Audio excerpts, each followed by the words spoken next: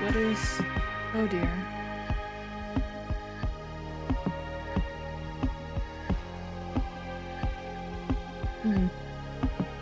Is it... No? What on earth is that? Oh dear. Hello! To confirm... Oh. Song's almost over. Yeah.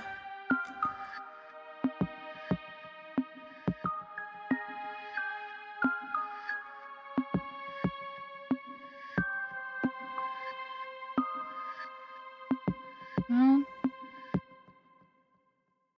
Attempt to turn things on and off until it goes away. Not that. Nope. Nope. Oh dear. No. Oh. Huh. Oh, okay. Hello, Jeb. How are you? It was... Okay, it's Fugi. That's fun. Anyway, I don't need to have that on because I'm not using my PNG tuber tonight. Hello! Hello, welcome. Hello, welcome. On this wonderful Saturday.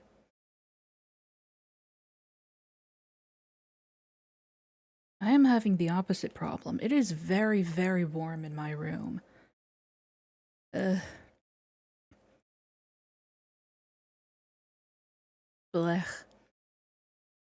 But yes, hello. Hello and welcome. Welcome to my hyperfixation. Welcome to my current hyperfixation. Excellent! Perfect! Do so responsibly. Yes, good. Yay! I feel like... Hi, Bina. Well... Counterpoint. Only watch me. You can do what you want. You can do what you want. I do not have a monopoly over your time or attention. But yes, I feel... I can't say that I've ever done this before, but streaming this game feels like, like bringing a partner home to meet my family. Like, I, I, I wanted to, I want to leave a good impression. So, um,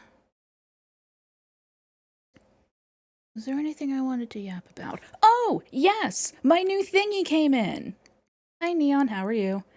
My hand tracker holder, it came in, and it's really, really good! It's, a 3D printed thingy that, like, hooks around my neck, and it's got, like, a very solid...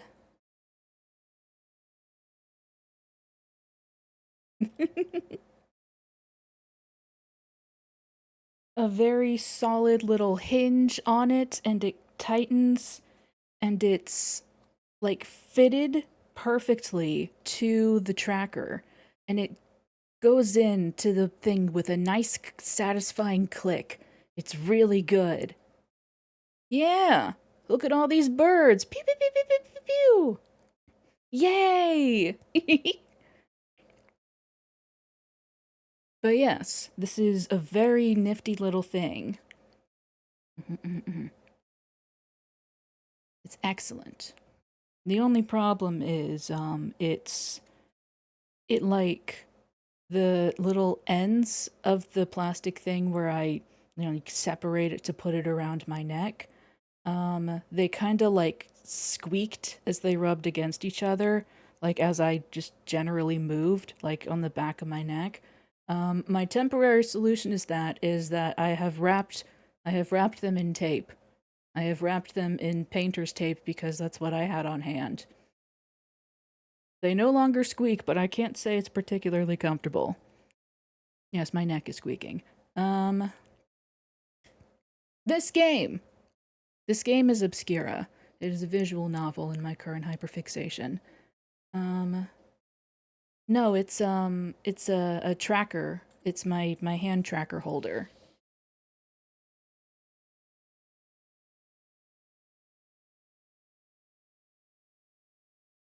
Wait, there were some noises outside my window. I had the idea, like right before stream, to get like like for sunglasses, how they have those little... I guess I guess what I'm thinking of is like the cord, like you can like that you can attach to a pair of sunglasses where it has like the little sleevey bits that you slip onto the arms. That. I don't know if they sell the sleevey bits just on their own or if I have to buy the whole cord thing and then just cut off the cord. But or I guess I can leave it. No, whatever. Either way, that was my idea that I had like right before stream that I'll look into at a later date. I don't think there was anything else I wanted to yap about. I think that's it. So this game has a demo that's available. I wanna do a whole proper thing here because they have a streamer slash let's play policy that we're going to be following. This game has a demo. It's available on Steam and itch.io. How do you say that out loud? How do you say that out loud? Do you say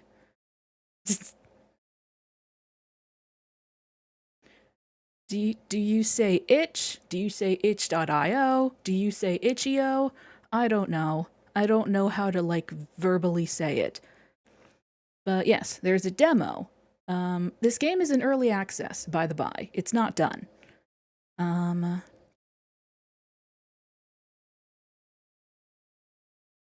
Um, itch.io, itch.io. Yes. It will be 3 chapters in total. Chapter 1 for all of the routes is available as a demo. Chapter 2 for 2 of the routes is available now in early access. It is paid content. And the chapter 2s for the other 2 routes will be coming out sometime this year. Very exciting. The streamer/let's play policy reads as such. Chapter 1 content, parentheses, all the stuff you can find in the demo, is free to use as you'd like, provided you follow the usual attribution rules. We'll be doing that. The paid content in chapters 2 and 3 can be streamed with commentary. The VODs of the paid content are restricted to 20% of the script, parentheses, about 30 minutes of gameplay in a chapter. So I think what that means is that I can stream chapter 2 as a live thing, but the VOD of it can only be 30 minutes of the script. I don't know. To play it safe, I'm just gonna not do any chapter 2 stuff. I think we'll have plenty to work with. In chapter 1.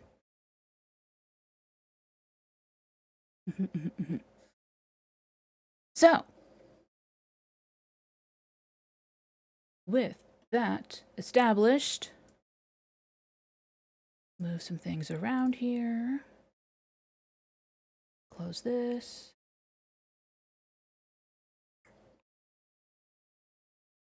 Go here.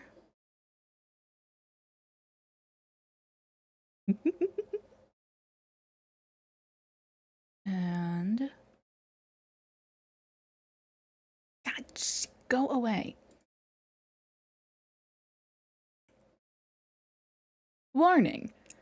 This is an 18+ visual novel that contains mature and heavy content, descriptions of gore, and suggestive content. Please check our warnings page for more details. Obscura contains instances of rapidly flashing images and text effects. These effects can be turned off in the preference menu under the flashing visuals option. I'm pretty sure I've done that already. Thank you for support. I'm having a stroke.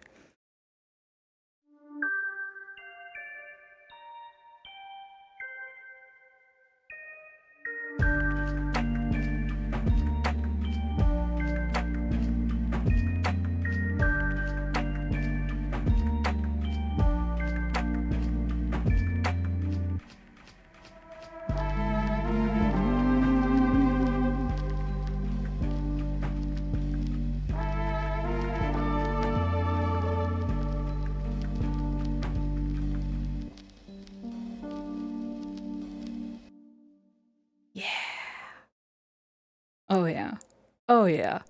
The vibes are immaculate. Oh, immaculate vibes. How is the volume? That's the thing, Viz.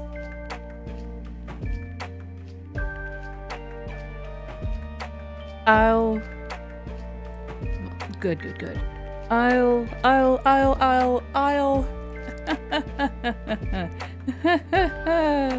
how to phrase this?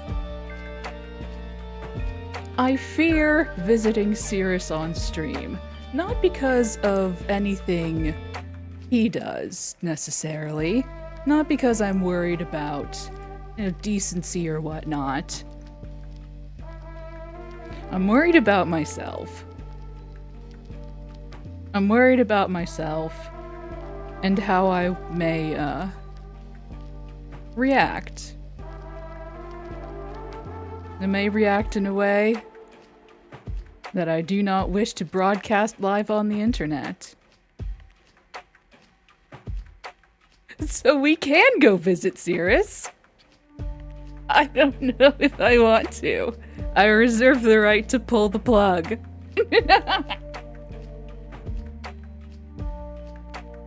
Ahem. Oh yeah. Oh yeah. Oh yeah. Okay. I would love to know something extremely funny. Do tell.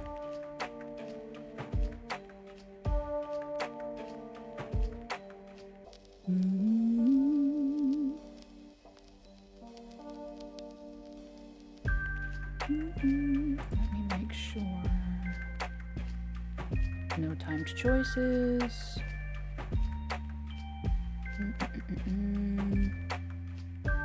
Flashing visuals off.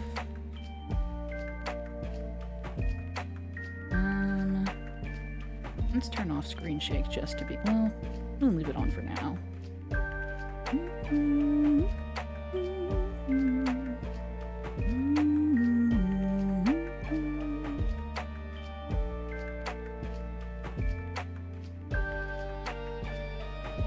Okay.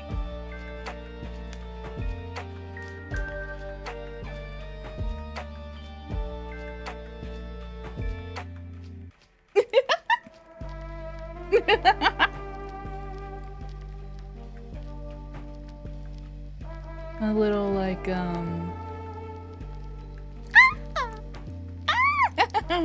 like that, kinda.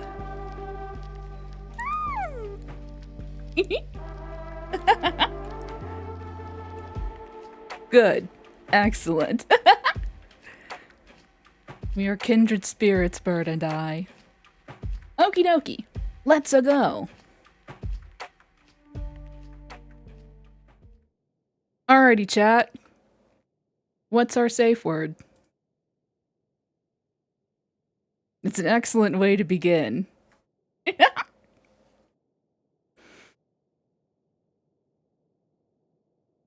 What is our collective safe word? Meatballs?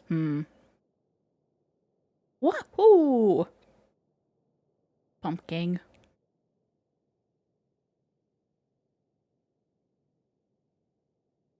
What about,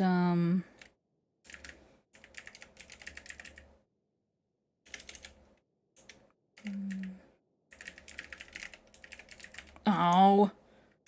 I was gonna type anti-disestablishmentarianism. Damn it.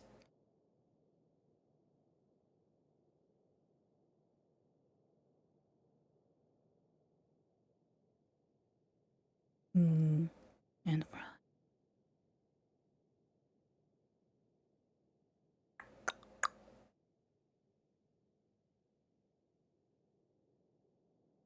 Supercali. Supercalif.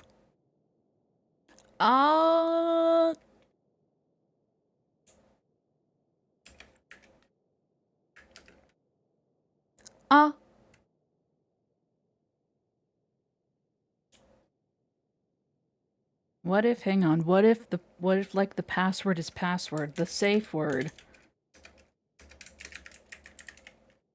is safe word. No one will ever suspect it. Or E. E, E, E. E, E, E, E. The safe word is safe word. If you ever want or need to pause gameplay, you can press the safe word button in the top right corner. This pauses the game and takes you to the safe word menu. The X key will also take you directly to the safe word menu during gameplay. Leaving the safe word menu will take you back to the game. The safe word button is hidden by default, but can always be seen by mousing over the top right corner of the window. It can be made always visible in the Preferences menu. Please enjoy Obscura.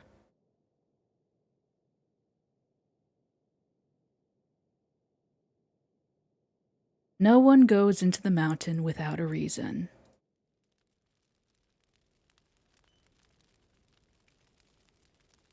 Purpose of business? Buying. No one takes their past into the mountain. How are you gonna pay? Some funds, some work. Good luck with that. Everyone knows what it means when you go. No one says anything about it. Give me your bags. The guard looks through my things with perfect efficiency. Bored, they start asking me questions. That's a good reason. What are you going to be called down there?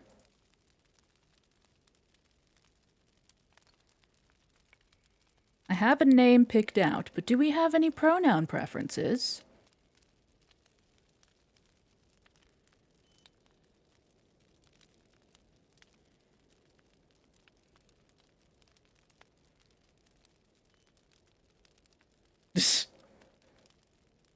You know, I've only ever played with mix. We could do a miss.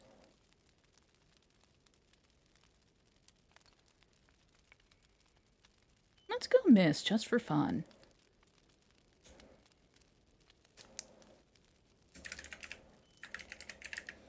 There's one thing I learned from streaming Osmafia. It's that I can't stream dating sims and use my name for the protagonist.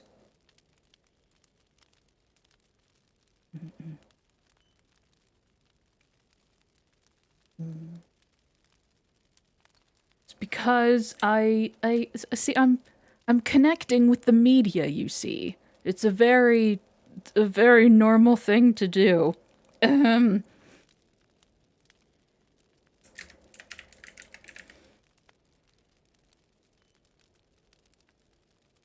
And by using my name, I'm connecting with the media in such a way that I feel... I don't know if embarrassed is quite the right word, but I feel embarrassed, I guess, sharing that with an audience. I assure you, this is a very normal thing. Anyway, my name's Analius. Good choice. You have a mask, Miss Analius? Oh, I've decided. Oh, okay, I can't. We're coming with they. You have a mask, Miss Analius. No one would sell me one. Not a problem here. If you're buying, we're selling. The gate guard waves to the masks hanging around the entrance, perhaps once worn by other visitors. Hello, Matthew. How are you? Yeah, something like that. The masks are an old custom, plausible deniability. We're all faceless strangers under the mountain. Pick your poison. Alright, we have the charcoal-colored one with worn lace and gold trim, the cream-colored one with flowery details painted across the left side, and the burgundy-colored one with swirling embossed patterns. How we feeling? What's our vibe? What's the vibe for the evening?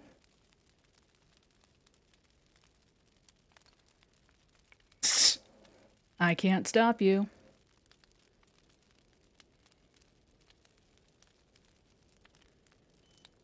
Alternately,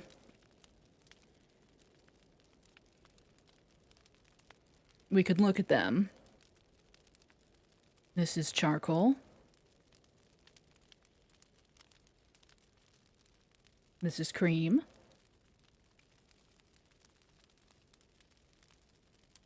And this is burgundy. Oh. 07.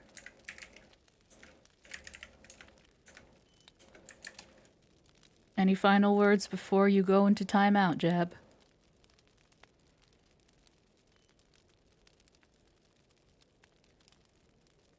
Oh, 07.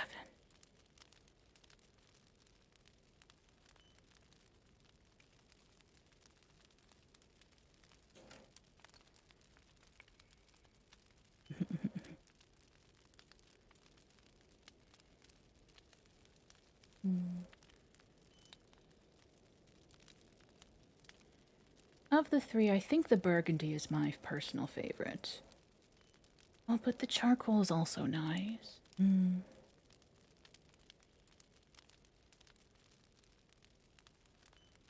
This affects nothing. It's just the vibe. 1 and 3? Charcoal or burgundy?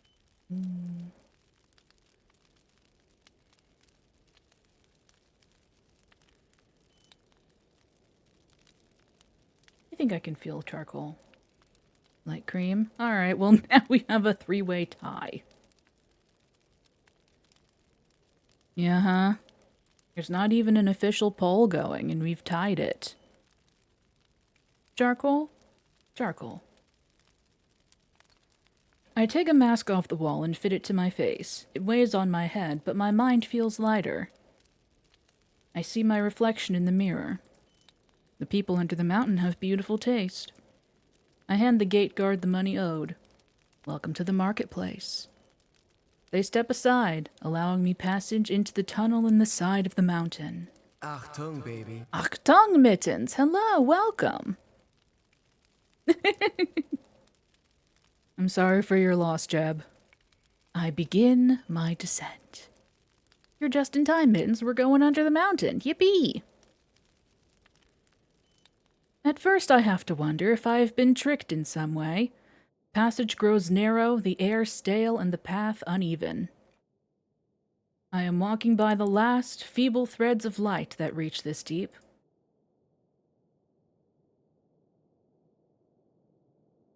But then I see something. A shimmering pale blue glow from around a corner. I fight through the narrowing walls until I'm able to turn the corner. The passage suddenly widens, then it opens. I step from the passage into a cavern, so massive I can hardly see the end of it. Thank you, Mittens. I will be ignoring it, but thank you.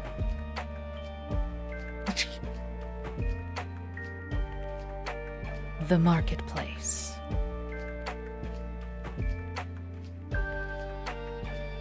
There are several masked people who were seated or leaning against the walls around this little entryway, and now they are approaching me. Welcome, newcomer. A fresh face. Someone new could use a guide, couldn't they? Hucksters, or perhaps petty thieves looking for an easy mark. My valuables are kept under my heavy robe, safe from pickpockets. I steel myself and march forward, past the strangers. There is no logic to this place. A fishmonger selling dried and salted fish sits next to a bookseller with stacks of forbidden tomes. A fungusman and a bird keeper are bickering. If they weren't obvious scams, I could have taken one of the offers for a guide and saved myself some time. At first, I glance at each stall in turn. Out here, nearest the entry tunnel, all of the stalls are selling simple amenities or cheap thrills. The sorts of things a departing traveler might want to have when they ascend. Not what I'm looking for. It's not here. I suppose it wouldn't be. Asking one of the sellers, I get directions. The rough walls of this cavern, shifting and trembling in unsteady candle and glowworm light, slowly turn smooth where natural walls turn to human-carved.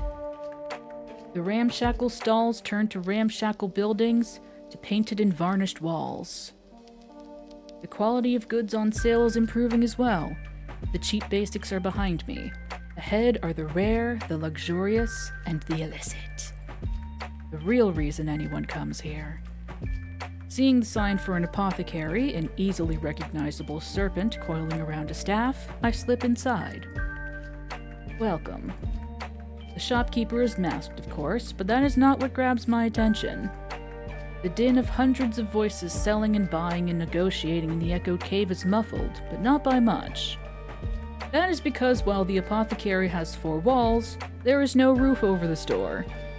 Newcomer, huh? What? You must be a fresh arrival. And why would you say that? You're staring where the ceiling should be. Ah. I suppose in a city with no sun or rain, roofs are unnecessary. Only thing a roof keeps out in the marketplace is thieves. A common weather pattern here. Far too common. I make an effort to examine the apothecary's mask. It's plain, plainer even than mine. Perhaps he's frugal, or perhaps he's poor by the standards of the marketplace.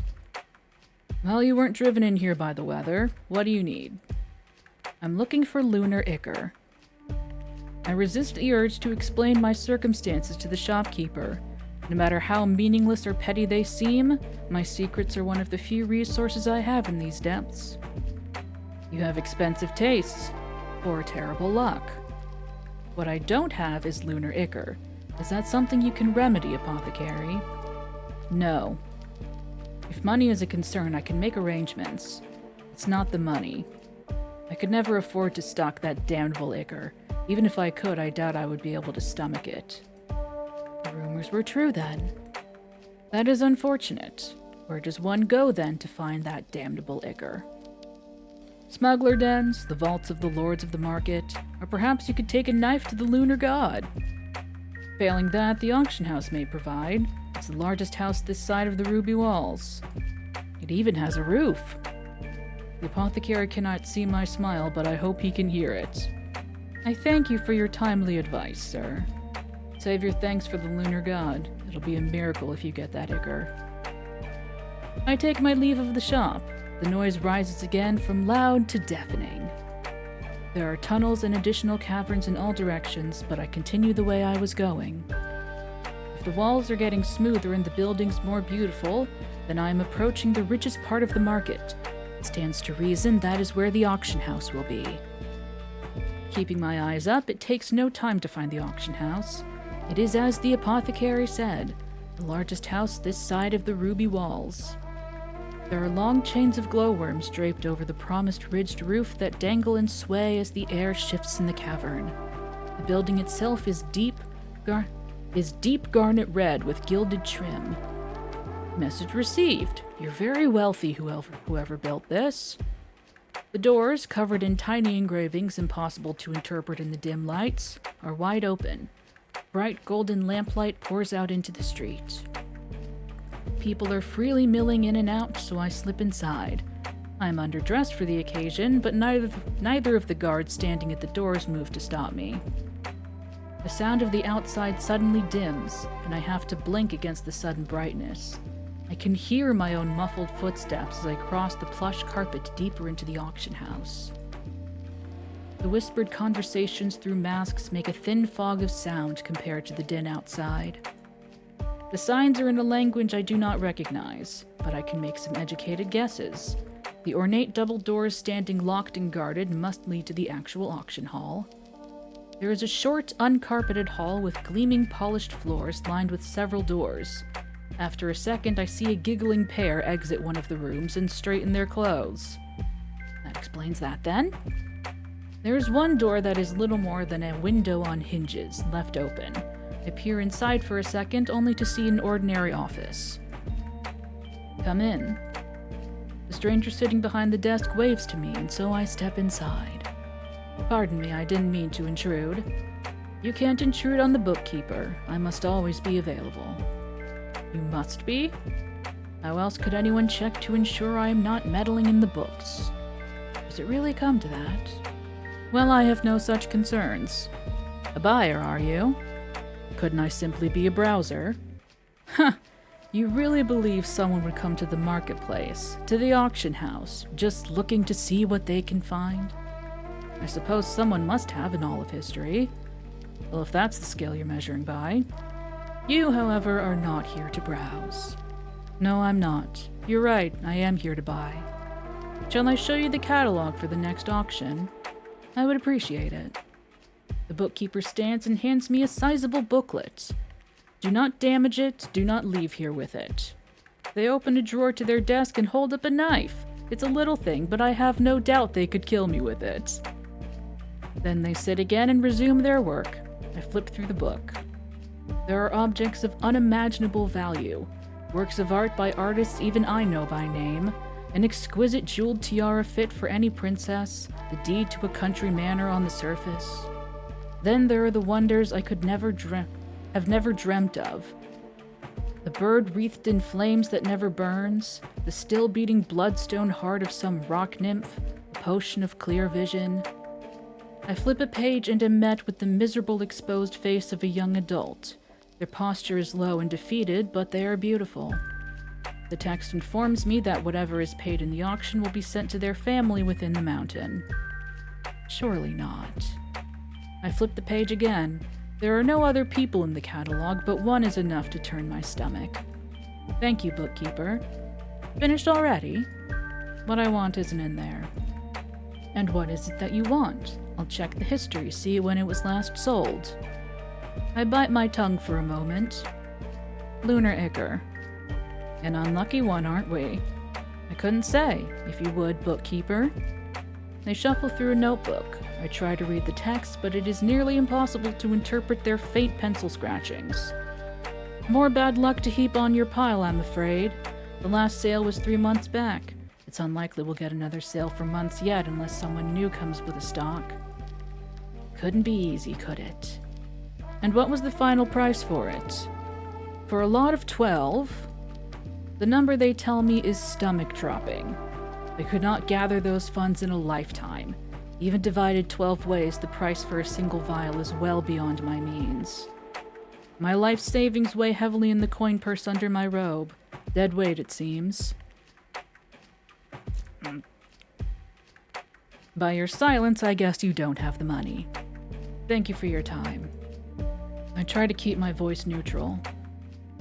When I leave the auction house, I momentarily lose my sight and hearing as I adjust again to the dim, echoing cavern. I don't notice the direction my feet are taking me. My hopes for a quick visit to the marketplace have been thoroughly dashed. Now I have to determine what to do.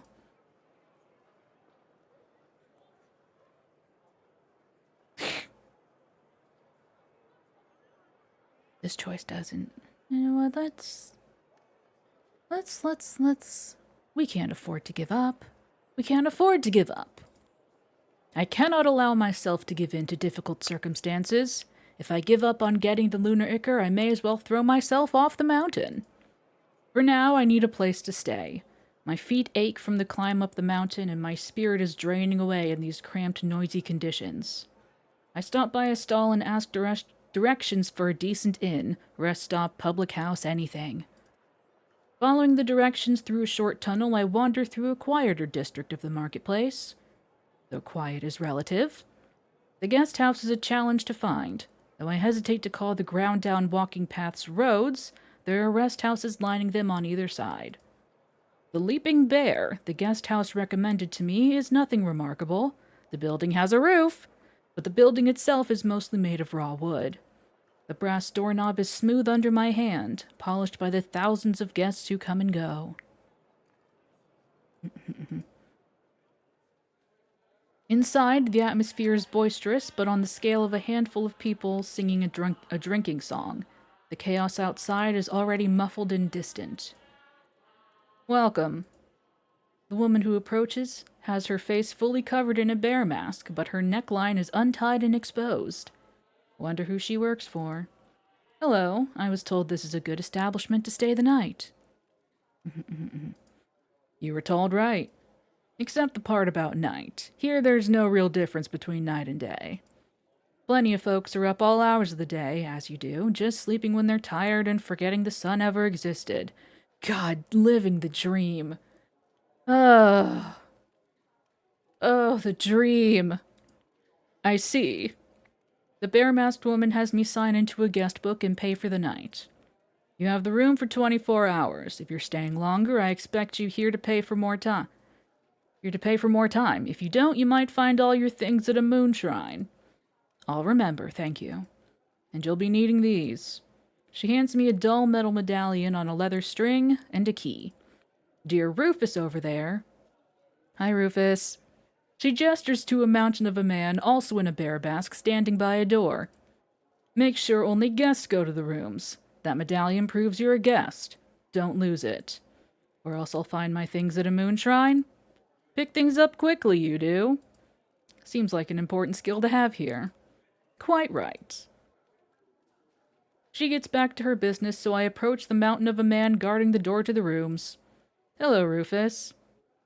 Hi. I hold up the medallion and wait.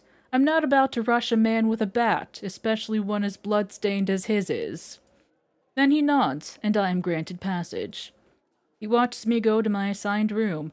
I suppose it's a good measure to prevent theft, but then so is a blood-stained bat. Sleep doesn't come easily at first. How can I risk sleeping in the marketplace? But it does come for me. In the metaphorical cold light of morning, I see the sense in my choice last night. I cannot leave the marketplace without Lunar Ichor. Thus, staying is my only real choice. I'm able to order something like breakfast from the Leaping Bear's kitchen and then sit deep in thought staring at a bowl of porridge. Eating in this mask is a bit of a bother. I have to navigate the spoon around the mask. There's clasps, you know. I start at the sudden appearance of the proprietress. What? Feel along the sides of the mask. There should be pins or clasps holding the bottom part. I do as she said and find little clasps holding the two parts of my mask together. Well, I feel like a proper fool. It already feels strange having my mouth exposed, like a funny kind of nudity. Newcomers are all a bit foolish. That's part of their charm. Thank you, I think? Just keep your wits about you. You'll live. You make it sound so dire. Well, you're here, aren't you? You're not wrong. No one comes here without good reason, I should think. What's yours? A personal matter. Buying or selling, that's all there is down here after all. Buying, something I might not be able to afford, it turns out. I won't narrow things down too much for her. Well, depends on how you try to buy things, doesn't it? Money will get you anywhere if you have enough of it, but there's other roads out there. Is that something you'd know a lot about? I couldn't say. I only know what stories the guests bring in. She says it flippantly enough that there must be a story there, but I resist the urge to dig. Then I suppose my next job is to find what paths I can use. Thank you. Oh, not a problem. The masks trouble everyone at first. You just ask for Bruna if you have any more problems. I'll be happy to help. Bye, Bruna. She sweeps away to handle another matter, and I'm left with far more productive thoughts. Yeah. Money won't get me the Lunar Ichor, but something else might. Influence, friendship, violence, guile. Guile Street Fighter? My body if it comes down to it. Anything. There's a lot to think about. Am I going to stay in a guest house for weeks or months? What possible ways are there to get Lunar Ichor? Let's start with one foot in front of the other. Over the next several days, I get to learn the layout of the marketplace. It's an ever-shifting rat's nest of stalls and passages and unmanaged pathways, but there are some fixed landmarks. I can navigate somewhat comfortably by those landmarks when they're visible. One evening, based on my own internal clock, the proprietress of the Leaping Bear hints over a meal that as long as I'm well behaved, she would be willing to extend to more generous long-term rates to me. I wasn't planning to misbehave, even less so with Rufus keeping an eye on me, and so that settles the matter of lodging for the moment. As for the Lunar Ichor, I'm at a loss. It's rare, absurdly rare, and based on the reactions of those I speak to about it, some aspect of it is very taboo. Likely the condition it treats. I'm wandering one of the quieter passages, clearly natural by how uneven the ground is. It's mostly homes, built on whatever smooth patch of stone the builder could find. But there is one that towers over the rest. A tall church with heavy oaken doors. Where normally I would expect to see a golden 10-point solar sigil, instead there's a more simplistic crescent-shaped one, the lunar sigil. I suppose the solar god isn't much help down here. Neither is the lunar god if you think about it, but okay. I've seen the eerie blue-green light of glowworms and the smoky gold of lanterns, but I have not seen the sun since I started my descent. You also haven't seen the moon. Churches dedicated to the lunar god exist outside the mountain, but not in any significant numbers. The lunar god, Lunar Ichor. It can't hurt to ask, could it? I'm not sure I believe that the lunar god must bleed for there to be Lunar Ichor, but there's no harm in checking. Hey, stop! I halt in my path instinctively, although after a moment I can see no one was speaking to me. Instead, there's a raucous crowd gathering just down the tunnel, shouting and tussling. A few people in utilitarian masks and what look like uniforms are trying to push their way through. Looks like trouble. Now, chat. This is important. This is important because Obscura is not a dating sim in the vein of Oz Mafia, where there's a common route and you interact with the various love interests. and and build up affection points, and whoever you have the most with by the end of the common route, you're then locked onto their route. Obscura takes the other main approach, I would say, where you pick your love interest right out the gate. And you may be thinking, Palace, there are 4 love interests and only 3 options here. One of these options is shared by 2 of them. So, I ask you, chat, and I'll ask you in an official capacity even.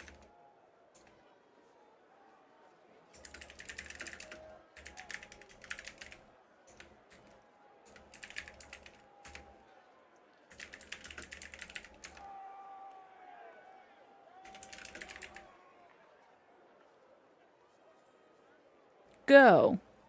It's not Polly, it's just... Do we stick with our original goal and go to the church? Do we stay completely still and see what happens? Or do we hit the bricks?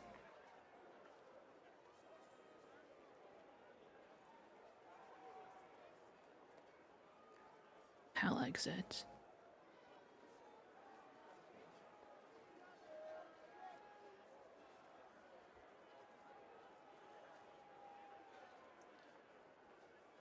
This determines who our love interest will be.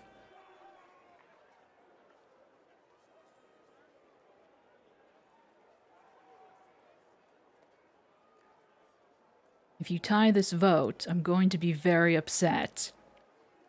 God damn it. I'm going to be upset and I'm choosing one for us. Son of a...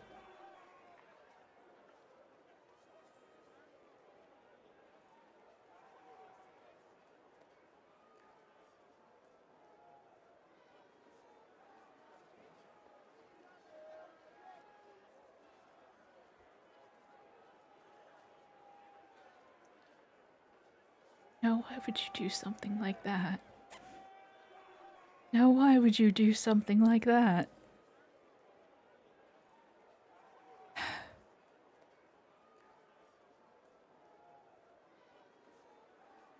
I do believe that's everyone. It's time to go to church, everybody. It's time to go to church. Oh, I would love to go to the church. In my own time. Alrighty then. Off to Snurch. In my haste to escape the ruckus outside, I scrambled towards the entrance. Then, once I ascertained that they aren't locked, I slipped through the imposing, massive oak doors. The carvings in the wood press into my palms, a surprisingly comforting, grounding sensation. Then, once the doors close, the change in atmosphere hits me.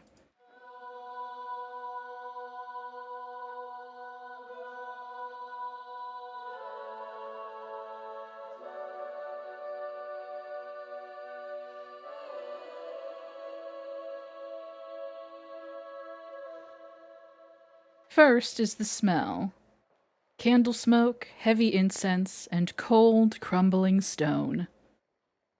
Then comes the solemn silence, the kind that reminds you of your place within these holy walls and the oppressively tall ceiling. I'm finally alone, even for just a little while. I take that moment to release the breath I was holding and take in my surroundings. This is where the inhabitants of the underground come to worship the lunar god. It's also a reminder that I still haven't found any adequate leads for the Ichor. When I take a couple of steps down the carpeted path between the aisles, I suddenly make out a figure behind the altar. They're wearing long robes. A priest, maybe. Excuse me. I call out, taking care not to raise my voice too loud. The person shuffles around and I see they're masked too. Although this comes as no surprise, it's an unfortunate realization. Even those in service of the lunar god aren't safe from the marketplace.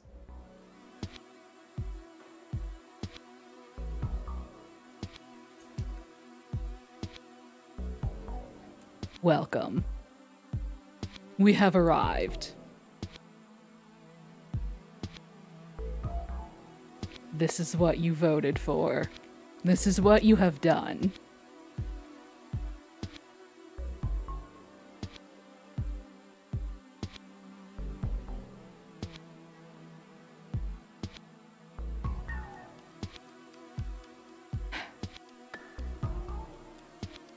As they approach, I notice the distinct glimmer of a golden brooch nestled between the folds of their clothes, proof of their holy devotion.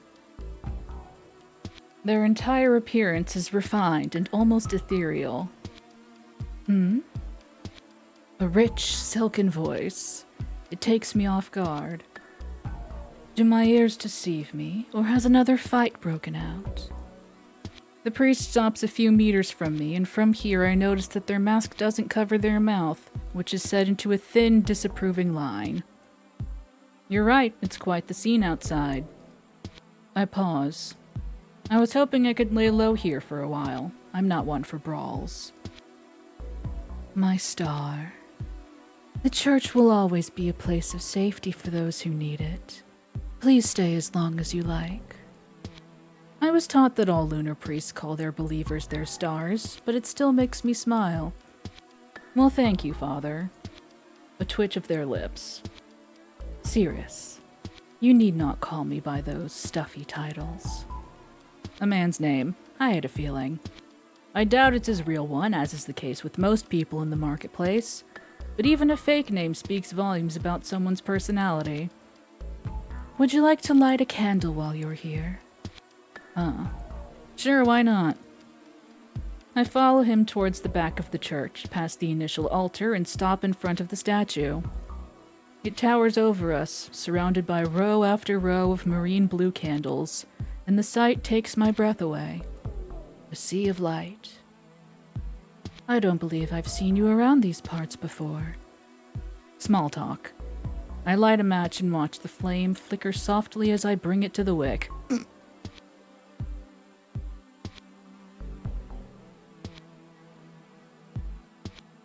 Oh, the knowledge that I have, Jeb. Oh, the knowledge that I have. I am cursed by knowledge. And what you've said is really funny.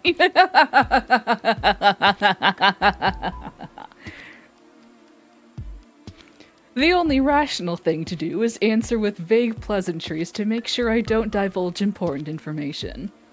I'm far from being well-traveled. I think I might see the appeal now, though. Is that so? Despite not being able to see his eyes through his mask, I feel them on me. Cirrus makes no effort to follow up on his last comment, and the two of us fall into silence. You're a bit of an unusual priest, aren't you?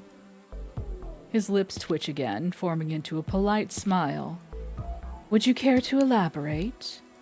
I like to keep my secrets.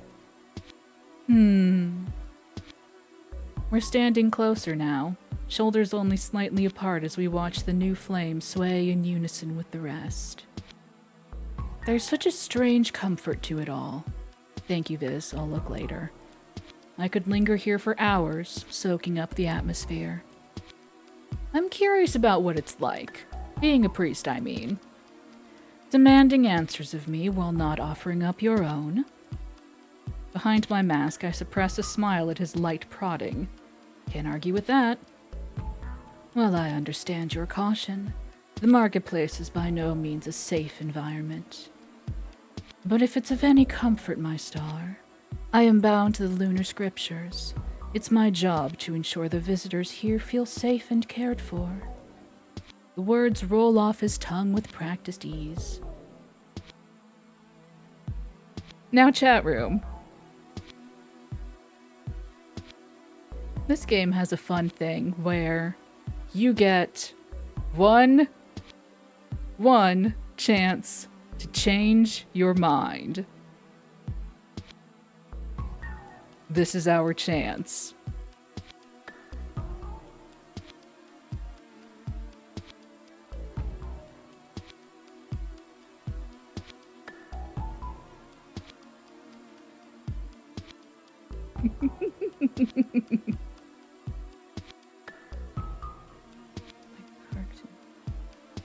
Oh yeah!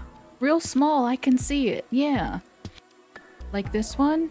Yeah, like these are the ears and the eyes, yeah. We're in too deep.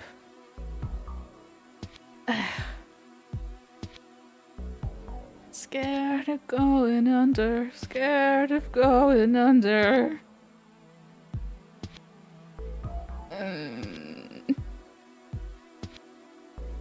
All right.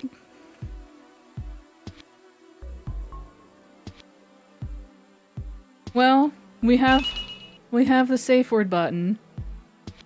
We have our safe word button if I decide I need to pull the plug. If I decide I need to pull the plug. We have our safe word button. That's what it's for.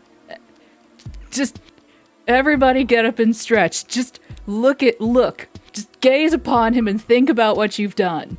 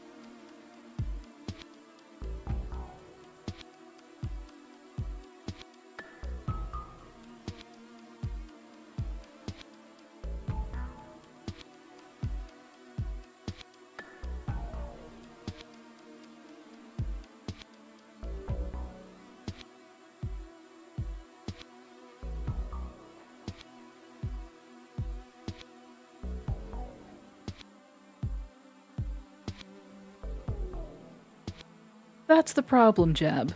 There is no downside. There is no downside. The problem is that there isn't a problem.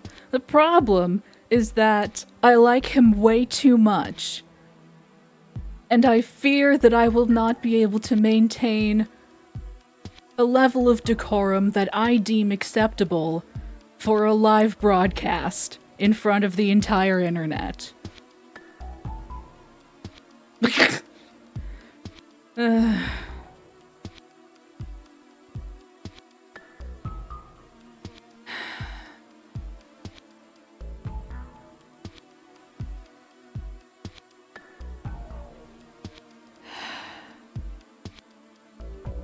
All right.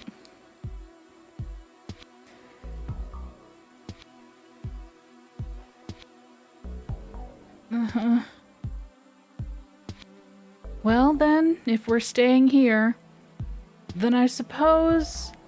Welcome back. I suppose... I like the way he calls me his star. I know that's what you call everyone, but... being called a star does make one feel a little special. My answer makes him pause for a bit. You are special. Everyone is in their own way. If everyone is special, then that kind of defeats the purpose of the sentiment, doesn't it? I'm mouthing off for the sake of it at this point, funneling the day's frustrations into banter.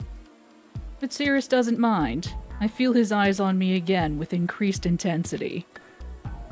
Would you rather I say you're a bit more special than everybody else?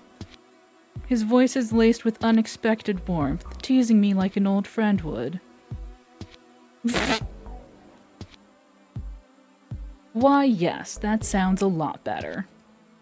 I think I ought to be heading back soon. Errands won't run themselves. Good luck with that, my star. What can I call you next time we meet? Next time, huh? An alias. And this is why I didn't use my actual name. Cirrus repeats it, testing the pronunciation. Then a smile spreads across his lips. It suits you. Thanks, picked it myself. Quite the mouthy one, aren't you? It's part of my endless charm. That it is. We bid each other a polite farewell, and before I know it, I'm alone in the streets again. I'm just gonna... This was a fun bit, but I think... I mean, how often am I gonna get to wear that costume again?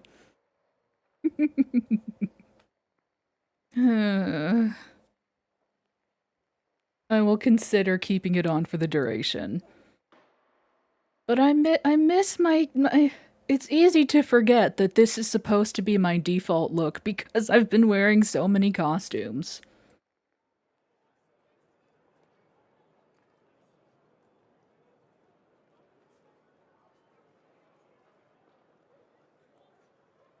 It is very good. Thank you.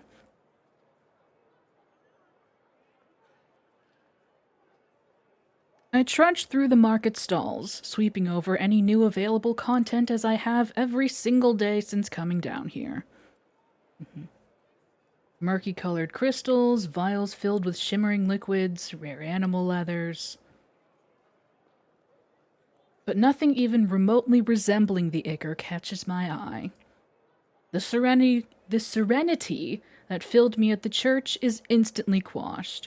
Instead, all I feel is dread. I've already been over this. Would Cirrus know anything? It's worth asking. And it's the perfect excuse to head back to the church tomorrow. Oh, you need an excuse to go back, huh? Oh, you want an excuse to go back?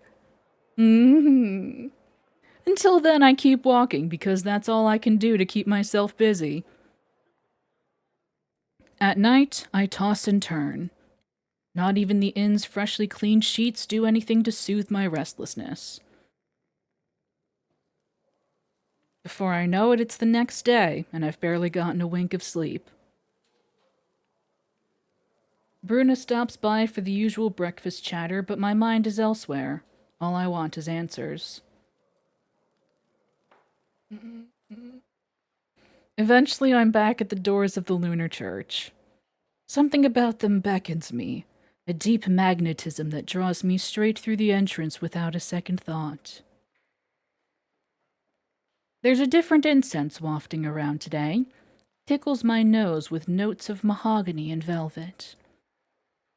I expect to see Cirrus in the same spot as yesterday, but find him farther in this time, with an unmasked woman kneeling before him.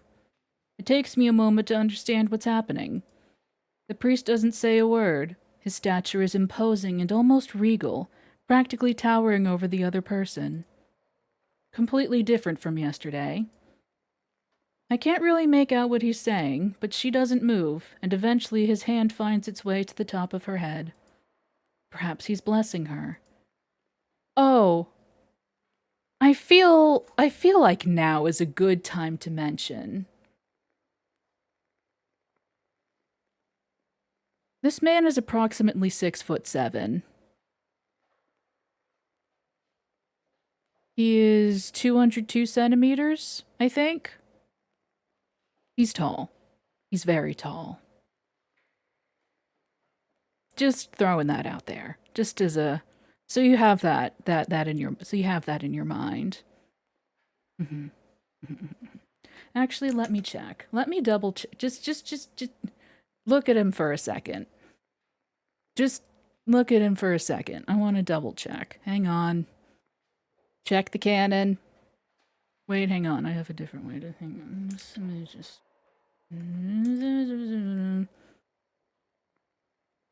Yeah, sure, that's close enough.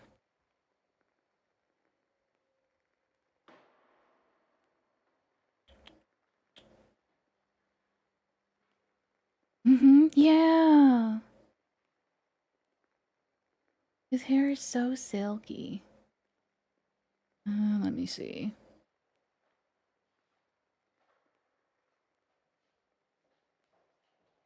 Yeah. 202 centimeters, 6'7". Mm-hmm. In fact, just as this is something I whipped up a while back. Just for reference, I am 5'5".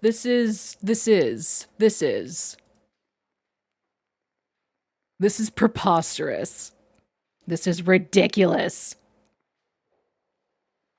How dare he? How dare he? How dare he? I come up to his shoulder. Ugh. For reference, just for comparison. I was curious because I'm bad with numbers and visualizing things. I got aphantasia. I can't see shit.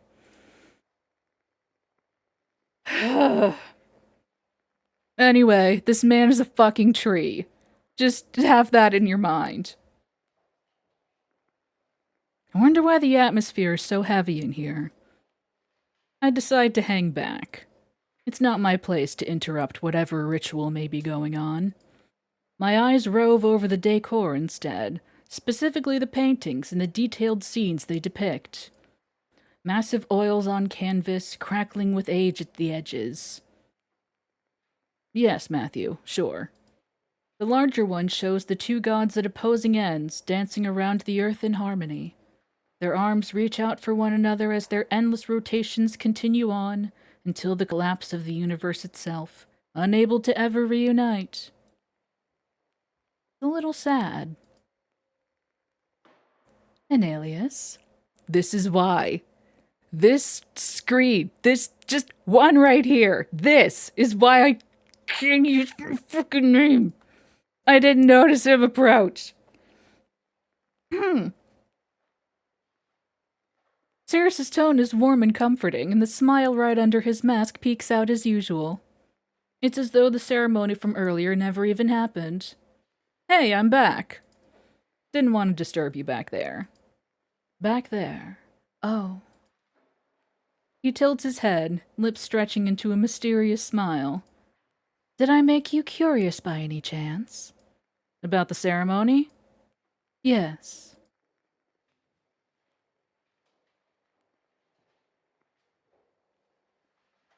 Now, I've played this game many times before. I've played this game many times before, and, so I know all the correct answers. You're answering yes to this, I assume.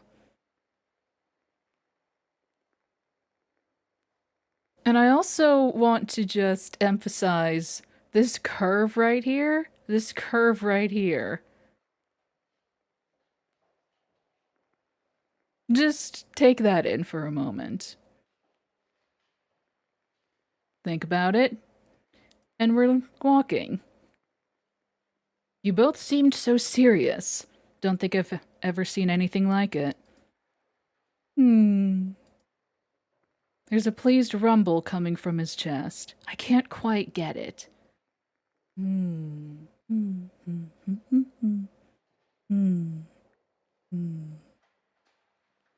She was readying herself for something important in her life and needed some reassurance.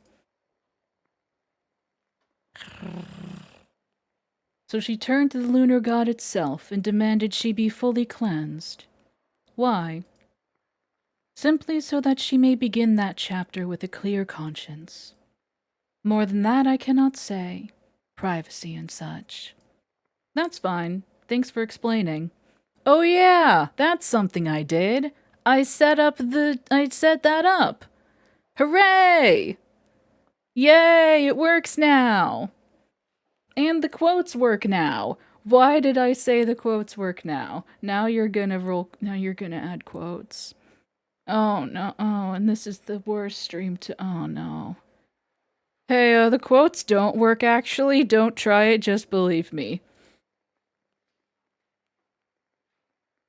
Either way, I'm sure you didn't come here just to spy on me and the paintings. His comment makes me smile. Maybe I did.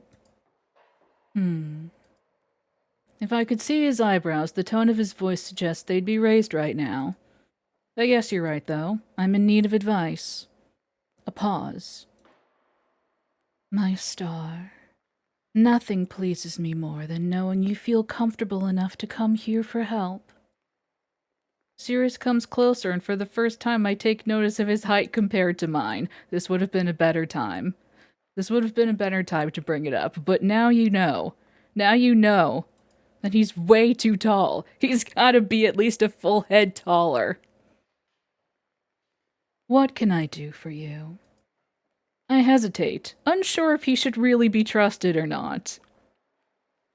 What a question. I'm looking for something. Lunar ichor, to be specific. Something in his demeanor shifts when he hears this. You're sure? Quite sure. That's quite the task. What do you need such a precious resource for?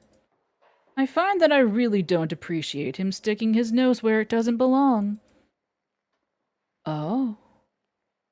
Oh. I see. Fractum anima. I thought that illness had very well vanished from this world. His words startle me as I instantly stare up at his face, hoping to catch a glimpse of his eyes through the holeless mask. The only better way to ensure he's telling the truth, if he actually knows what he's talking about. But I see nothing, of course. Only the intricate embossing in the metal surface. He knows the name of my illness. Wasn't expecting that. How do you... I've encountered it before, though it remains exceedingly rare. As is the cure, of course. I assume you've asked around and seen for yourself. The weight of the situation returns to me as my chest feels like it's being crushed. I know. I feel him placing his hand on my head to give it a gentle pat, a compassionate gesture. Then that same hand trails down to cup my cheek over the masked surface. The sudden intimacy of the gesture makes me jolt. My star. What if I told you there might be another way? I feel my hand twitch, then curl into a fist. Impossible. I wouldn't be so sure. The lunar god is a benevolent, wondrous being. Goosebumps erupt all over my skin, and my heart leaps into my throat. It's too good to be true.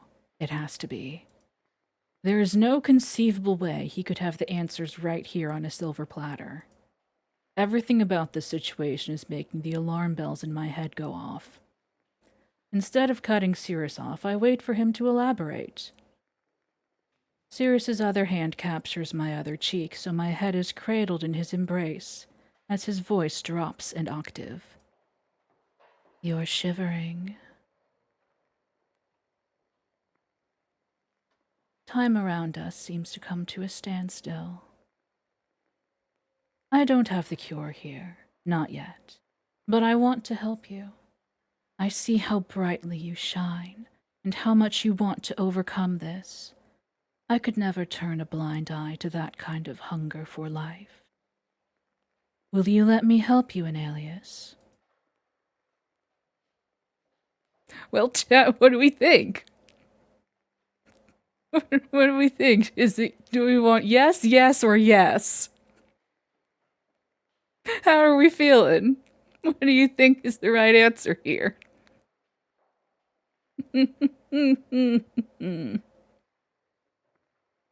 Yeah. Yeah. It's a tough choice. It's a real tough choice here. Yeah.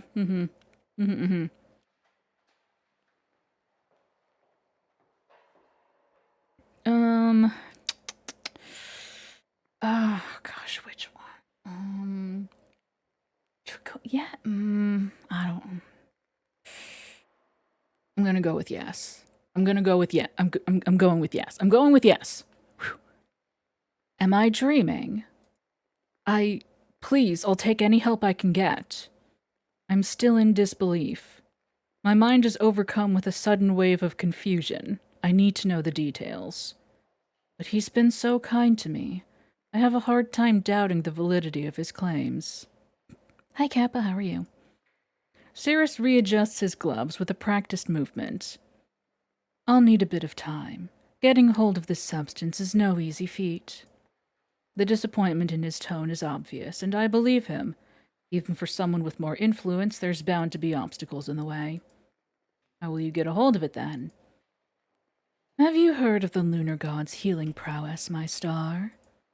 He turns to face the giant statue surrounded by the candles and motions for me to follow. I have. And how much do you know about it? As we both come to a halt, heads tilted up to get a full view of the statue and its surroundings, I respond with silence. Long ago, it was said that priests were able to receive a sample of the blood that flows in these higher beings' veins to save their people. That is the Ichor that we know of today. Pure, concentrated life force infused with their powers. In this case, healing powers. But there is no reliable way to get a hold of it these days. I hold my breath. That being said, this blood had once been taken and thoroughly analyzed by a man who then went into hiding. Rumor goes that he left all his notes behind after passing away. Suddenly his explanation starts to make sense. You're saying we could find these notes and replicate the composition of real lunar ichor. Precisely. My mind goes into overdrive. How could this be the first time I've heard of it? I have to rein myself in before I get carried away. Sounds pretty illegal to me. Where do you know all this from? Cirrus smiles wide. This man went by the name of Nexus, and he was a fellow priest from this very church. I hope you know just how difficult you're making it for me to believe you. What a coincidence, huh? What an outstanding coincidence. It's just not possible. Please rein in your expectations, Anelius. As he uses my name, the timbre of his voice turns serious once more. I did not know him well. Few people did. He was a reserved person with not much to his name. Finding his residence, or wherever he may have hidden his secrets, is bound to be a difficult task, and I'll need all the help I can get. And even once we find these notes, there is no guarantee we'll be able to replicate it with the information we have, nor that someone will do it. The knot returns to my throat, but I have more to cling on to than when I first arrived. Well, better to try than do nothing at all. Indeed. Something grabs hold of me. Determination, unlike any I've ever felt before. Hope, soothing my heart. Even if just for a little bit. I can't quite let my guard down fully. But this is a first step.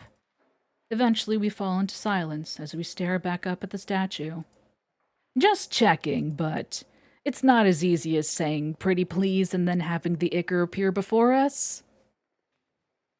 He chuckles. Unlikely. But if you'd like to offer a prayer, that will always be encouraged. I contemplate the idea. Would we like to pray, chat? Would we like to pray for our wretched souls?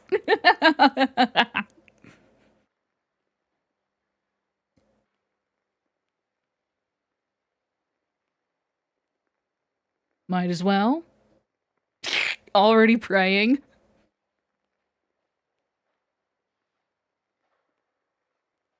Why not? Why not? It can't hurt. But I'm not sure how to. I don't know any lunar prayers. Allow me to guide you, my star. I nod. His shadowy mask turns my way, lips set into a neutral line.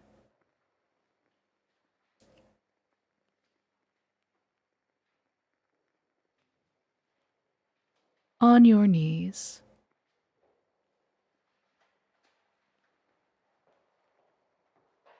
Welcome. Welcome, everyone. Welcome. You've done this. You have done this. This is a direct consequence of your actions.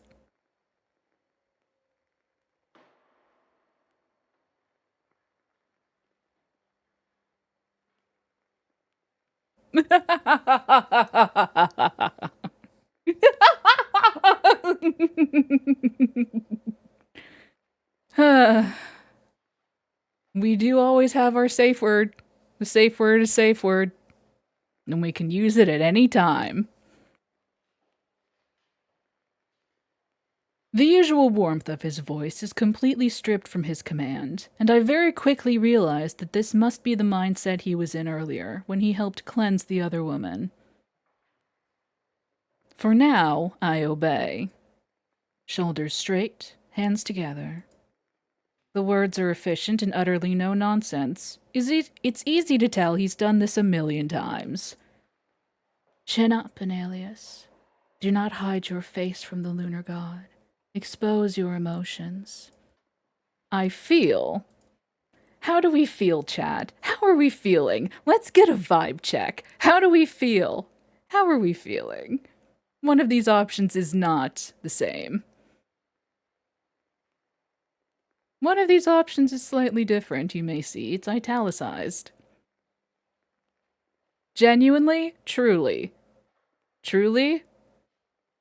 100% serious? Pick whatever you want. Truly. The ending we get will be an ending.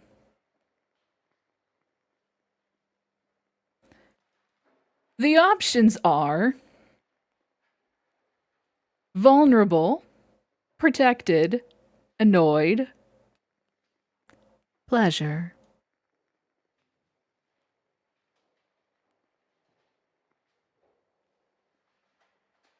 Pleasure is italicized, you see. How did I fucking know? How did I know? One for pleasure, then. That looked like plunder. I mean... No booty will be plundered on this day. Yeah, no. I understand, and listen. I'm not saying that I got his best ending on my first try the first time I played this game, but I'm also not saying that. I saw so many people who were like, I can't get his best ending. I just keep getting bad endings. And I'm like, I got it first try. What do you mean? One for pleasure, one for annoyed.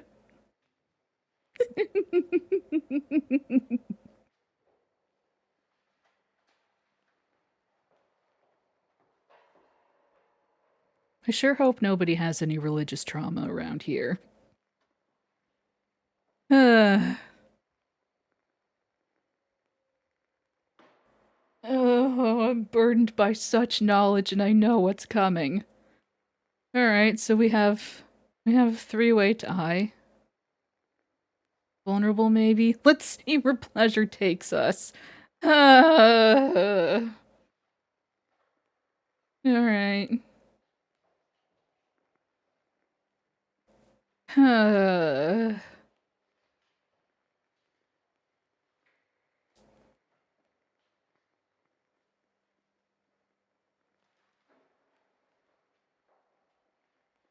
We're in it now. This is strange, but...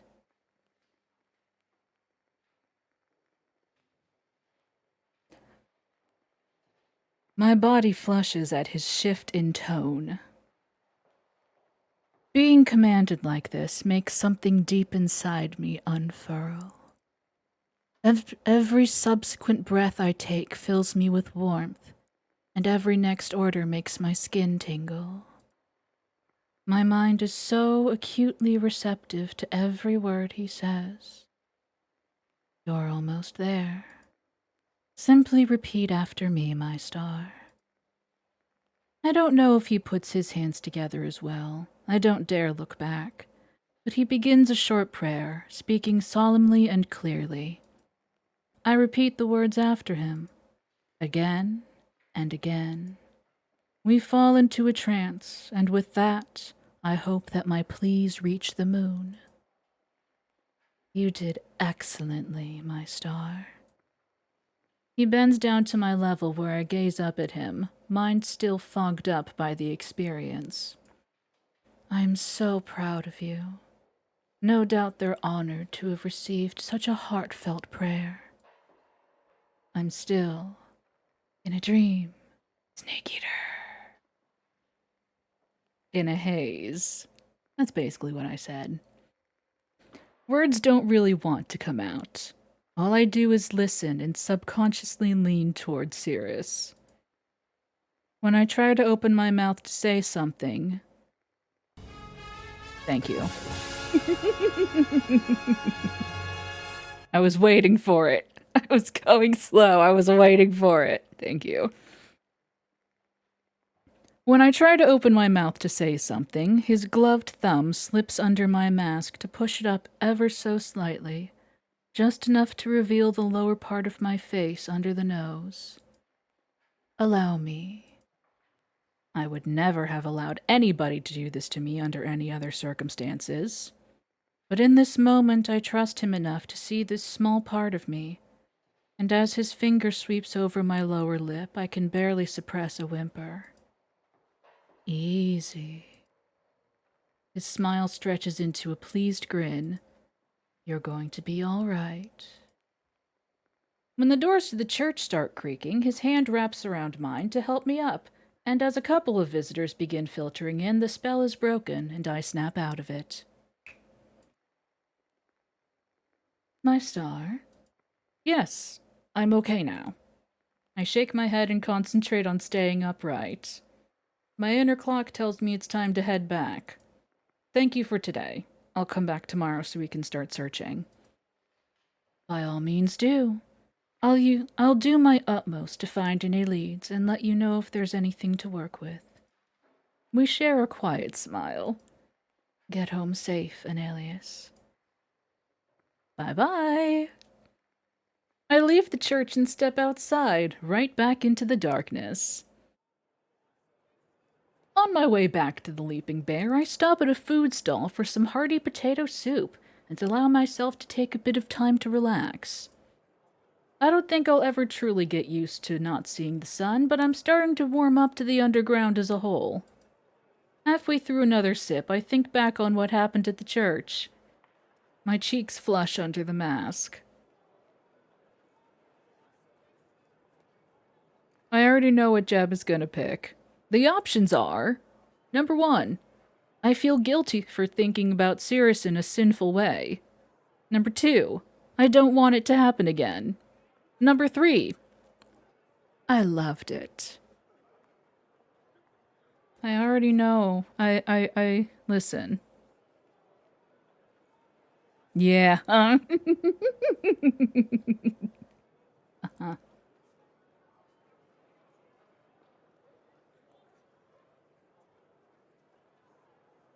How do we feel? What's the vibe?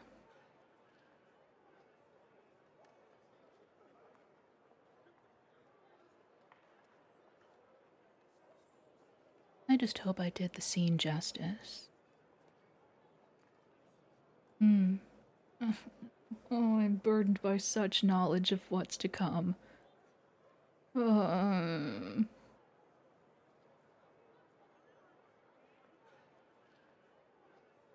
Oh no. No, no, no, no, no. Oh no. Thanks.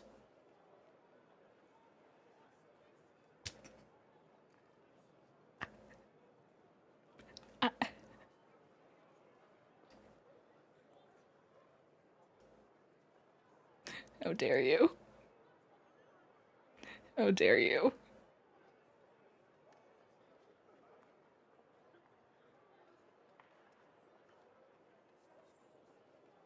in the absence of any other votes. We loved it. We loved it. I can't help it. I want it to happen again. I still feel the pressure on my lips. Obeying him felt easy, natural almost, and the haze that came with it felt as potent as one of the apothecary's pain-killing vials. That's the magic of subspace, baby. I don't think I even care that he's a priest. Either way, I have to come to terms with what happened, and I need to calm down. After loitering around for just a bit longer, I pay for my soup and begin my long detour back. Passing through the marketplace so many times means that I've started becoming a familiar face. Well, and that in turn, I recognize some of the owners. Still looking? Unfortunately, yes. I'll keep my eyes peeled for you. The owner of the bookstall nods in my direction, and I know without a doubt he will. Like many others setting up shop here, he can be a treasure trove of rumors and information. Say, could I ask you something? Depends what it is. Have you heard of a priest going by the name of Nexus? The shopkeeper falls silent in thought and drums his fingers on the surface of the wooden display table. Can't say I have. Why? Heard he passed. I keep my intentions vague, and if he notices, he doesn't press it. Not exactly an uncommon occurrence around these parts. Thanks anyway. Today's search is unsuccessful yet again, but I don't let it bother me. After all, I have Cirrus's lead. Just as I'm about to turn back towards the inn, I narrowly dodge bumping square into someone's chest. Oh! I bow my head in apology, but the stranger fumbles back, distraught. Oh no, oh dear, I hope I didn't startle you. All good here. Are you okay? Please don't worry about me, I should be apologizing instead. I'm not sure how to feel about the sudden outburst. When I take in their appearance, I instantly know it's one of the noble sons from the surface. His skin sports a rich, sun-kissed glow that almost makes me envious. The high quality of the suit's fabric and the elaborate pieces of jewelry don't lie either. They're selected with obvious care and attention to the outfit as a whole. Even the mask is perfectly coordinated with the rest of his suit. That's not necessary. I'm fine. Look. I hold up my hands to show that no harm was done. Oh, I sure am glad. I hope we'll meet again if you don't mind my saying. You're a very kind person. The person takes my hand and brings their lips to it. An old-fashioned custom at this point. I'm surprised to see anybody still doing such a thing.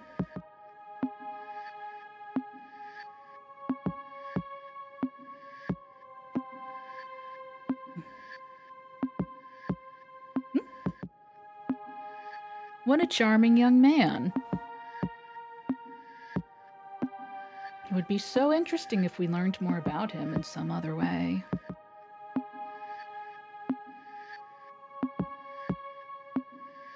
I'll be honest, for Chapter 1, which is all we're playing today, this doesn't matter.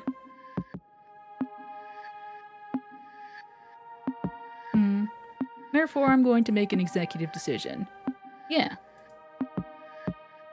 There really is no need for this, but thank you.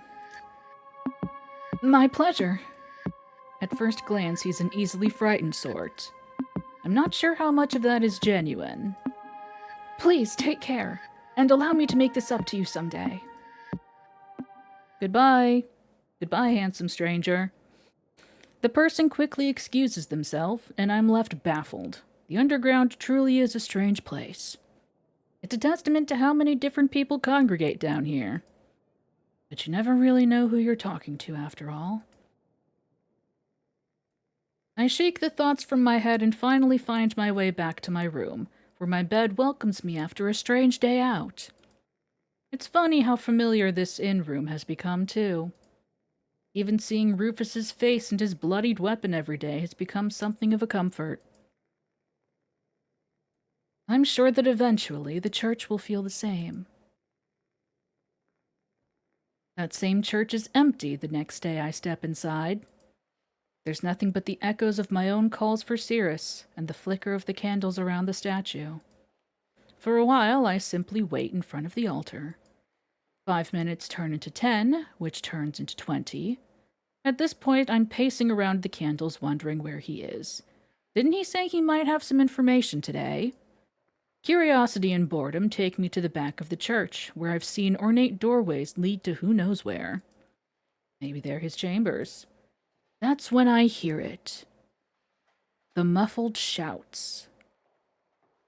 The left door is slightly ajar, and as I peek past it as discreetly as I can muster, I finally catch a glimpse of Cirrus. And he's not alone.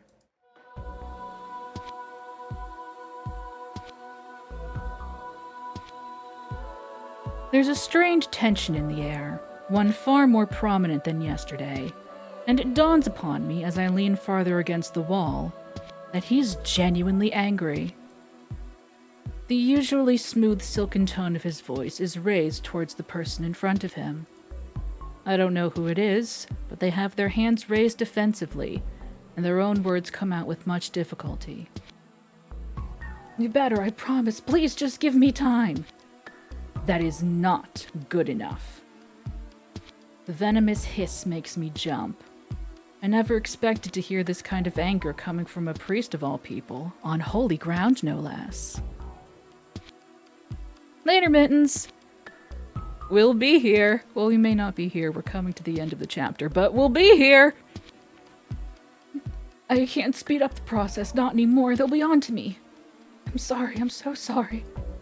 Show me that you're sorry. A shiver runs down my spine.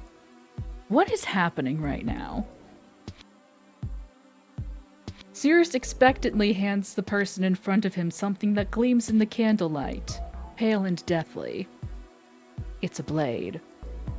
My body immediately tenses at the sight and my heartbeat skyrockets. I have to do something. Is it even safe to interfere? Shit, what do I do? Fun fact. Let me show you something.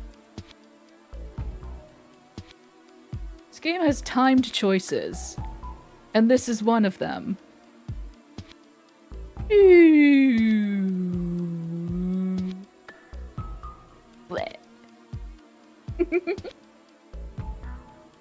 This consequence is relatively painless. But I like to play with the timed choices off because they make me nervous. Anyway, our options are interfere, confront Cirrus after the other person leaves, and walk away. Shit sucks, hit the bricks. Winners always quit. Run away. Run away from problems, people, priests if you're fast enough.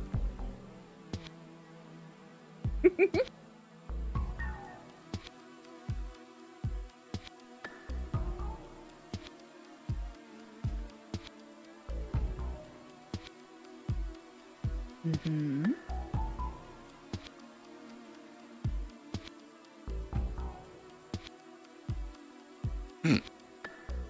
Yeah.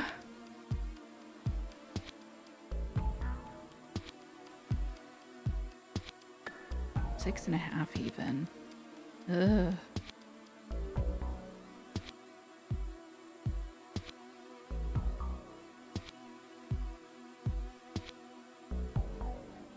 The hottest one? Alright.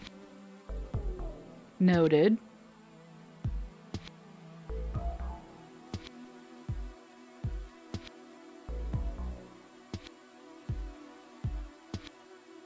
Mm-hmm.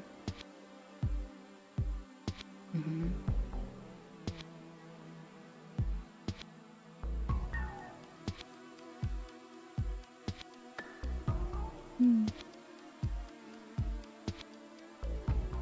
I do like his theme. It's just a little unsettling.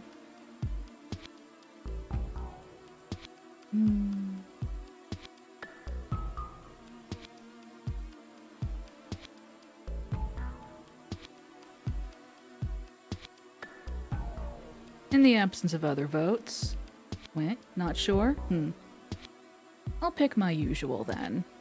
Because you're right, walking away gets us a bad ending. But I'll go with... I don't think these two. I'll just pick my favorite. I can't move. I'm too paralyzed by the sight in front of me.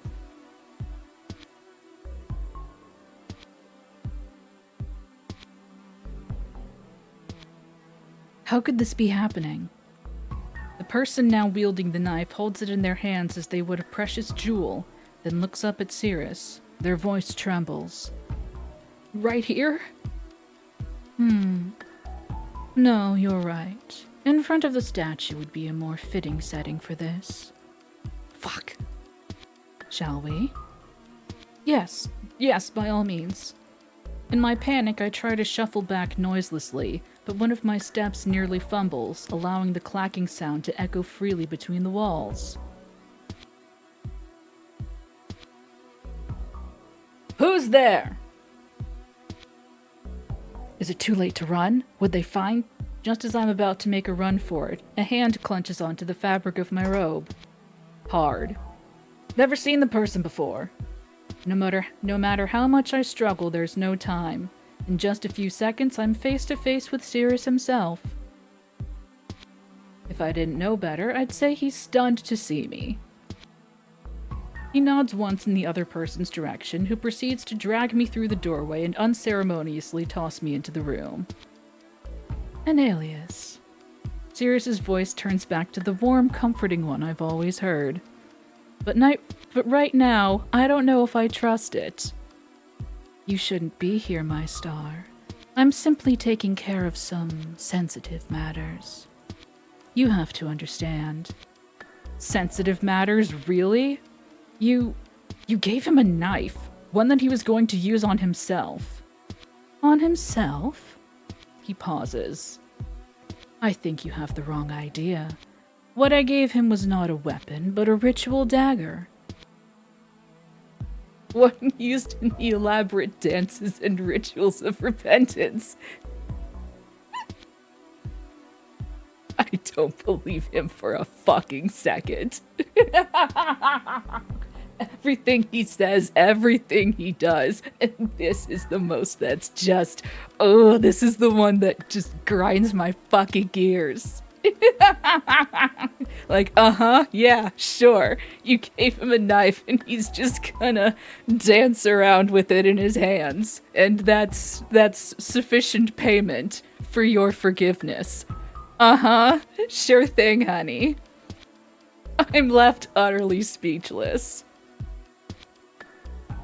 I stare at Cirrus, then back at the trembling person. When I ask them if it's true, they nod.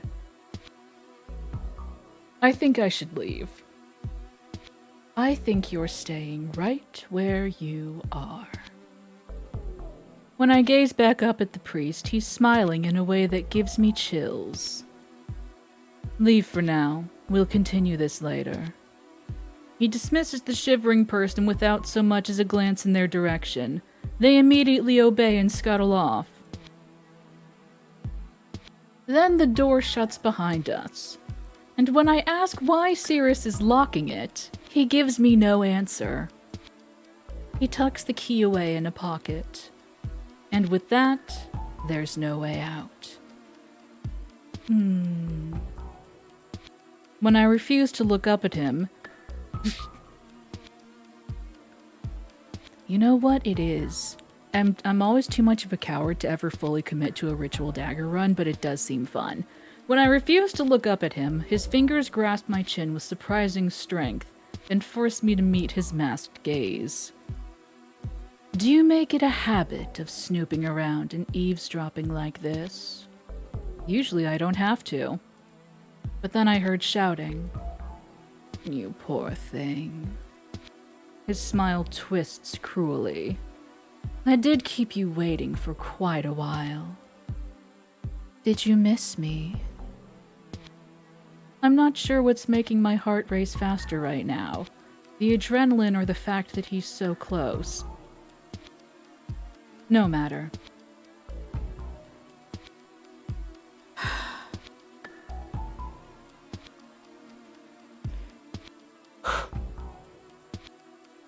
No, hang on. I need another layer of disconnect. Hang on. We need to disconnect. I don't know if this will make it better or worse. Is this better or worse? Hang on.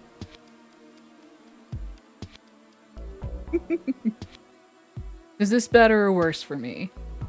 I think it might be better. I think it might be better. Yes, there's more of a disconnect. Yeah. Also, I agree with that sentiment, Viz.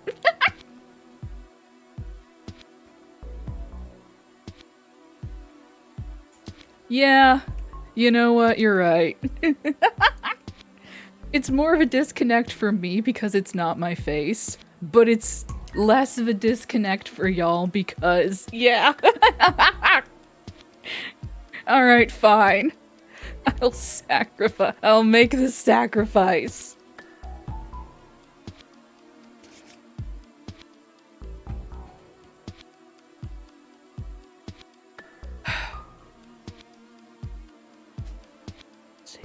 A safe word.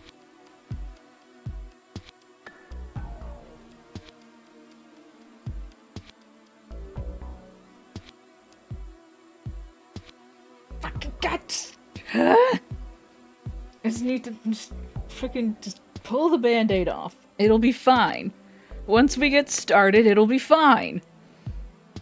I just need to overcome this hurdle, realize that it's not a big deal, and I'll be fine.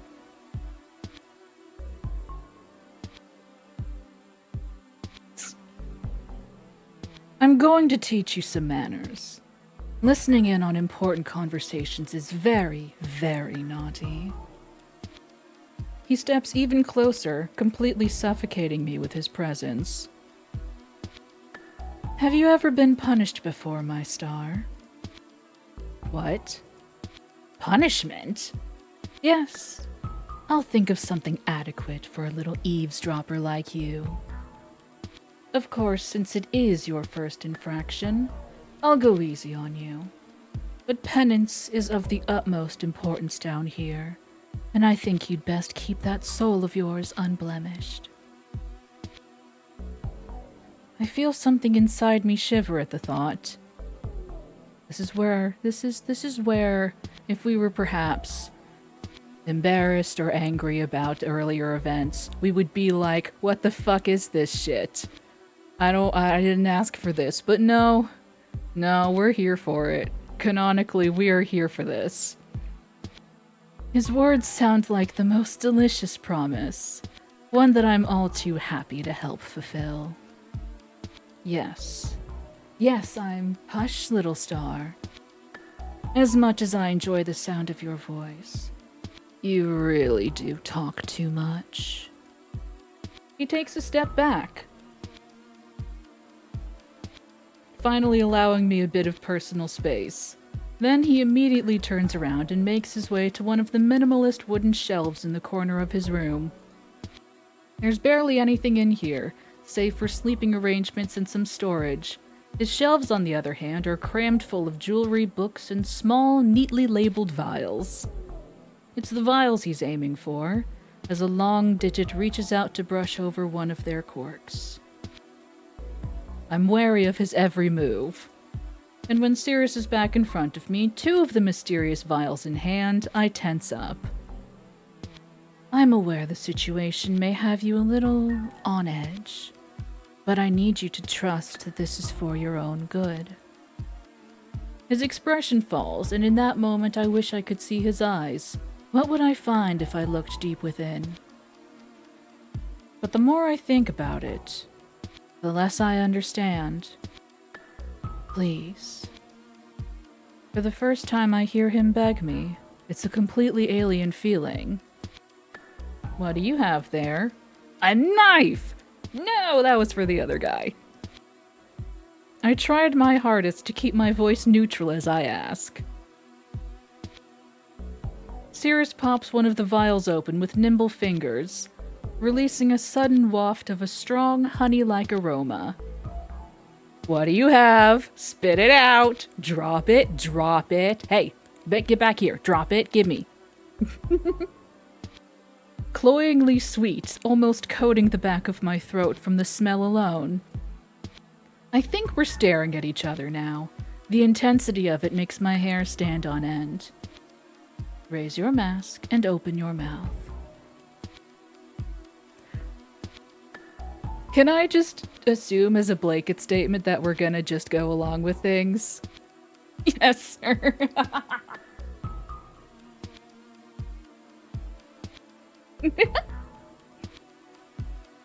Yeah, alright. I'll take the wheel from here.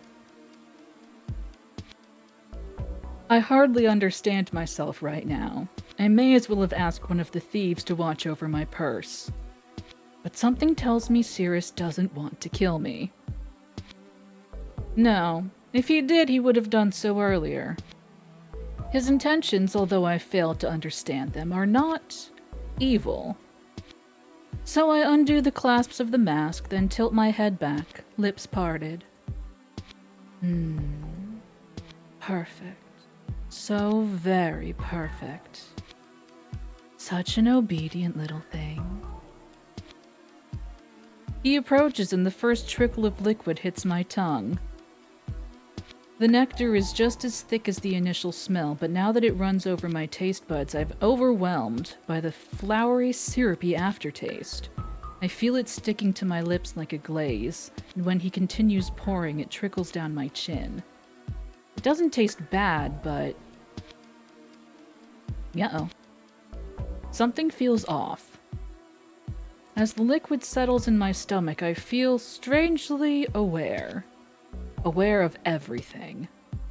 The way my nails scrape over the skin of my palm, the way my chest expands with every new breath, the fragrance of the incense and how it clouds my mind. I promise you it's just temporary. He speaks in a soothing, measured way. What's temporary? Cirrus's hand rests on my shoulder, and while I feel every single digit through the cloth, the sensation of him trailing those fingers down the length of my arm should just elicit a small shiver. Instead, it feels like a sharp, cold wave that borders on actual pain, taking me entirely off guard. My breath catches in my throat, and even that feels like an overload of sensation, like claws digging around my lungs. There's affection lingering under the cruel curve of his lips, and it takes everything in my power to not make any sudden moves. Now, the sooner you complete your task, the better. You'll see. It's not too difficult, and the lunar god will be so very pleased with you. He's taking his time, walking in slow circles around me, observing me. You're going to do so wonderfully. I noticed amidst my panic that the second vial in his hand contains uncooked rice. But why? The way I immediately knew when I first played this. The way I immediately knew what it was for.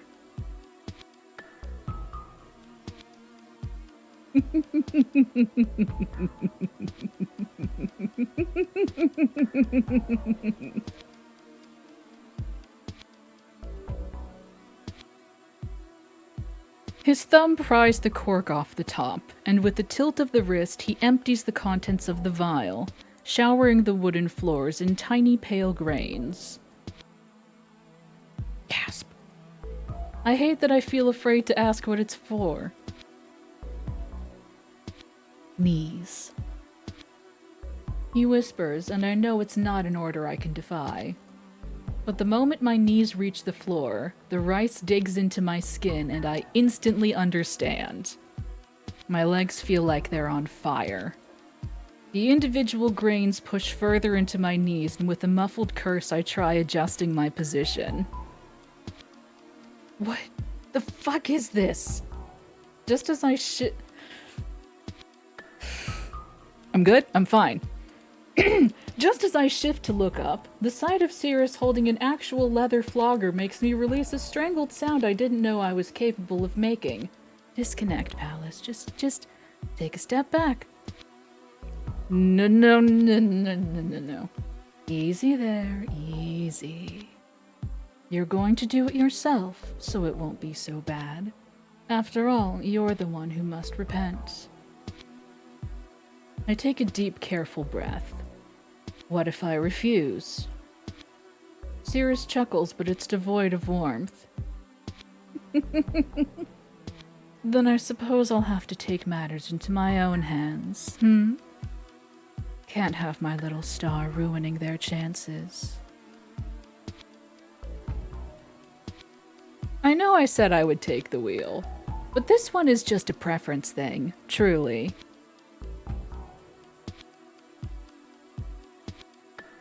How do we feel? Let's get a vibe check. How are we doing? How are we feeling?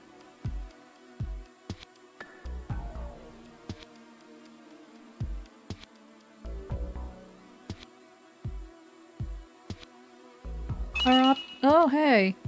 Our options are do it yourself or have Cirrus do it. Y'all think on that for a second. I'm gonna get up and stretch. I'm gonna refill my water too. It is genuinely so fucking hot in this room. Like, I'm not doing a bit. Like, oh man, is it hot in here? No, it's genuinely so hot in this room and I don't know why. Alrighty, everybody get up and stretch and I'm gonna get more water.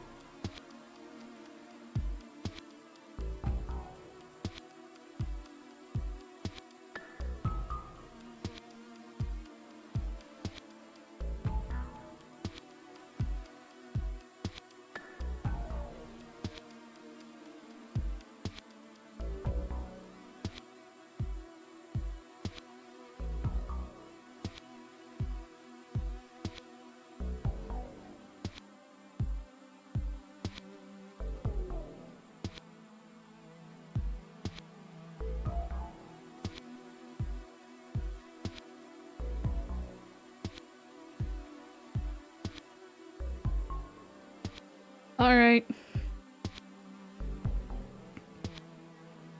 I'm probably ready to continue. Welcome back, everybody.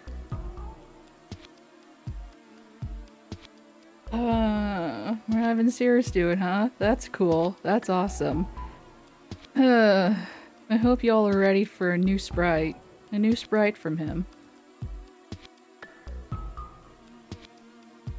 What if I want you to do it? My own voice surprises me, and I feel my face heat up under the mask. His expression is utterly indecipherable, until a strange grin tugs at his lips. Sweet little star. His voice thickens. I didn't take you for a masochist. You never asked. I'll be sure to reward that honesty plenty. Look at this goddamn... Look how sweaty he is. You may or may not be able to see just how fucking sweaty he is in this sprite. He cannot be normal for even a second. Alright, I reserve the right to not read out anything that I don't want to, but here we are. Oh boy! Our first CG. Yippee!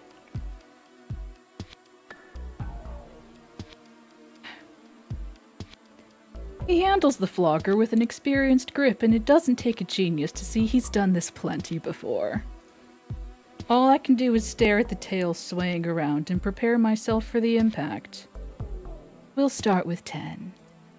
I close my eyes, but no amount of deep breaths or mental preparation ready me for the impact between my shoulder blades. My vision goes white as mind-shattering pain explodes all over my back. It's unlike anything I've felt before, and it takes everything in me to not scream. The next hit comes sooner than expected, just a few centimeters lower, enough to revive the previous surge of pain. Alongside that, the rice continues to dig further into my knees. This time I scream. Perfect. Suffering for your wrongs and completely letting go. What a wonderful sight. Jeb, are you sending yourself to horny jail? Are you sending yourself to horny jail, Deb? Jeb? 07. Enjoy your stint in horny jail.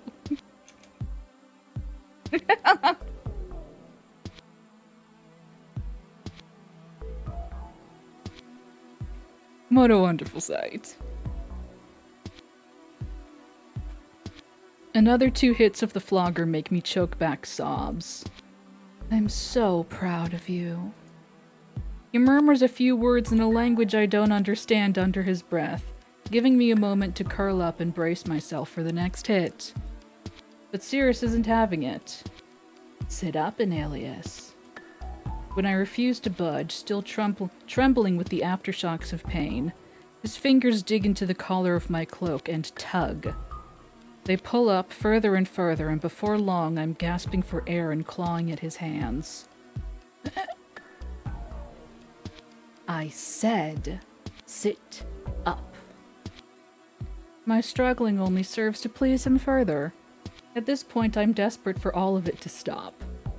I nod and fight through the sensation until he releases my cloak, after which I fall back to my previous position on my knees. Everything aches, deeply. There's 6 more to go. I can make it through. Just need a bit longer. But the next hit comes far too soon. I'm screaming again, the force of it resonating in my vocal cords. Each individual tail's flick leaves trails of fire searing across my back. As the flogger traces a figure 8 across my skin, my throat tightens up. I feel warm tears dripping down my face. He takes a deep, satisfied breath. That's it. Beg for forgiveness. By the time I receive the final hit, my vision goes blurry, and I realize my senses are dulling again. A A pleasant numbness washes over me. Darkness quickly engulfs my senses. I'm not conscious long enough to realize that my body has already collapsed to the floor. Ta-da! We did it, everybody! We made it! Hooray! We did it! We made it! We made it through! I didn't die of embarrassment! I didn't die of cringe! Yippee! Good job, team! Listen, it's probably been a minute already. Jeb is probably back. Maybe. Well, I mean, they're technically able to speak and chat, but, well. By the time I come to, I'm surrounded by the smell of cotton, and I feel something warm and soft on my arm. See, that's basically what I said. It's just the right lukewarm temperature, something like a damp cloth gently dabbing away the sweat and grime on my skin. I keep my eyes closed, fearing it might stop if I happen to open my eyes. The cloth is removed and I hear the sound of water dripping. When the sensation returns to my other arm, I almost exhale in relief. It feels so comforting that I'm tempted to drift off again. It's when the cloth runs up the side of my neck that my breath hitches. Are you awake, little star? Darn. I decide not to respond. His thumb crawls up to rest over the edge of my ear, and with a deliberately slow, ghostly touch, he runs it around the shell until he reaches the lobe and gives it a pinch that makes something inside me tingle. Your body is betraying you. Open your eyes, Analius. Talk about playing dirty. I shift on the mattress underneath me. Do all priests make it a habit to fondle their visitors during their sleep? God, I sure hope not. I really hope not. Mouthy from the moment you wake, I see. I bite back a response and take a moment to reassess my situation. The effects of the SERP have long since worn off, though I'm left with a little sensitivity sparking up here and there. Do you want some water? SERP. His sudden kindness surprises me this time, and I nod in response. I hadn't realized how parched I really am. I am quite thirsty, actually. Wait here.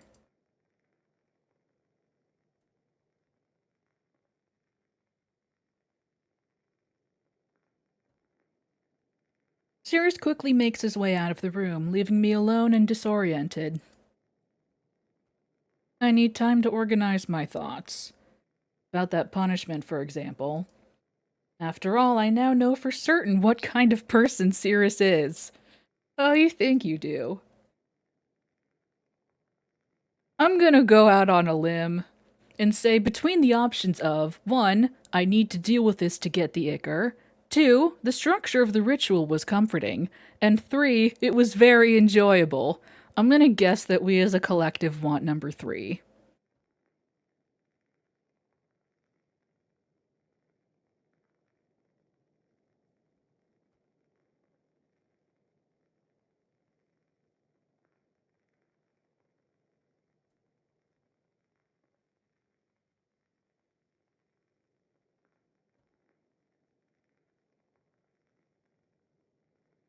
It's very quiet. I miss having his theme playing. Yeah. Yeah.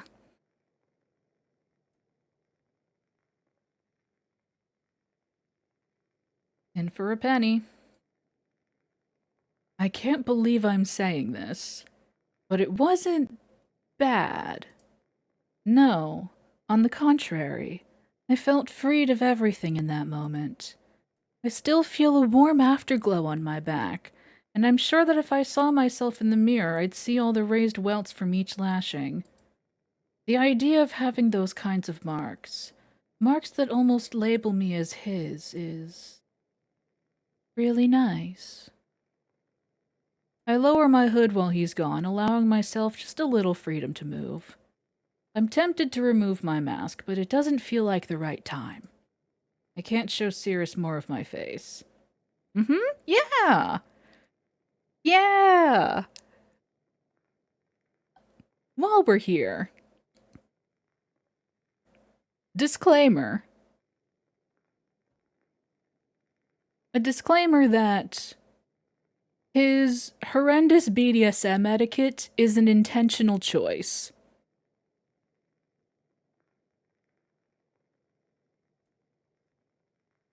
He did not establish consent. They did not determine a safe word. He just kinda, there was no negotiation, no discussion, just, I'm just gonna do things. I'm just gonna, I'm just gonna do some stuff, and you can listen to me. You're just gonna listen to me. And this is how things are gonna go. Cool? Awesome. There was no nothing. Yeah. Horrendous BDSM etiquette. But it's not like. It's not the writers not knowing how to write BDSM. It's an intentional choice. It is an intentional choice because I don't know if you picked up on this or not. He's kind of the worst. He's kind of the worst, and I fucking love him. I adore him. He's awful. He sucks. I love him.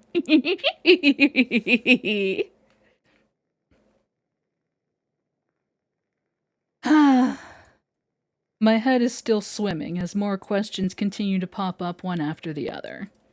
I doubt that all followers of the lunar god engage in this kind of behavior, unless the underground is a fair bit kinkier than I anticipated. Actually, not very surprising. But that still begs the question of why Cirrus is having me undergo this. Personal satisfaction? A genuine desire to follow some obscure commandments? Questionable morals? Yeah!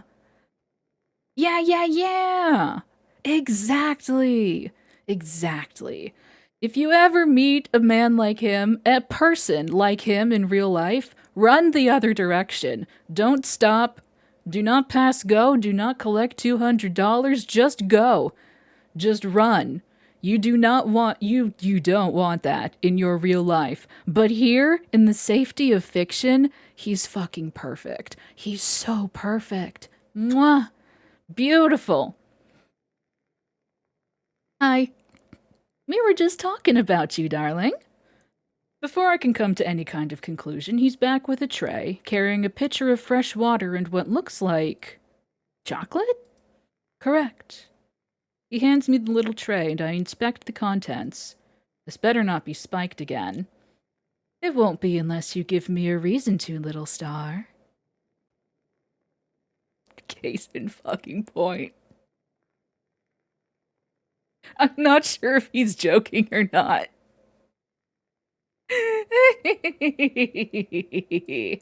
Reassuring. I take a swig of water, letting it soothe the back of my throat before I reach for the square of chocolate. It's dark with an uneven surface. When I bite into it, I'm surprised by the hint of lavender and black tea that melts in my mouth. Little grains are spread throughout the chocolate, and with each bite they release a burst of flavor. Volunteers sometimes come help with food, and on the good days there's leftovers. To get used to this. We sit in silence for a while until I set the platter aside and shuffle into a better position against the headboard. How is your back feeling? It's okay. Actually feels kind of nice. It's not painful. Feels kind of nice, they said. It feels nice, they said. It feels nice, they said. It feels nice, they said.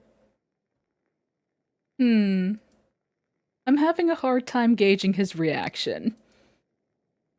Then his lips tug into another calmer smile. It's my duty to make sure you're all right. That being said, I have a question for you. Do you need any more aftercare in Alias? Huh. He's not. He doesn't complete. He almost. He almost knows what he's doing. He does know what he's doing.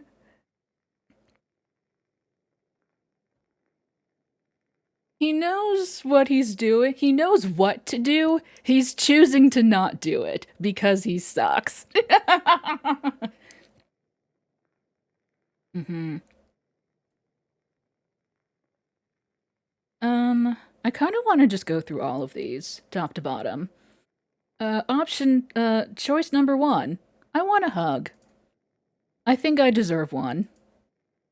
Silence follows, but surprisingly, Cirrus complies and seats himself at the edge of the mattress. When I reach my arms out for him, he reciprocates. I find myself leaning in, resting my forehead on his shoulder, while his gloved hand rubs soothing circles across my back. The scent of cotton seems to come from him, a surprisingly gentle one, mingling with the incense and candle smoke that I have now grown so accustomed to. It's a strange feeling, being so physically close to someone you're not entirely sure you trust. But as we share bodily heat and I feel the hard planes of his body against mine, I find myself lowering my guard.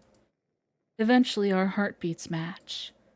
All throughout our embrace, I never turn to look at him. I don't know what would happen if I did. We stay like this for a while. Didn't think you were one for hugs. People need physical touch. It's essential to our well-being. I think I remember reading that in an earlier draft of the script, it said humans need physical touch, which hits a little different. It sounds like he's speaking as though he's, I don't know, not a human. I don't think there's any shame in indulging that. He sure loves his roundabout answers. After a few more seconds, I let go.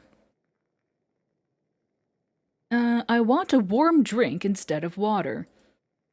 It's a little chilly here. I see. I'll go fetch you something. He's gone for a while again, allowing me even more time to wonder as to why he's being this kind. I can't forget his expression just a while ago. I don't think I ever will.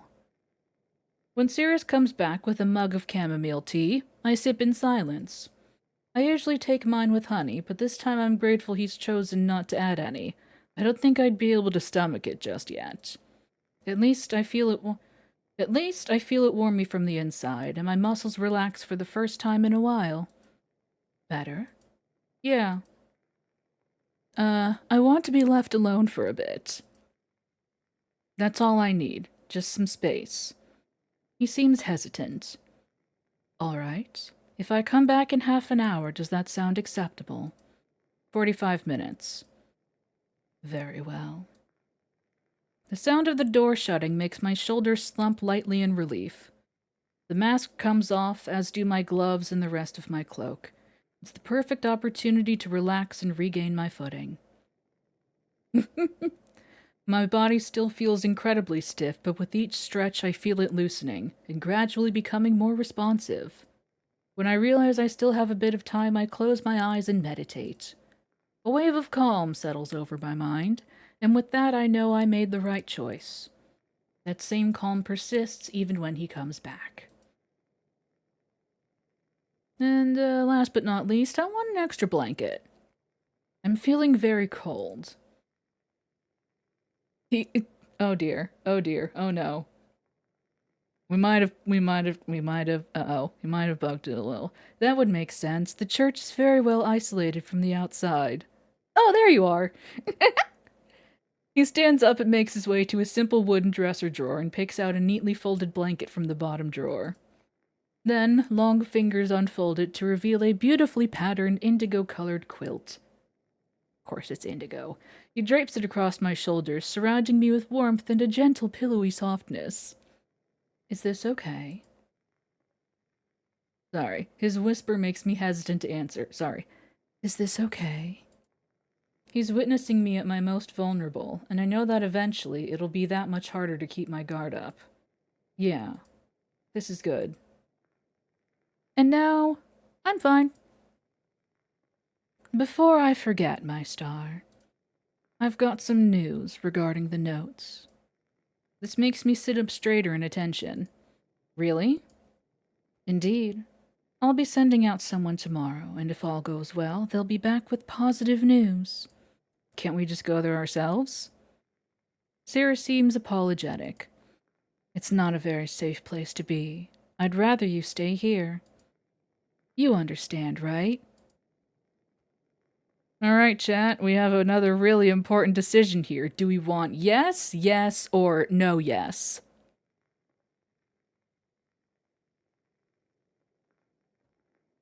It's a big one. This affects the course of the entire everything. 1 second, I got a hangnail from all of my picking at my cuticles!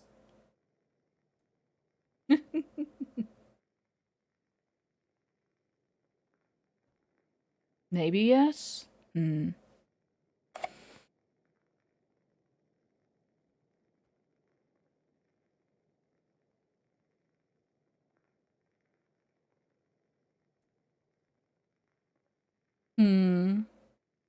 I'm gonna go with yes.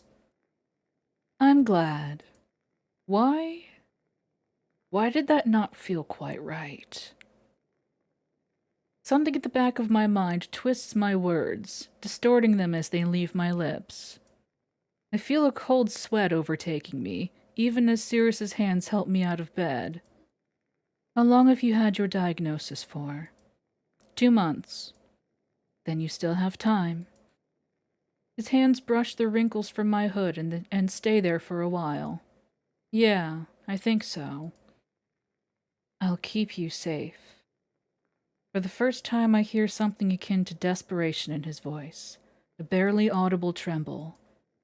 I promise. This time, I choose to believe him.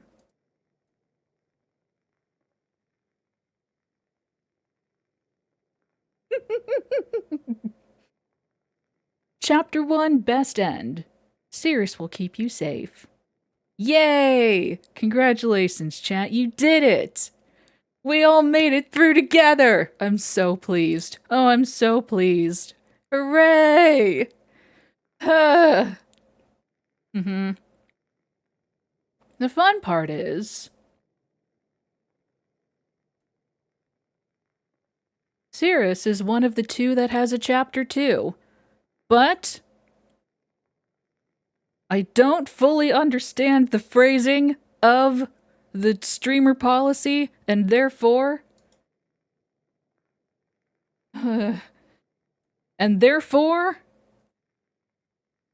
we're just gonna not. If you want... Nope. Wait, no, hang on. That's the wrong one. Ah, hell. Ah, shit. I knew I shouldn't have done a quick save. Here's the thing. I don't want you all to see my saves. I don't want you all to see my saves because an embarrassing number of them are just for serious. Alright, let's get this over with. Ignore all of that. Some over there, some over here. Yeah.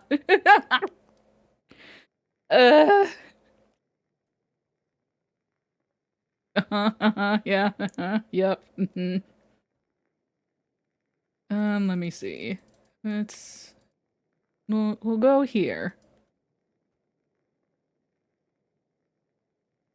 Okay. But yes, if you want to see Cirrus's Chapter 2, you can purchase Obscura, now available in early access on Steam and itch.io for...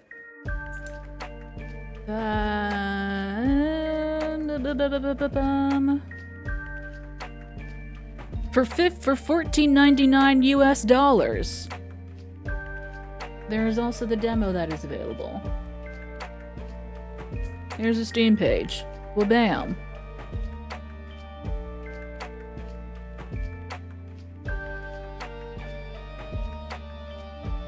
Game good.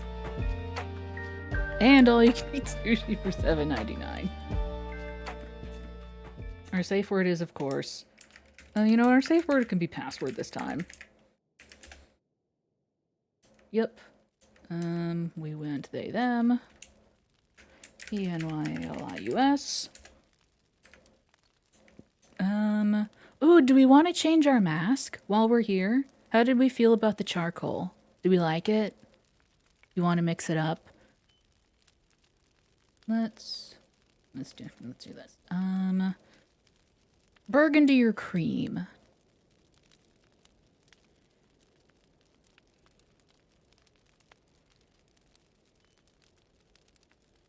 Burgundy.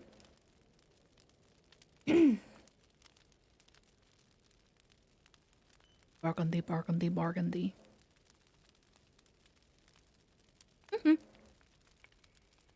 Yeah. Burgundy is my go-to. Meow.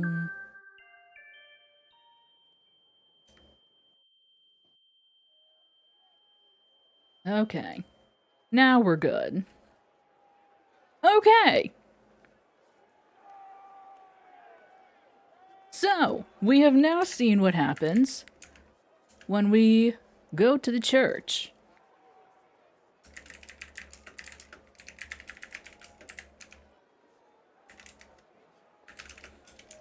And now you gotta let me know. Ba-da-do-do-do-do-do-do. Do we stay or do we go? Ba-da-do-do-do-do-do-do. Do we stay or do we go now? If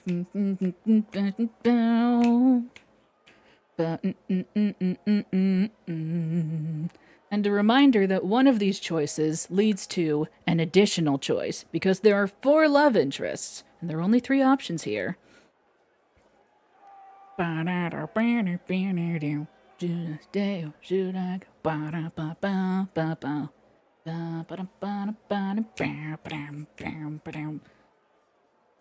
Mittens isn't here to tie the vote. And it's looking like go.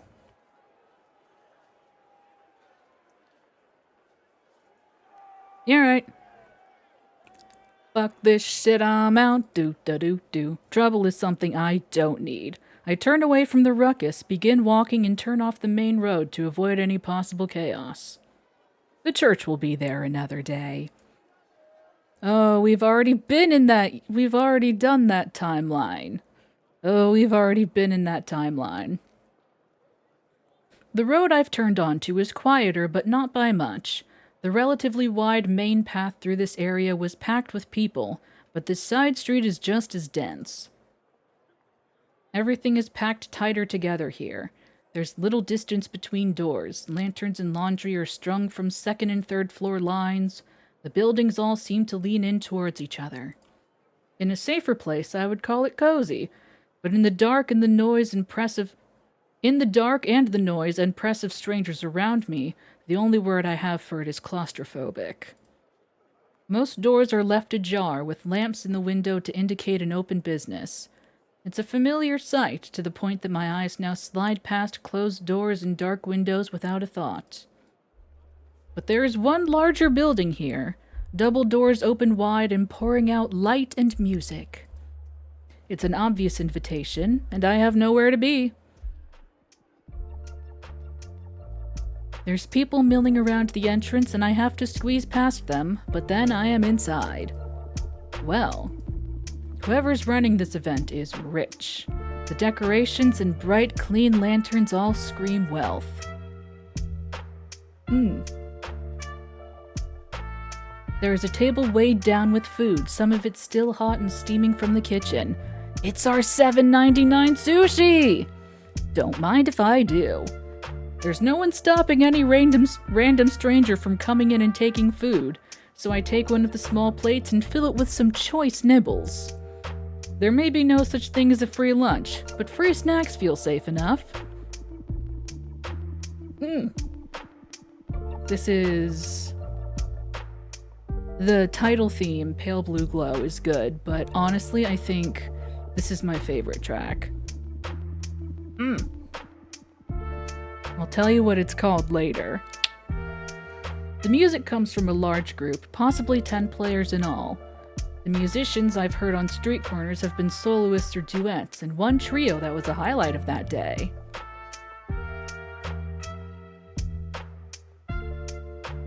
This choice doesn't matter too much.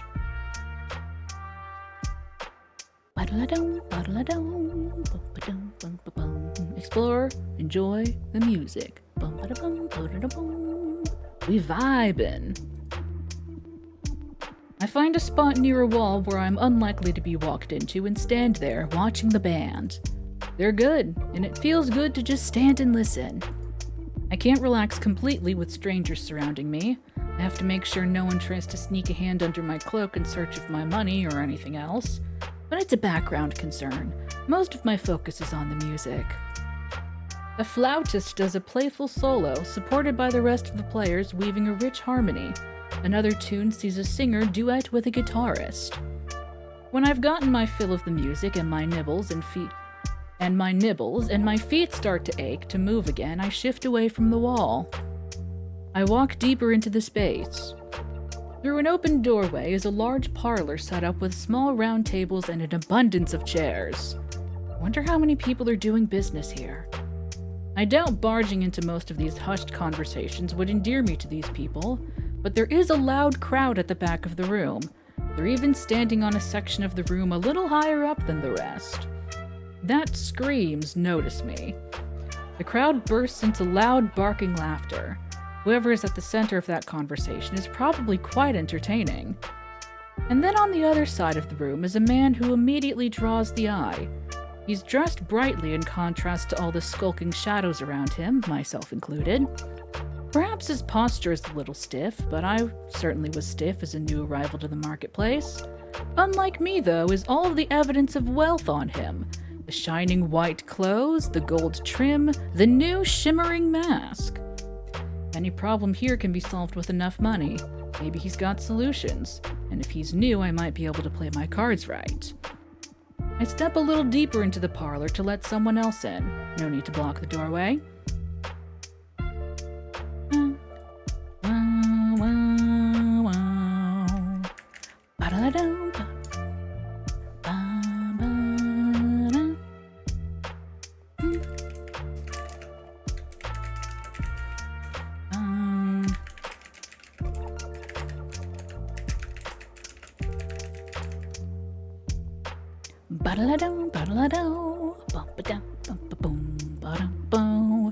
Vote! Congratulations, you chose the path that splits into two.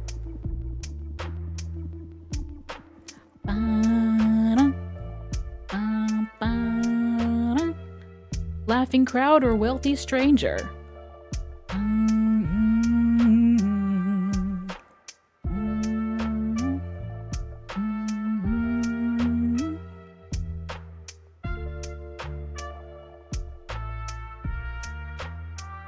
And a reminder that after we introduce ourselves, we get one chance to change our mind.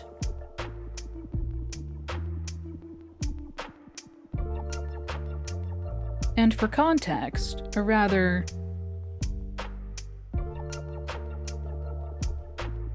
if we decided to change our mind in the church, it would not have brought us here. It would have brought us to Mr. Stay Put. Mr. Stay Put and allow the trouble to come to me.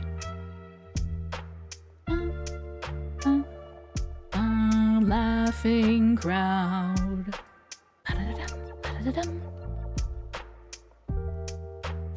I climb the 3 stairs to the higher platform and sneak around the circle of people. Someone's going to be leading the conversation, and I want to see who it is. Another peal of laughter erupts from the brightly dressed group. I think I can see the person in the middle of this conversation, beaming and conducting the hangers-on like a choir.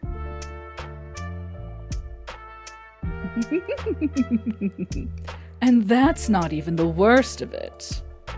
No, the worst part was the singing. The laughter dies down. Everyone is waiting for the next punchline. I was sitting there, trying not to lose all my hearing in one night, and I realized exactly what it sounded like. He sang like an angel, choking on, "Oleander, we've got news." A masked attendant pushes into the circle and towards the conductor of this merry group. Your timing is impeccable, as always. The attendant either doesn't notice or chooses to ignore his snippy tone. From the Seven Sisters estate. The attendant hands over a letter. The man, Oleander, steps back a little to read it. One of the merrymakers around me starts to grouse. It's always when he's about to get to the best part. I swear, Ollie's cursed. Careful, he doesn't like that. Doesn't like what? Complaining? That's rich. The nicknames. It's Oleander or nothing. Before the first stranger can say something, I cut in, probably. Oleander is his name. Is he the host of this little fete? The two look at me and the pause hangs on a little longer than I want. Why are you here if you don't even know who Oleander is? Well, the doors were open and the music is good. I'm trying to read their body language, figure out exactly what faux pas I've made, if I've even made one. So you just came in? If it was meant to be a closed party, I'm certain someone rich enough to host this has the money to spare for a sign. Do not enter, very private event. I'm bracing for some flavor of insult. I'm not poorly dressed by any means, but I stand out here through my sheer lack of flamboyance. When an arm goes around my shoulder. Oh, the sign! I forgot to put up the sign! Although you're not quite right. My sign is supposed to say, no downers allowed. Oleander leans in, and I get a very close look at his mask. I can also smell some subtle perfume off him, something warm and spicy. I'd say you don't look like a downer, but you could be the High Liege of the White Stag House and I wouldn't be the wiser. What a coincidence! Oh, are you the High Liege? I'm not the High Liege of anything as far as you know, but that's not very far. That gets a laugh out of him. He takes his arm off me and pulls back enough to offer me his hand. I'm Oleander. It's my food and music you've been enjoying. You're welcome. I hear the smile in his voice. I take his hand to give it a firm shake. Thanks for not locking me out. I've enjoyed eating your food. He looks at me a little longer, waiting for something. When he doesn't seem to get it, he turns to the others in the circle. And this is why I keep the doors open. Who knows what kind of fun will wander in? There's appreciative nods. Like the acrobats last time. Exactly. You don't get to see that every day. Well, you don't get to see them every day, poor bastard. He nods back at his conversation partner and the rest of the group breaks out into chuckles. Meanwhile, you're just swimming in acrobats. Drowning in them. Absolutely soaked with acrobats. I'd try to beat them off, but I suspect they'd like that. You sound so smug, even though it's completely ridiculous. It's an absurd game he's playing that everyone here is enjoying. Then again, I can't say I dislike it either. But, and this is something I never say, leaving aside the acrobats for a moment. More laughter. How is the stone-shoving business these days? Oh, you know how it is, digging out tunnels, drilling in supports. Oleander's very good. No excitement to be found. Not as such, no pits opening under the worker nowadays. Workers, don't hold out on me, mate. Oleander's arm goes around the woman's shoulders. I bet you've dug up plenty of dirt worth sharing. You wouldn't like the dirt I'm getting. Too normal. Well, that's just boring. I need some entertainment. If you're not going to amuse me, what's the point of you?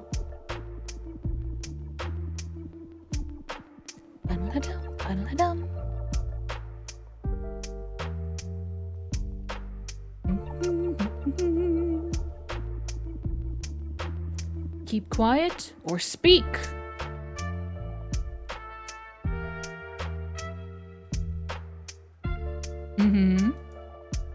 I think her purpose is rather obvious. Everyone's attention is pulled my way, but I'm focusing on Oleander. My goal, as silly as it feels, is to provide the amusement he's clearly seeking. Don't you need a crowd of admirers to delight in Don't you need a crowd of admirers to delight in addition to your sources of amusement? There's a few little gasps, sounds of a well-targeted jab and not fear, thankfully. They're right, Oleander. I know a showman when I see one. What's the word for someone leading the show, surrounded by acrobats? He's pulled away from the woman he was teasing and leaning a little towards me. A ringmaster. Oh, that's the one! I was going to say clown. A smattering of laughter. I don't know if I've crossed the line or if no one else is certain they're allowed to laugh at my jokes. I'm smiling as hard as I can, hoping he can hear that I'm only saying this for fun. You'd make fun of your own dear host, the one who fed you and played music for you. His tone is over-exaggerated drama. This is still a game for him. Thank goodness. I know an attention seeker when I see one. Takes one to know one. I know just your type. You see my parties and get swooning, and start swooning, and before you know it, you're doing everything possible to get my attention. And it worked, didn't it? A few of the surrounding crowd laughed properly. Only because you've set out some irresistible bait, minx. His voice drops a little, getting gravelly at the word minx. I can't quite do that. I think I'm at a disadvantage. You know who I am, and as far as I know, you are a wayward high liege of the White Stag House. That's not very far at all. No, it's not. Maybe I want to preserve the mystery. I might be dreadfully boring once you know who I am, and then where will I be?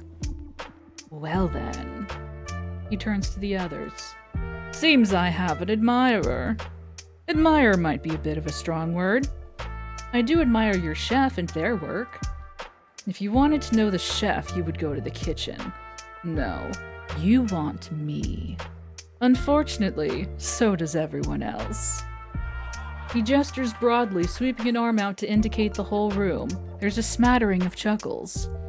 And I want wine. I can get you some. No, I think I'd rather get it myself. Ta-ta for now.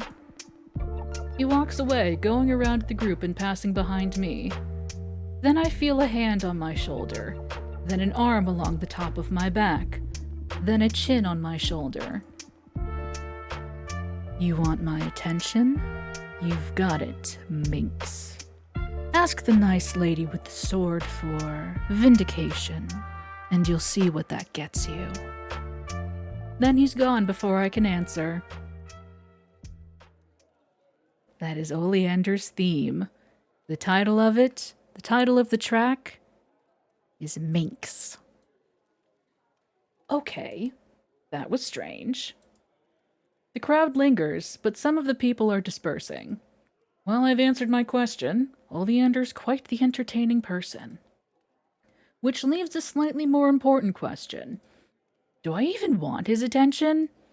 Someone with that much wealth and power could access Lunar Ichor. He could be my way forward. But someone with that much wealth and power could also do whatever he wanted to me with no consequences. My stomach churns. My curiosity is pulling me one way and my caution another way. Do we stick with Oleander, or do we find the nervous stranger from earlier?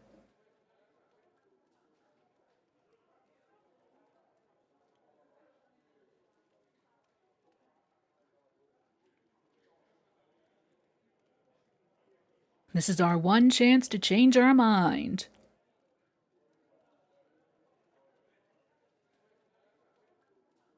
Yeah. Yeah. Scared of going under, scared of going under, I'm in too deep. No one believed I would survive a day down here, and I did. I'll survive Oleander, too. Hard cut to us lying on the ground in the Family Guy death pose.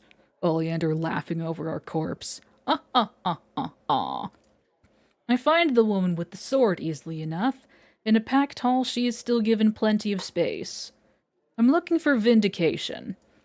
You've come to the right place. She opens a door for me, stepping back just enough to let me slip inside. She closes the door behind her. There's a lantern on the table, burning dimly as it's possible to be without going out completely.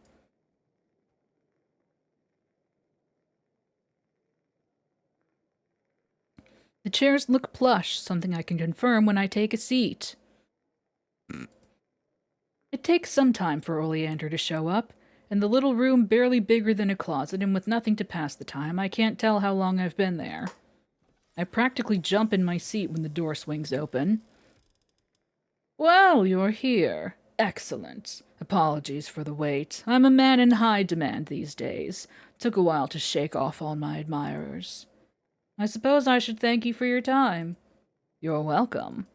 No, I only supposed I should thank you. I hadn't yet. I forgot about that's a good line. I forgot about that one.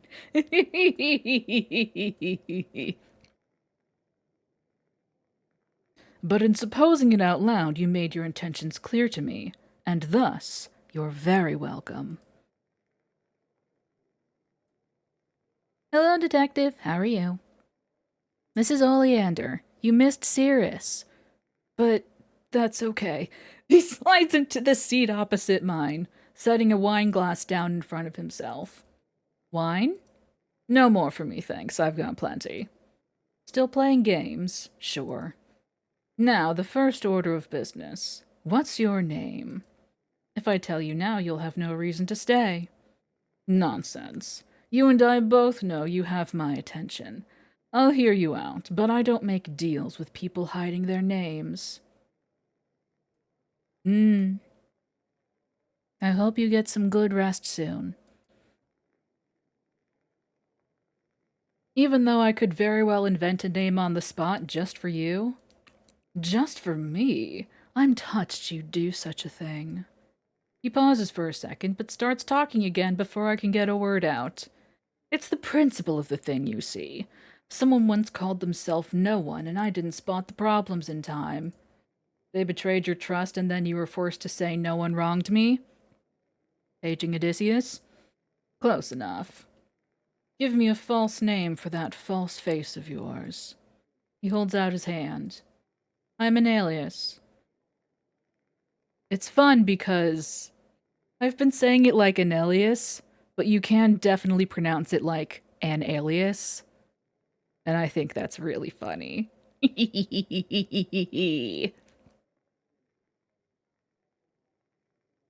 They said their name was an alias. Okay, but what alias were they using?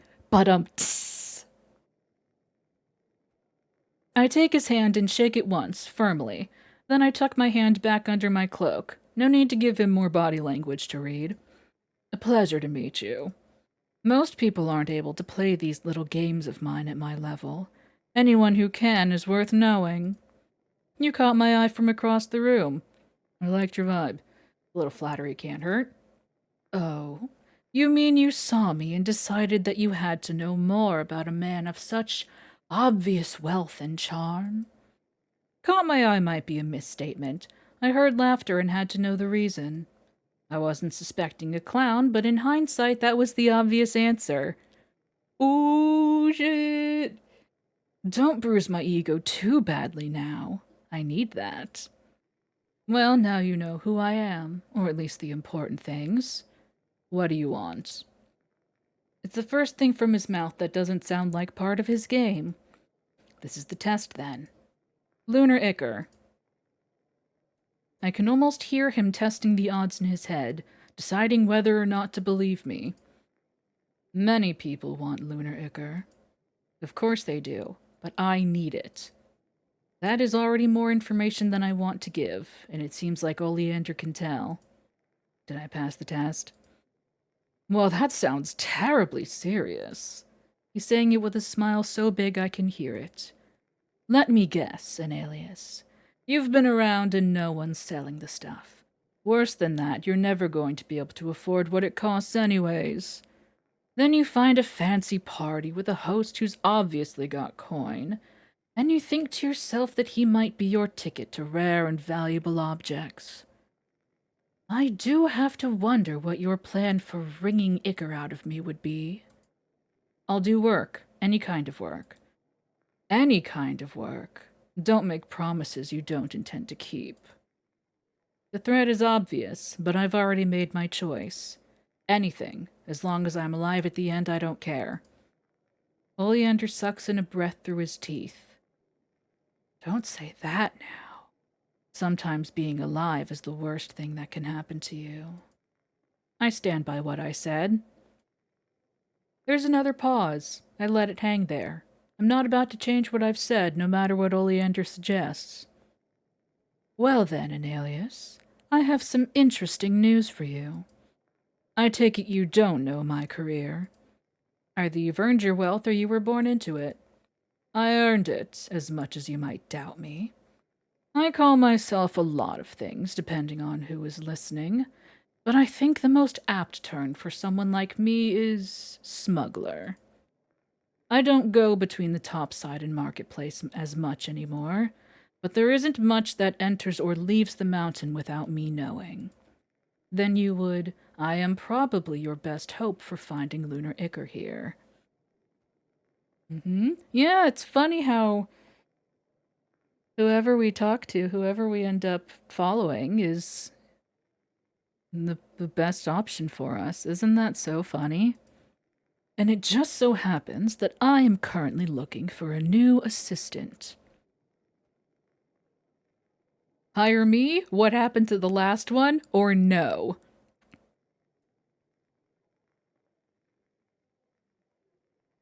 Just walk away.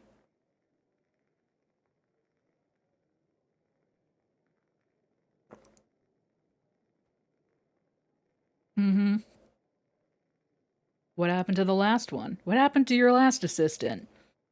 Oh, he found himself a new opportunity, sleeping his way to the top of a gambling house. Good for him. That's what I said. Do what you love and you'll never work a day in your life, they say. That said, I wouldn't like to have to recruit another assistant so soon. So if you would be so kind as to stay with me and not be seduced by anyone else. I could do that. Probably not going to find a better option. And now, I'll take the job or no, just for funsies. Hello, Mittens, welcome back. We said goodbye to Cirrus and now we're here with Oleander.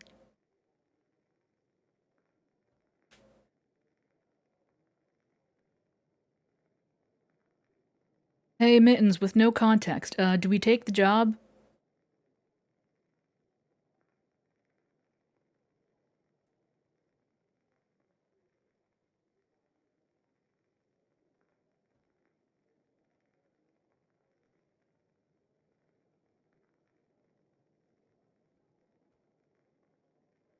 If no is an outright answer, and it's probably correct.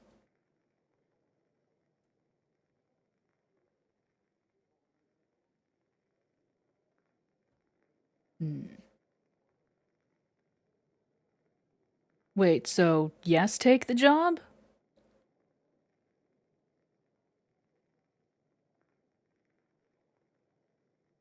Okay. I'll take the case. Sounds good. I'll take the job. Then you're hired. It's that easy? Oh, there's one more thing. Here's the catch. All of my assistants go by Vigil while on the job. You'll have to agree to that. Oh, is that all? I know it's just one more name to put on the pile. You're clearly someone who uses a new fake name with everyone, but I hope you can endure it. I think I can tolerate it for now.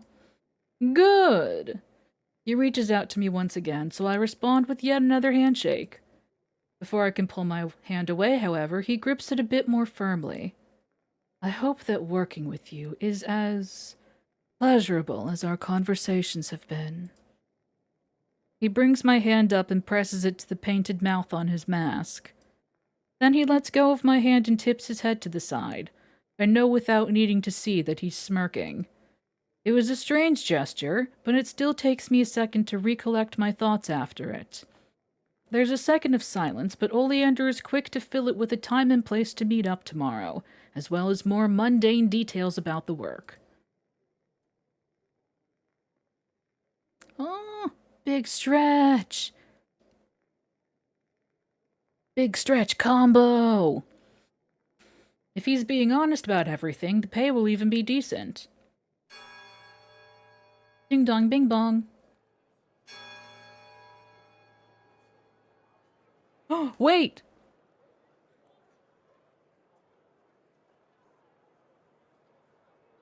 Hold. Hold.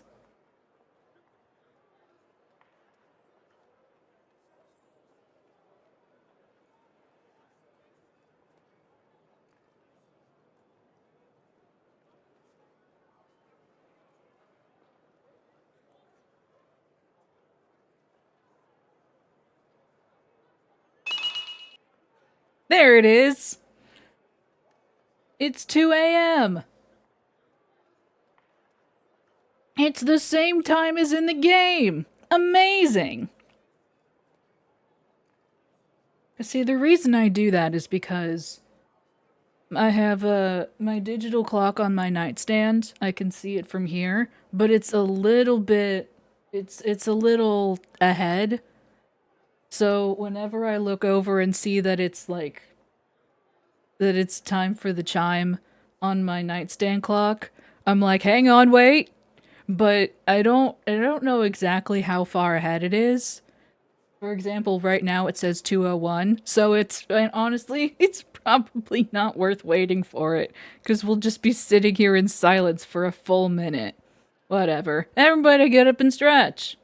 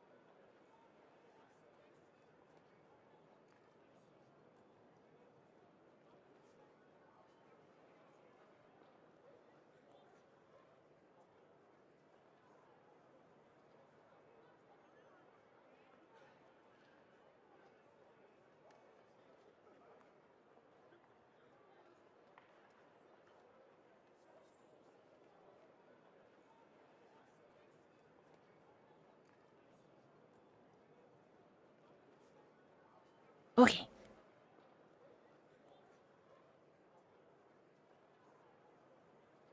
Hey, thanks. The clock tower rings twice. I have no remaining frame of reference to know if it's indicating the middle of the night, the early afternoon, or some mysterious third alternative. What I do know is that I am in the right place at the right time. 2 o'clock at the Candle Park. Vigil, pleased to see you here. You say that like you're surprised to see me. I thought you might just take my secrets and run. I have learned a great deal about Oleander's business. Above ground, I would call him a merchant. He sells goods from the underground and purchases goods from above ground. He connects buyers and sellers. It's the kind of goods he's trading that mark him as unusual. No live humans, thankfully, but I saw a box of teeth that looked nauseatingly familiar among the goods he was sending out. Then there were the magical goods and the allegedly magical goods. I guess this means you've been ensnared by my good looks and winning personality. There's no way I've learned all your secrets yet. Oh, is that all you want from me?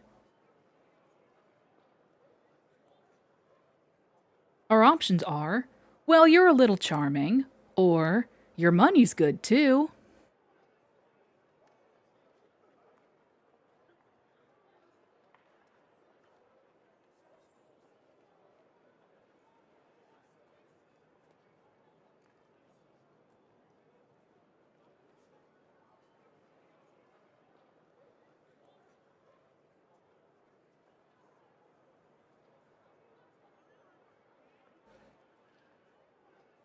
Oh, have you played this, Mittens? Did I convince you? Or did you find it on your own?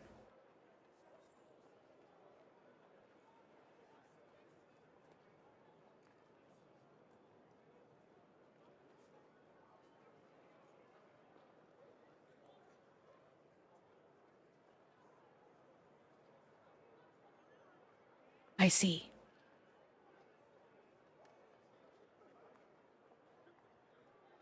Oh, I see. I understand. Hmm.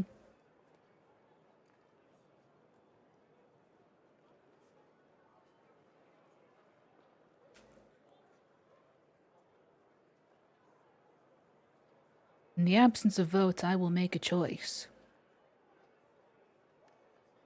It'll be a good one. Go for 2.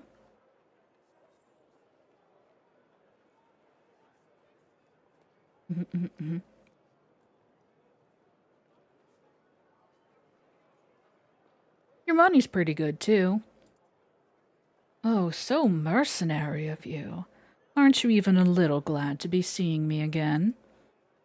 Honestly, yes. When I woke up today, I was looking forward to seeing him again.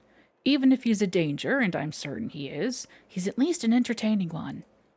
But from our first meeting, I've known enough about him to know that saying that would make him intolerably smug. Fishing for compliments already. Do you need my approval that badly? He drops his voice, both in pitch and in volume. There's a difference between need and want, Analius. One I would be glad to demonstrate. The tone of his voice is so outrageously vulgar that it stops my thoughts dead for a moment. Later, that is. We have work to do. He sweeps his jacket around and turns into the motion, making his way to a sweetly decorated tea shop. I keep in step just slightly behind him. God, what a drama queen. I can't get over how skinny his legs are. Look at his legs compared to his tits. This man has his priorities in order.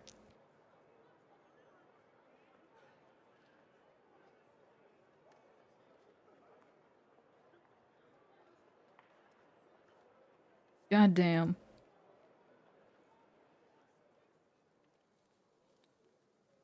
Never skip titty day. The first word that comes to mind when I step inside is frou-frou. The decor isn't garish, but it is very bright and intricate. The lamps are blazing brightly compared to anywhere I've been. The walls are practically lined with paper and fabric flowers, bursting forth in fragrant, frothy bouquets. Yeah, exactly, Viz. Exactly. Someone has lit incense or sprayed perfume in the air. Forgive me for saying so, but this doesn't look like your kind of place. When Oleander told me we would be going to a tea shop, I imagined a moody, smoke-filled back room. Perhaps that's a failure of my own imagination. Oh no, this is definitely not my kind of place. Or not? We are here because of our next potential client. We navigate the tightly packed tables and chairs and stop at one table with a man sitting at it. The man is plain, even scruffy. He's slouching so deeply and crossed his arms so tightly it's hard to tell if he's extraordinarily short or trying to look small. Pleasure to see you again, Griff. Oleander takes a seat. I follow suit. Why the sugar-dusted fuck are we meeting here? Because I knew you'd say something excellent like sugar-dusted fuck about it. Oleander sounds entirely too pleased with himself. And who's this? He jerks his chin in my direction. This is Vigil. Rude. Kick him under the table, or leave it be?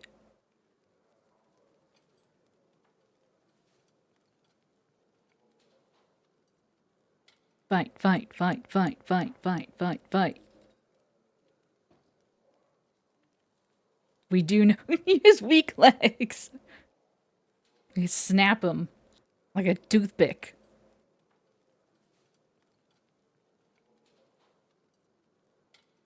It's not an easy angle, but I'm able to give Oleander a swift kick to the shin. He hardly flinches. I wasn't aiming to hurt him, to be fair, but he does glance over at me. Message sent. Another one. What happened to the last one? He found himself a more satisfying career elsewhere. Good for him. This new vigil is quite good, though. Picks things up quickly. They're right here, too, and very capable of speaking for themselves. The last vigil never talked. Glad you've got a bit more guts. Maybe he just couldn't get a word in edgewise with this man as a boss. Griff chuckles. It's not a contest, but I do feel like I'm winning. A member of the waitstaff comes by, asking for our orders. Oleander orders tea, and Griff orders what sounds like a very expensive cake. Ooh, tea, sweets, or nothing. We have to order something. It's no fun if we don't, but tea or sweets. Honestly, I could go for both. Yeah.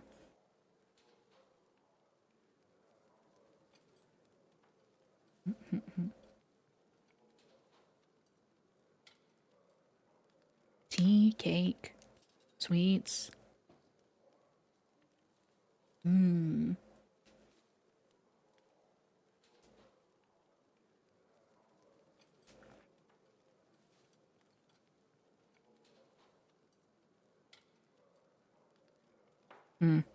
D20 doesn't want to order anything.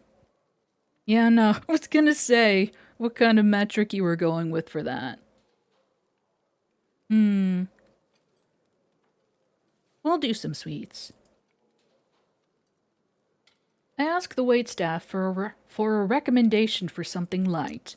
They advised me to order a slice of cake that should be lighter than air, and a cup of tea to go alongside it, so I do. Oh, we got both anyway. If you're quite finished slandering me, I do have a business proposition for you.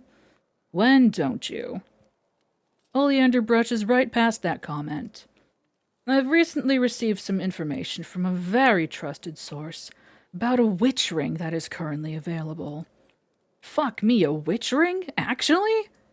So I've been led to believe. It's currently in the hands of our beloved auctioneer. No fucking way. Not the auction, the auctioneer. She's currently living in an apartment above the Pearl Choker. Hardly know her. I've been to that apartment once. It's well protected, but it's certainly not at the same level as the auction house. It's not watertight or mouse-proof. Okay, I'm listening. I thought you might. Vigil, if you would. Oleander holds out a hand. I dig through my pocket and hand over an egg-shaped gold capsule. I paid a very pretty penny for this information, so I expect you to not wreck what has been a very fruitful relationship. You don't need to put on the scary mask for this, man. I'm not about to screw you over. If you didn't kill me, Kier would. Oleander hands over the capsule. Griff cracks it open and lets the 2 golden halves fall to the table. He unfolds the papers that were packed inside the egg and starts reading, hunching himself over the pages to protect them from prying eyes. His legs are cut off. I sweep the 2 egg halves across the table toward me and pocket them again just as our orders arrive. Without looking, Griff begins devouring his cake as he keeps reading. Why put the papers in an egg if I'm just going to be giving him the papers and keeping the egg? A mystery for another time. I'm guessing it's about the showmanship, the presentation. And also, I guess... what do you think? I think you gotta stop rushing me. Not all of us read as fast as you. You're already getting into the detailed pages. What do you think about the broad strokes? I think... Griff closes his fist around the papers, turning them into a crumpled tube. Then I gotta talk to Kier about this. It's a good job. We could do it if we were at full capacity. And you're not. Gups got hurt during a freelance gig. Poor Gups. I know that tone of voice. Oleander does not know who or what a Gups is, but he needs to sound sympathetic and keep the conversation going. Well, you know where to send word if you take the job or drop it. I'll be down in your neighborhood with supplies soon enough. Looking forward to it. In the meantime, send Kier my love. Griff's tone is one of irritation. Don't make me say that. Kier hates hearing that. Exactly why I'm saying it. You're the worst. I am a delight that you can never get enough of. Your money's a delight, that's for sure. Charming as ever, Griff. Griff stands up and leaves without so much as a farewell. Oleander and I are left sitting at the table with Griff's empty plate. So, that was Griff. He's a funny one, isn't he? That's one way to say it. I start in on my cake. Oleander pours himself a cup of tea. And who's Kier? An old friend? I think that's what he'd say. Well, that's something to look into later. And you sent him your love because... You heard Griff. Kier will find it deeply annoying, and I think that's amusing. A man after my own heart. For someone so enamored with their own wit and charm, you sure are dedicated to being an absolute pest about it. The word for me you're looking for is debonair. The word I'm looking for is gadfly. You know, I've heard people call me that before, but it sounds so much more interesting coming from you. But enough about me. That's a rare sentence. I have a very nice pot of tea that needs to be drunk. He unlatches his mask with a slow deliberateness that makes it look like he's putting on a show. Then he raises his teacup and takes a slow sip. He lets out a satisfied moan and chuckles. Excellent stuff. I suppose a shop as dedicated to the botanical arts as this one would have some skill at making tea. I wonder if they'd tell me their source. It's idle wondering, but it makes me smirk a little. Oleander seemed to get drawn back into work without much prompting. And how is your cake, Analius? Delicious, thank you for asking. That's good. Bad, good, yay, no work, stay safe. And are you going to share? It sounds like you want me to share. Yes, but that isn't what I asked, now is it? Do we share cake?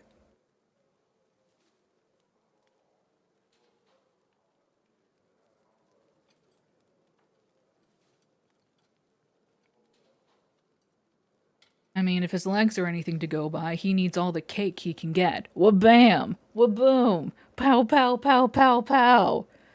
Get dunked on.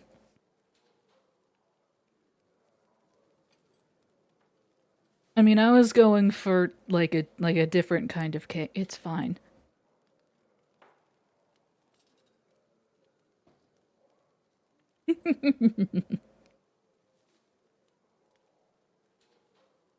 Are you going to share? Well, that depends on what course of action you take. You're never not a businessman, are you? Oh, trade doesn't occupy my whole life, but I do find life to be better when a mutually pleasurable option is available. The hint of flirtation is getting under my skin. Without another word, I take a bit of cake onto my fork and hold it out for him. He leans in, slowly and deliberately. I can't see his eyes exactly, but I can't shake the feeling that he's staring directly at me as he closes his mouth around the bit of cake. Then he pulls back, and I see the smirk this time as he says, "Exquisite." I'm keenly aware that I'm being teased. Damn this man. He lifts his own teacup and holds it out for me. Your turn. In for a penny. Executive decision. I have to put my hands around Oleander's to guide the cup to my mouth. The tea is ginger hot and sharply bitter. It's a complex flavor, and I let it sit on my tongue for a while. Good, isn't it? It's a powerful taste. When we're done eating, we pay and leave the little tea house. Oleander promises to forward a list of things I will need to do in the next few days. Chores from the sound of it. Letter arrived for you. Bruna sets down my bowl of porridge as well as a letter and leaves. The letter itself has been scented with some kind of perfume, thick enough to be able to smell through my mask.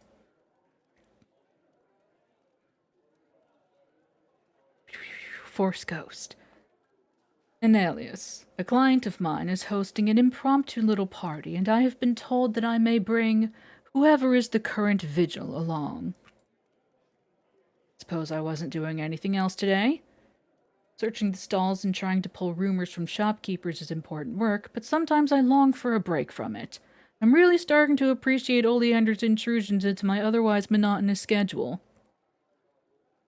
Living the dream. Here's your checklist to accomplish before the clock strikes 7 tonight. The rest of the letter is a list of locations and what I am to do at each and where we'll be meeting tonight. Clothing rental, a wine shop, and some place called Satine, where I am supposed to pick something nice. The makings of a very exciting party from the sounds of it. It makes my very ordinary porridge feel rather dull in comparison. Still, I'm not going to let my breakfast go to waste. Checking Oleander's directions against my own mental map, the shops are laid out so there's no efficient way to visit them all. I'm free to take them in any order I please. Where do I want to go first? Oh boy, yippee! It's shopping time!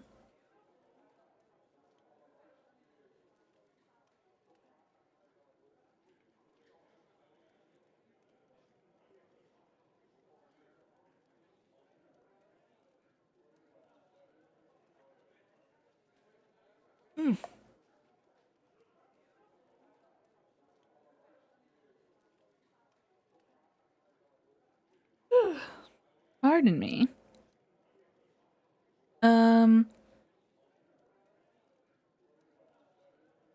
Someplace called Satine where I'm supposed to pick something nice. Clothing? The shop I reach when I follow the written directions is a little hole-in-the-wall place. Literally, the shop door sits in what is otherwise the cavern's bare rock face. Entering, I am met with a dizzying array of colors, formalware of every kind being shown on racks and on the walls. Someone is also playing a mandolin quite badly.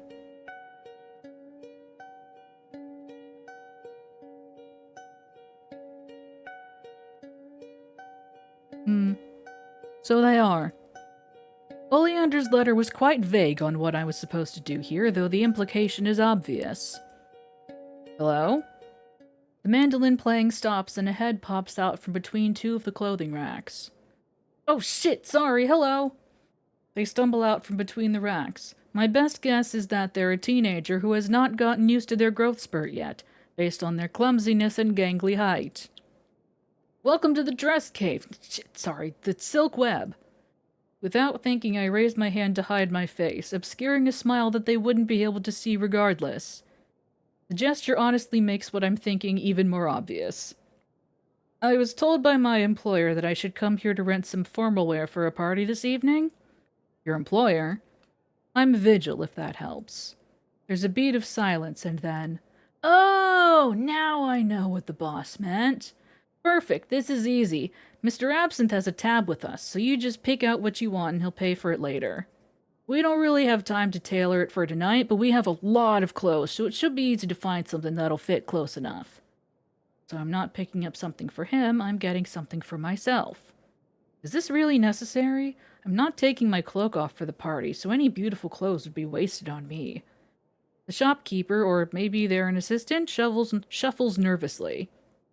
If you don't mind me saying, you should probably get something nice to wear. I'm certain you mean well, but you do have a good reason to want me, or my employer, spending here. Oh, it's not that! It's not money, it's just... Since you're not pinning your cloak closed, I can see bits of what you're wearing underneath when you move. They look like good sturdy clothes, but Oleander wants me to be wearing something frivolous because that's a sign he has money to spend on clothes just for making his assistant look pretty. I'm part of the show now, so I should dress the part. Exactly. And the money doesn't hurt. Yeah. Very well, I'm convinced. How does anyone find things in this dress cave? If you like, you can tell me what style you like and your approximate measurements, and I'll pick out some pieces from the back. There's a lot in the back. All right. Femme masque or androgyne? This bit is fun. This bit is fun.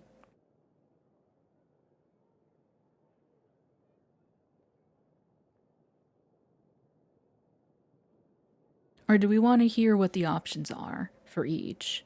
Well, That would take a bit, I think.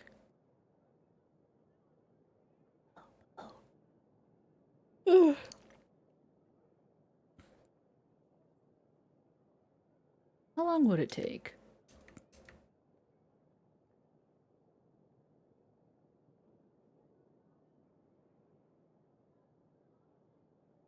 Let's see.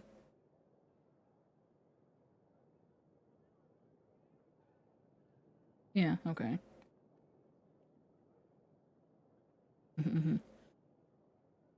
See.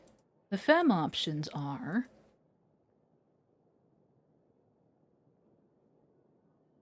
an elegant black gown and a bright blood red skirt that pairs with a red bejeweled wrap around my chest. The masculine clothes. An exquisite and simple all-black three-piece suit, or a delicately embroidered and airy blood-red shirt paired with black trousers. Androgynous.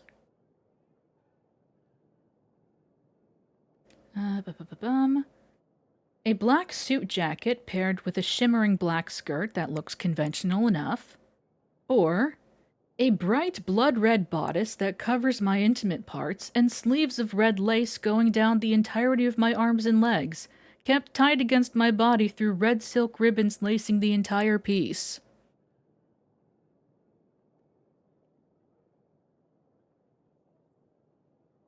So there we go.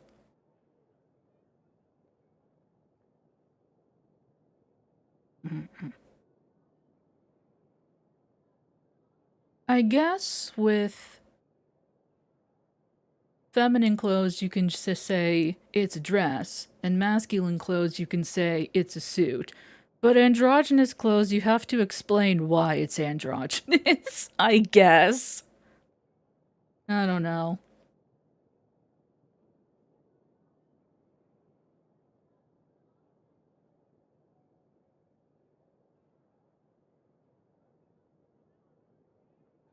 Hmm.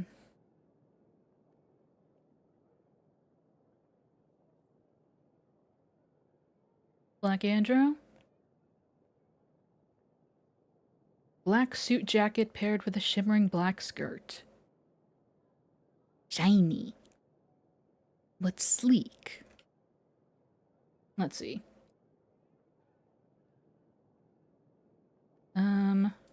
Let's go through the dialogue normally. Okay, I'll pull out a few styles for you. The shopkeeper vanishes into the back of the shop, presumably a cavern claimed by the shop to store inventory.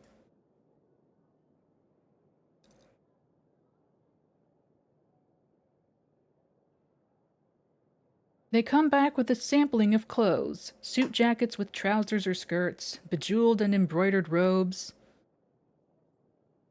even a delicate bodysuit that feels a little too daring. Then again, I will be wearing a cloak the whole time. We whittle down the options, with the shopkeeper occasionally dropping back into the cave to find something closer to my size.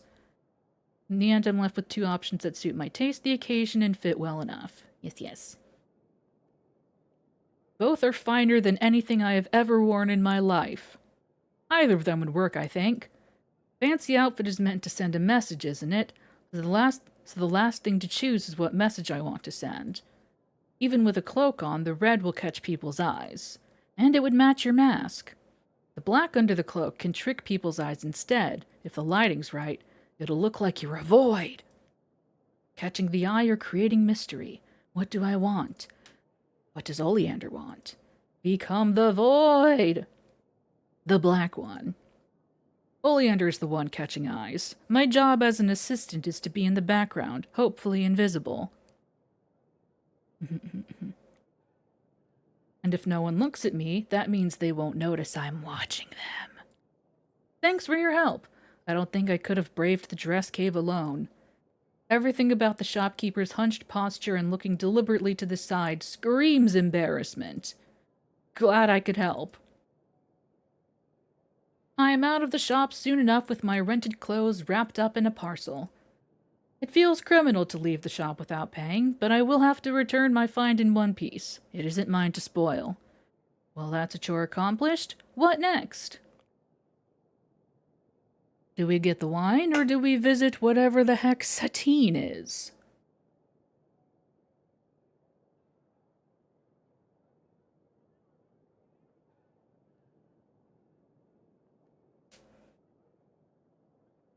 It's a very fun segment.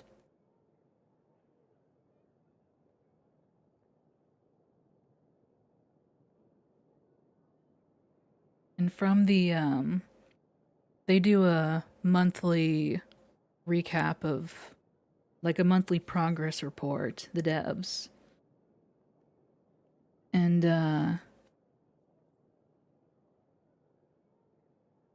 from what it looks like, from what they've been sharing of Oleander's Chapter 2, there will be more of this kind of thing, and I'm looking forward to it.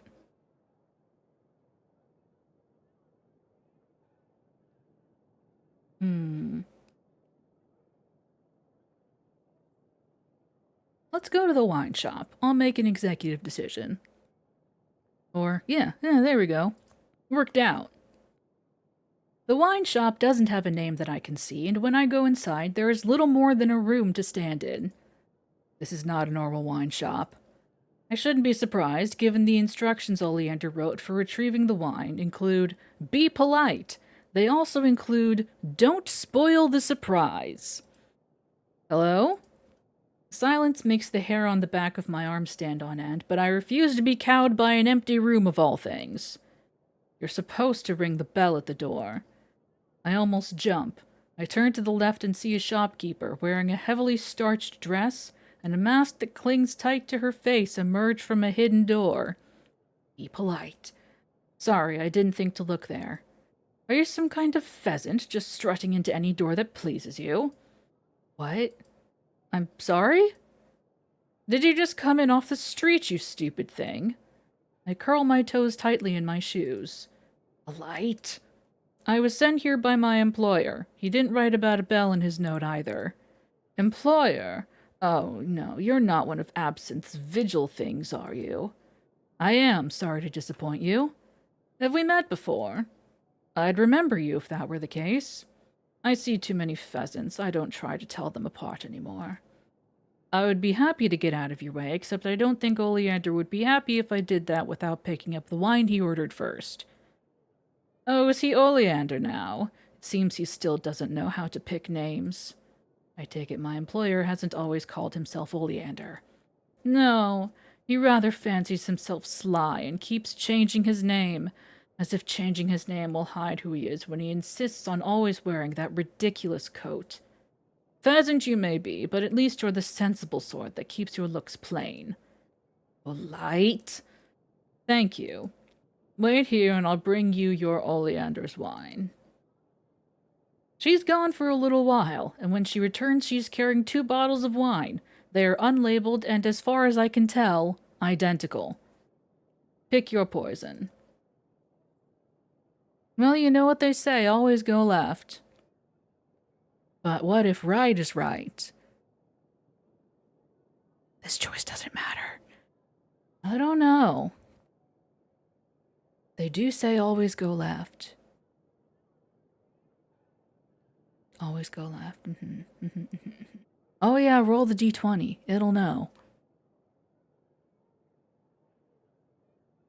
I see. I see. Definitely. Good.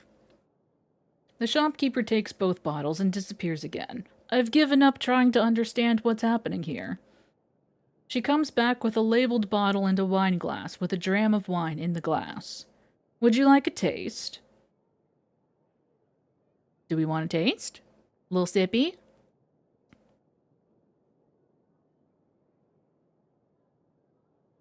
Sippy?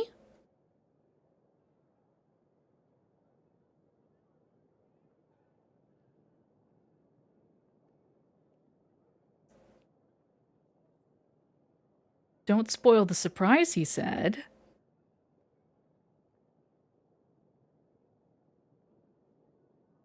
Congratulations, you're more observant than I was. No, thank you. Oleander's instructions told me not to spoil the surprise, and this is probably what he meant by that.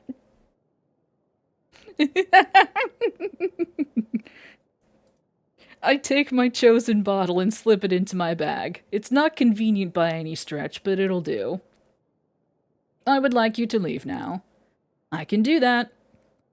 The shopkeeper doesn't want me to linger, and I don't want to linger, so I don't. I can cross the wine shop, if that's what it was, off the list, and get on with my day. Off to Satine! I'm gonna do a quick save here. Satine is fun. There's an achievement related to Satine. Satine is impossible to miss. The sign is large and freshly painted in bright colors that stand out in the darkness. It's also busy. I step inside and the noise does not diminish even the slightest bit.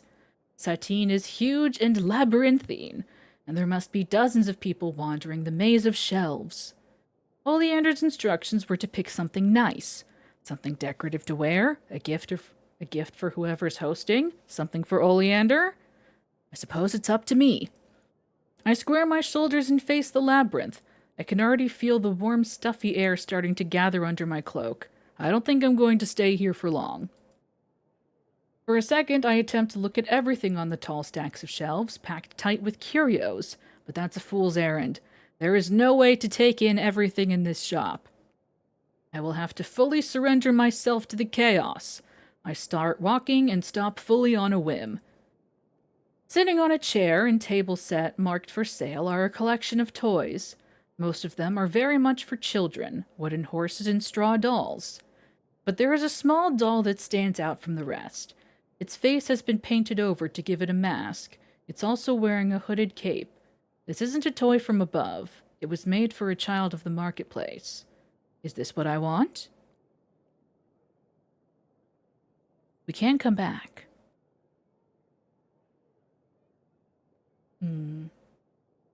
Let's keep looking. Let's keep looking. I am not the right person for the doll, I decide. I set it back amongst its friends. Unsatisfied, I continue, turning at a crossroad of shelves. There's a counter sitting up against a wall that is stacked high with papers. For a second, I think nothing of it, and then I realize that the papers must be on sale. Picking one at random from the pile, I instead find a coverless booklet, the pages sewn together. Each page is illustrated and annotated, a step-by-step guide through an autopsy with anatomical drawings. Is this what I want? Let's keep looking.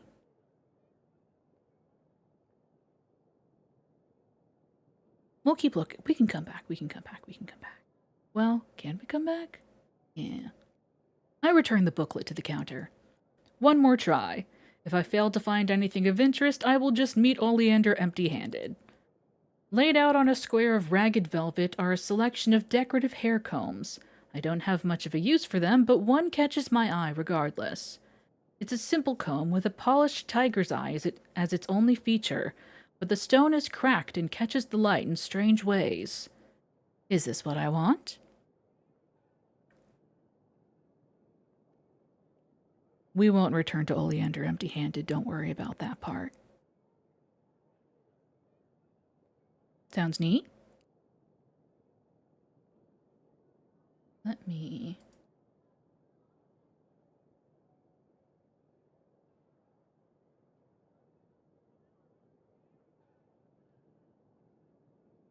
We'll lock that one in as a save. I want to show you what happens if we decide not to get anything. Decorative comb isn't really what I need right now. I leave it be. I can't pretend I'm not disappointed, but it's beginning to dawn on me that I've been sent on a silly task. Perhaps this is Oleander's idea of a joke. As I'm leaving, I spot a box of polished rocks. Why not? I take a few of the prettiest stones and bring them to the crowded payment desk. When it's my turn, I have to speak quite loudly to be heard. Does the name Oleander mean anything to you? It does. They look at the stones I've placed on the counter. Are you sure you want to pay for those with his favor? I am.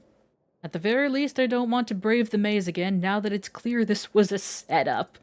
The shopkeeper shrugs but hands me back my chosen rocks and a little tag. I'm let out of the shop only when I show a black-cloaked figure the tag. Nice cloak. Likewise. And that is the end of my little adventure at Satine. Now here's the fun part.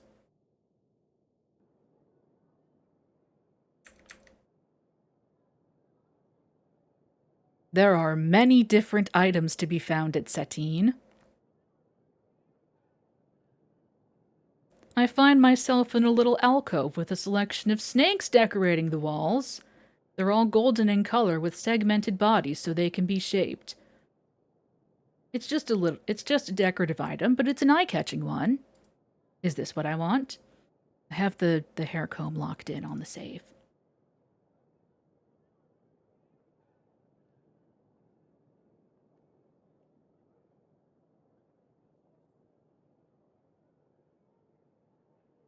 There is an achievement on the Steam version for exploring Satine thoroughly. There are a lot of things. Let me see. I don't remember.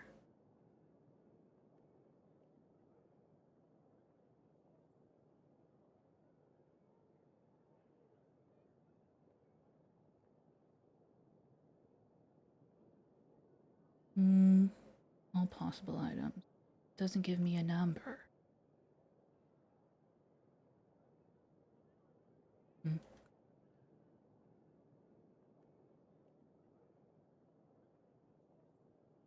If you'd like.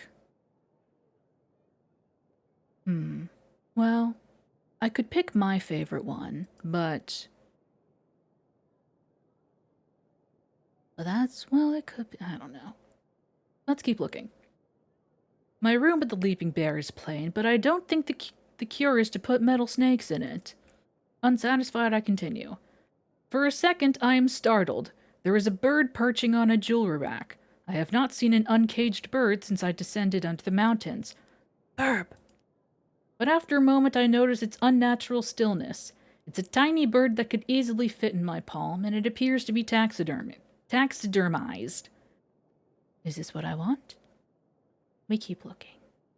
Is this what I want? Perhaps we should... Pocket bird. We'll lock that one in too. I leave the bird where it is. There are many things I don't need, but I especially don't need a dead bird. There's a small leather fold jammed between two books on a shelf. I nearly missed it completely, but having seen it, my curiosity is piqued. Opening the leather, I am met with the sight of assorted tools. A small mirror with a longish handle, lockpicks, a worn-down file, and even a short pair of scissors. They're not in good repair, but they're thief tools. La.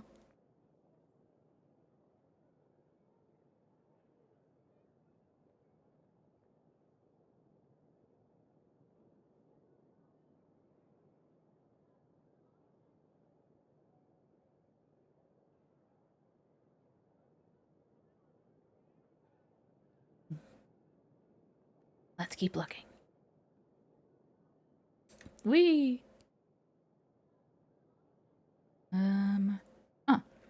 There's a stack of books with beaten pages on one of the many shelves that surround me. I pick up a thick one at random. The cover has no title, only a beautifully inked crescent surrounded by delicate swirling lines. Flipping through the pages, I am met with a dizzying array of text and illustrations. The entire book is handwritten and it is massive. It's intimidating but also intriguing. What kind of story could this author have dedicated so much energy to? I stop at a page with an illustration of a horned man. Glancing over the text, I see several mentions of dragons. Is this what I want? I want to say this is a reference to another game, but I don't remember which one.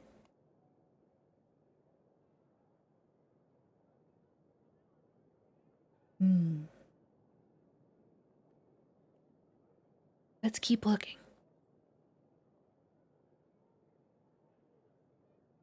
For a second, I get the hair-raising sensation of being watched from a bookshelf.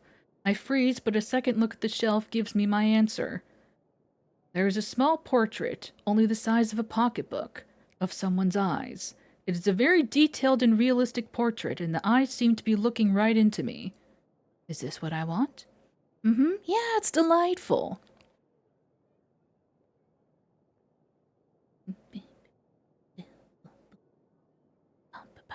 Oh, thank you. Let's keep looking. It's a little too eerie to come with me. Oh, that's the bird again. Oh, whoops. We got to the polished rocks again. Mm-mm.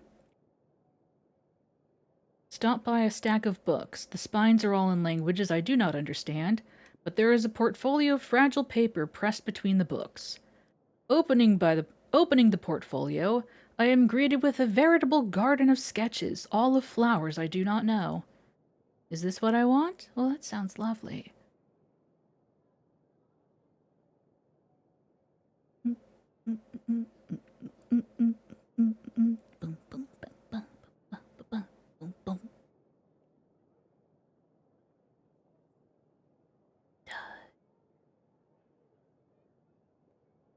Hmm.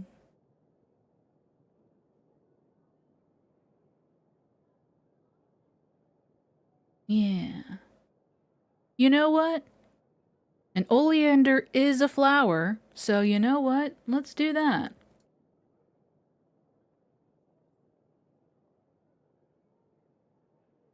I take my find to the crowded payment desk. When it's my turn, I have to yes, yes, yes.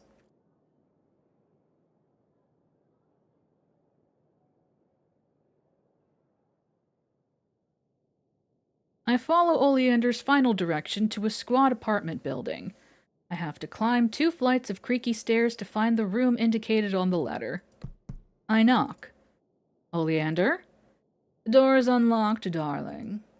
It takes a little maneuvering to twist the doorknob when I am carrying several parcels, but I get it done. The room I enter is heavily perfumed, with elegant lamps on every flat surface and an abundance of colorful fabric draped from the ceiling. And right here in the front, we have some lovely peacock feathers. Welcome to my parlor. I like it. Oleander is lounging in a well-loved armchair, his head tipped back. He must only see a sliver of me through the eye holes of his mask. I didn't realize that as an assistant I would be doing your shopping. This is a shopping trip for your benefit. He stands up. Well, what kinds of treasures did you find? I hand him the wine bottle. Good job not spoiling the surprise. Yeah, thanks. The shopkeeper called me a pheasant. Don't mind her, that's just her way. We parted on good terms, I think. Oh? She was happy to be rid of me, and I was happy to leave. A happy arrangement for the both of you, then. What else did you find? You went to Satine, like I told you. I did. Good vigil.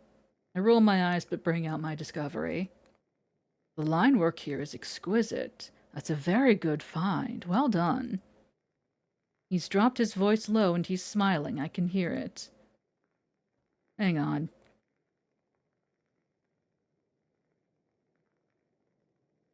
Is he flirting? I don't know. And for all of those many, many items at Satine, he has something to say about each and every one of them.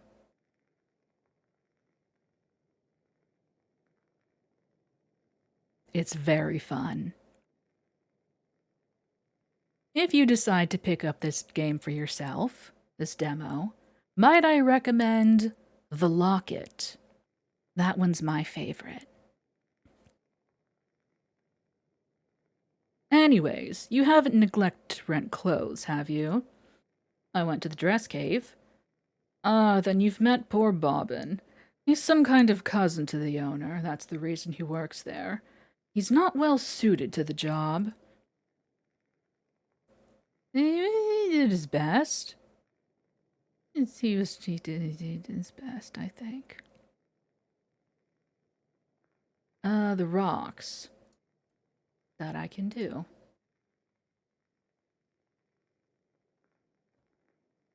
Mm-mm-mm-mm.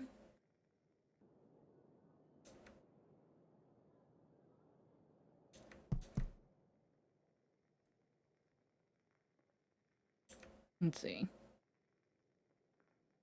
Very nice. I see my money was well spent. He doesn't appreciate the shiny rocks. He doesn't appreciate the shiny rocks. You can check the other ones, though. What is this? The comb. Yeah, sure.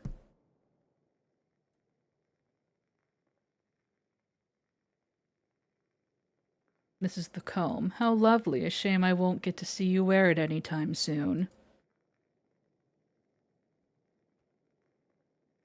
He does flirt with all of them. Except for one. Pocket bird.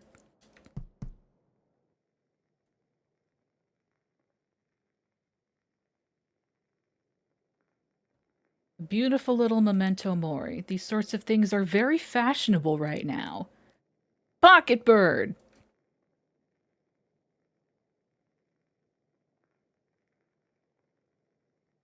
What was this one? Oh, the thief tools.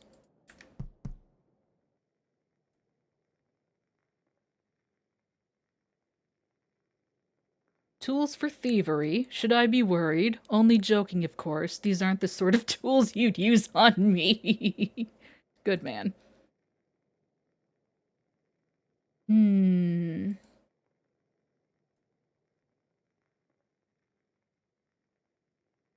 No, no, no, no, no. No, no, no, no, no, no. We'll leave some mystery. We'll leave some mystery. I was gonna go try and grab the locket. Because his response for the locket is a little bit different from all of the others. And it lives rent-free in my brain. Because I don't know what it means. I don't know what it means for the lore. Anyway. He was doing his best. He was doing his best to help me. Oh, I don't doubt that. That's rather the problem if that's his best. I doubt he'll be in the merchant business much longer. I bring out my parcel, but don't open it. Do I get to see it? Once I'm wearing it, maybe. If you're going to keep me in suspense like this, I suspect it will be very good. If you get your hopes up too high, I'll never meet your expectations. I will set my hopes as high as I please. If you want to satisfy me, you'll simply have to work for it. With that, he starts in on party preparations. He is going in his usual outfit. He has a brand he needs to maintain. He handles the wine while I go to a small side room to get dressed. I re-enter the parlor with my cloak wrapped tight around me. Ah, Anelius, do I finally get to see what outfit you've chosen? Show him or show off?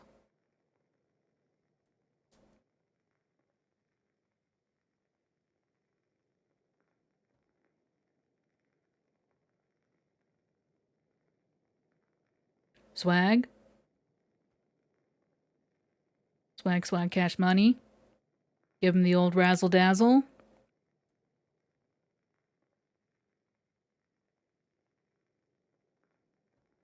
Razzle-dazzle-um. I spread my arms wide, lifting my cloak away from my body. I pull it back on my left side, then my right, turning my body to give him a better look. Then, on impulse, I turn on the spot, letting my cloak flare up and out. Oleander claps. Bravo, Anelius. Wearing black under your cloak, you're going to blend into the shadows. If I'm hiding in the shadows, I'll be able to watch without being observed. And you'll be able to listen in to plenty of conversations. Merchants ought to know their clients well, right? That they do. You'll be my shadow, then. A shadow that can be sent across a room. I'd prefer to keep you very close for the most part. A man's shadow belongs at his feet. At any rate, you've chosen something stunning. You'll have to chase off work offers with a stick. I wasn't planning on taking a different job. Your rate is quite good. Good. Stick with that. And as an incentive, he steps to the side and picks up a parcel off a chair. A gift. This one you can keep. I open the parcel and out spills a length of slate-gray fabric, thick and smooth. In the fabric there is a shimmering pattern. I thought you might still wear your cloak over your very fine outfit. If you must, at least wear something worthy of the event and your own charms. Something clatters to the floor. A heavy silver brooch has fallen out of the folds of fabric. You're not going to ask this back from me? It would hardly be a gift in that case. And I don't owe you money for this. It's a gift, Anelius, not a debt. It's yours. Thank you. And anyways, it came to me at no great cost. A lovely young thing forgot it here several months back. I just found a brooch to finish the outfit. I roll my eyes. Leftovers from a previous conquest. Thanks. It's clean and it's yours now, so stop grousing and get changed. Grousing. I do, then we're off to the party. Sorry. The party's being hosted in a mansion, of course. There's no formal government within the underground, but there are the richest and most powerful families in it. The lords of the marketplace. We go beyond the ruby walls to the center of one of the richest neighborhoods. The mansion is whitewashed and light floods from the open doors and windows.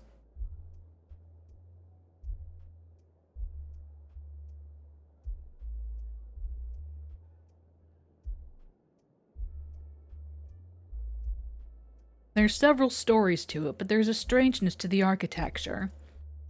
It feels put together from disparate pieces, as though the mansion was expanded several times, and was each designed by a different hand. Well, it's nice to see that the good Lord Valentine is continuing his explorations into the world of architecture. This is new. See, look, your cloak is different. It's shiny. Ooh, ah. The wing we're entering was not here the last time I visited, though in fairness that was another life. In another life. Yeah. We pass through a gate and are met by several attendants. Here's my invitation, and this is my +1, Vigil. Welcome, sir.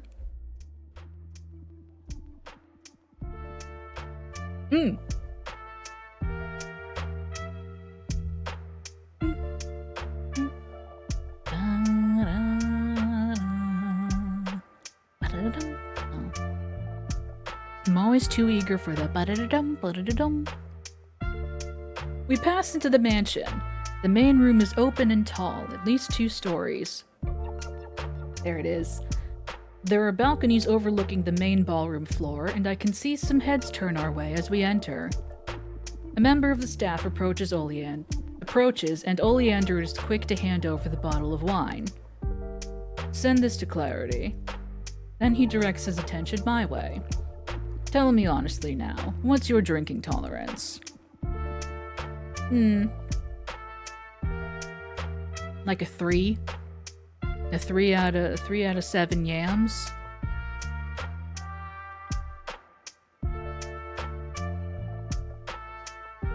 This question doesn't matter too much. 3 out of 7? Yeah. Well, that's good to hear. Some folks like to drink together as a social activity. It's not always nice to partake with others. You sound like you read a book on how to be a person. That said, keep it to 1 drink tonight. I need you to keep your head on your shoulders. Wait, what? I've only ever chosen I don't drink much. Now is not the time to start. Keep yourself sober. Wasn't planning on getting drunk. Let me be clearer. The number of drinks it is acceptable for you to have tonight is none. Huh. Neat.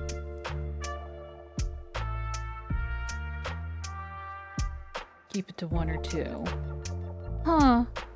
Well, I must have gotten them at some point because it wasn't giving me option to fast forward, but huh. Neat. Anyway. Is that an order, sir? Sass all you like, but this is work for you and I. Just because it's happening while others play doesn't mean we get to fool around the same way. We stop loitering at the door. Oleander is quick to spot someone. Is that my favorite bell ringer over there? It's the get up and stretch chime. Wow, they rang the bell. Incredible.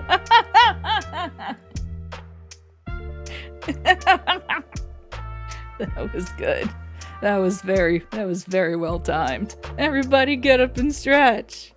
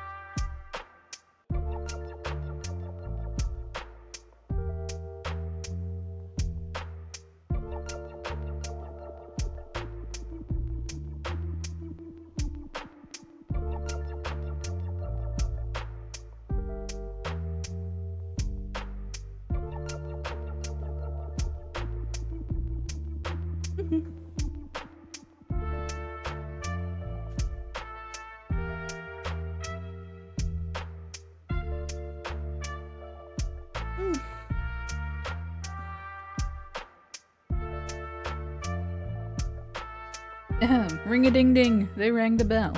Someone turns. Their mouth is uncovered so I can see their transformation from confusion to happiness as it happens. Son of a bitch, it's Oleander! That's all it takes for significant attention to come our way.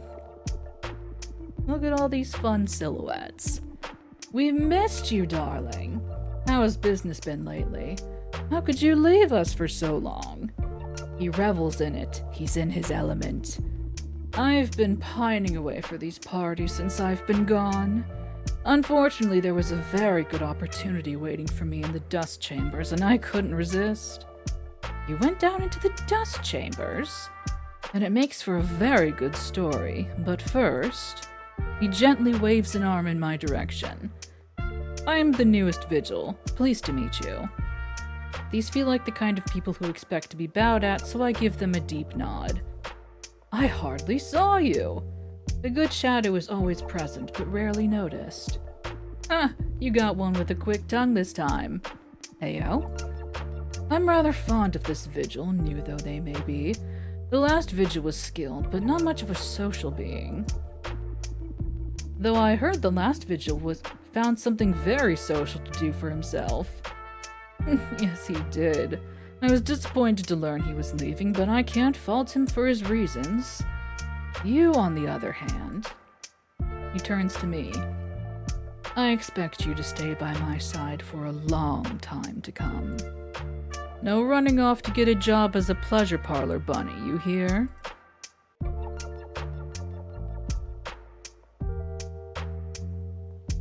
What if I wanted to... What? Hang on, what? No one's in... Later, Viz. Thanks for hanging out.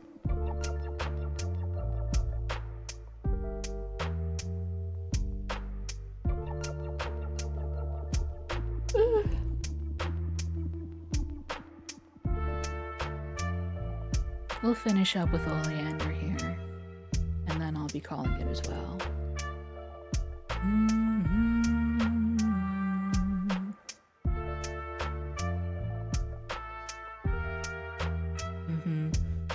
I like how I decide to take a break from Ace Attorney by doing more visual novels where I have to read a whole bunch.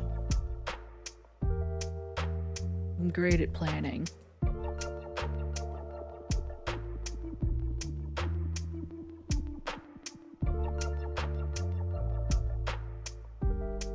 Yeah. Yeah, huh. I don't have to do quite as many different voices though, so that's nice.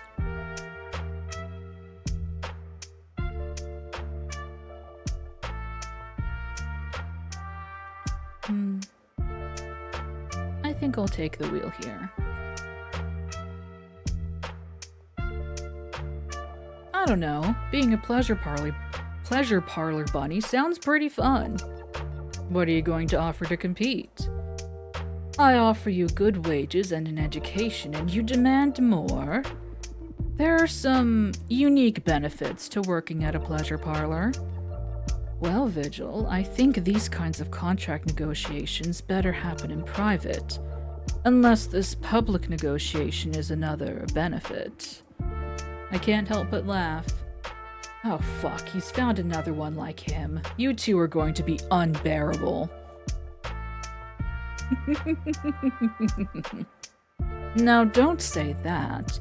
You'll make poor Vigil feel terrible. If you're going to flirt with your assistant, I'm going to be feeling terrible. Spoil sport. Oh, very well. Vigil, go and enjoy yourself. Enjoy a nibble or two. If I need you, I'll track you down. Alright. I'd frankly rather stay with Oleander, given that I'm his +1 and he's the only person I know here.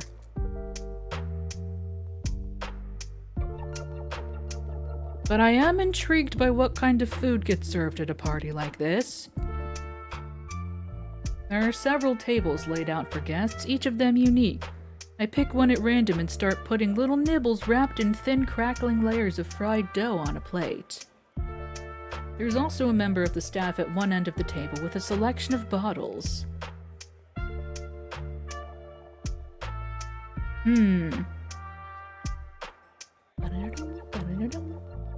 Although, in this timeline he said only one. I will have a singular drink. I ask for a glass of whatever the staff member would recommend, and I get a tall flute of something bubbly and pink. It's not as sweet as I expected, but still bright and pleasant. I take a turn around the room, admiring the art on the walls and some of the prettier outfits on display. One of the great blessings about being masked is that no one can see me staring. I leave my plate of nibbles on a table I hope is for collection when I'm done with it. I stop my tour around the hall in a dark corner. There are a lot of dark corners in a place like this, of course, but this one is unoccupied.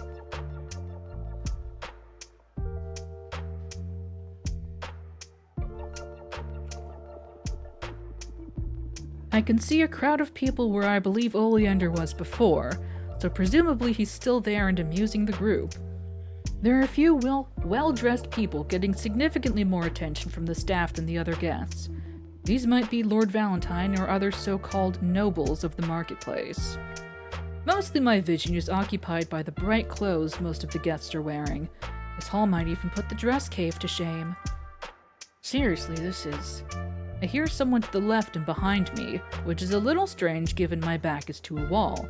I turn and cannot see anyone, of course. This is good, but the voices are still there. Curious, I lean just slightly towards the source and focus. If word about this is right, that motherlode of silver dust is real. Then we gotta move fast. Ah, hell. Silver dust is a drug, and not the domesticated source like sweetgrass or alcohol. Its trade in the underground is tied to dangerous folks. The only deal Oleander hasn't let me see in person involved silver dust changing hands. There is every chance that this is information that will be dangerous for me to hear.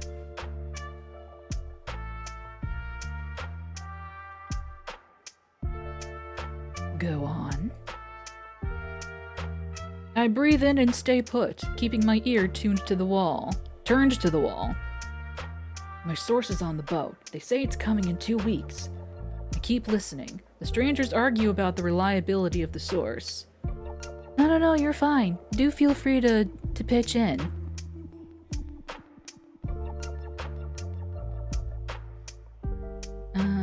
They bicker about what they can do with potential inside information. Then, very suddenly...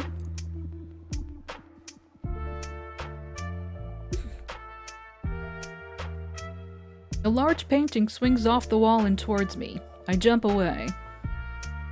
The painting swings closed and I see a woman in a billowing cloak with peaks of a close-fitting feathery gown underneath. Okay, there's a secret room behind the painting. After a second, she seems to notice me.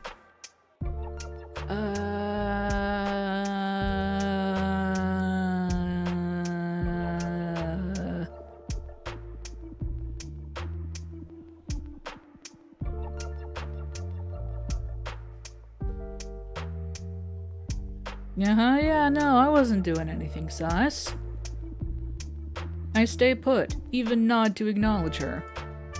I'd say the painting coming off the wall scared the daylights out of me if I had any daylight left to spare. I didn't mean to startle you. I assumed you didn't. That wouldn't be a very kind thing to do. What the fuck am I doing? My mouth is running on its own. Lord Valentine likes his little hideaways.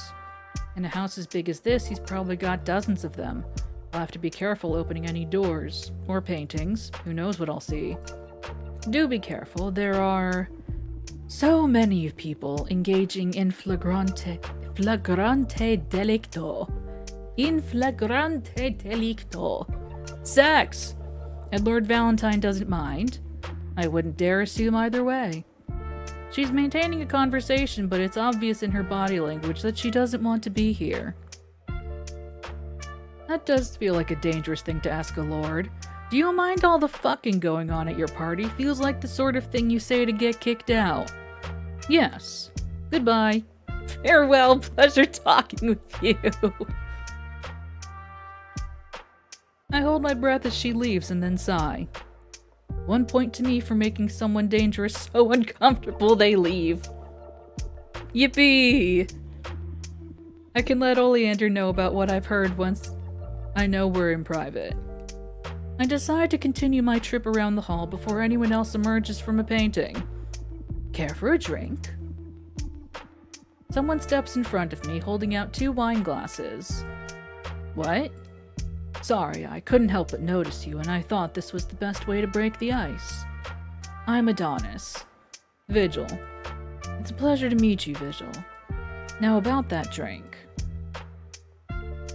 We did have our one drink for the night, but he seems nice.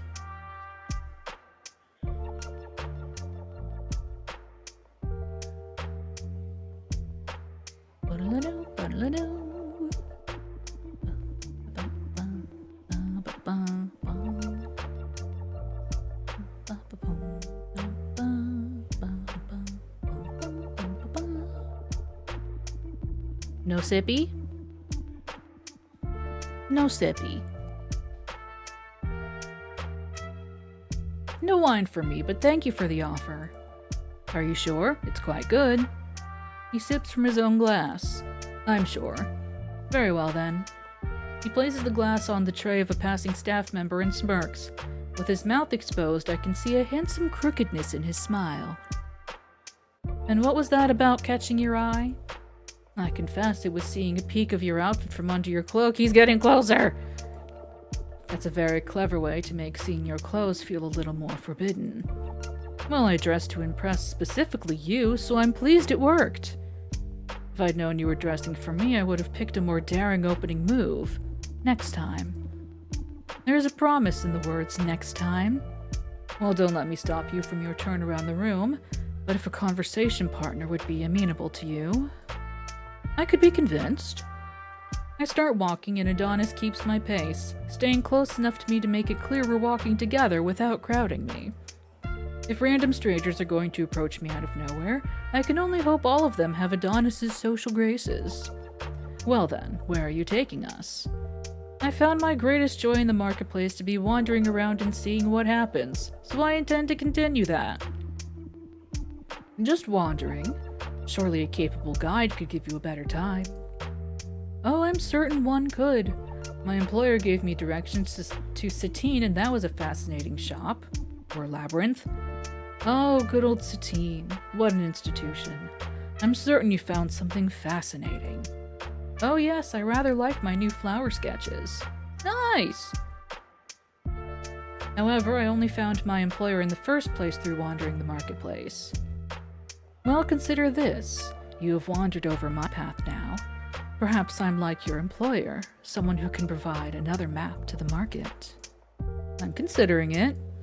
What sort of wonders would you guide me to? Adonis begins talking quickly and with enthusiasm for the food of the underground.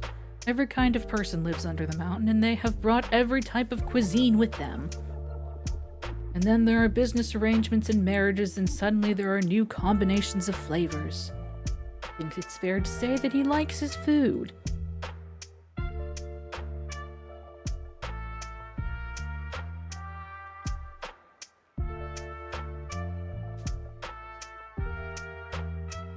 As we continue talking, he subtly begins taking the lead in our stroll.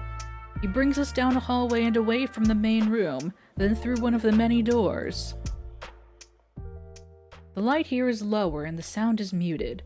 It takes a moment, but I recognize the room as a library.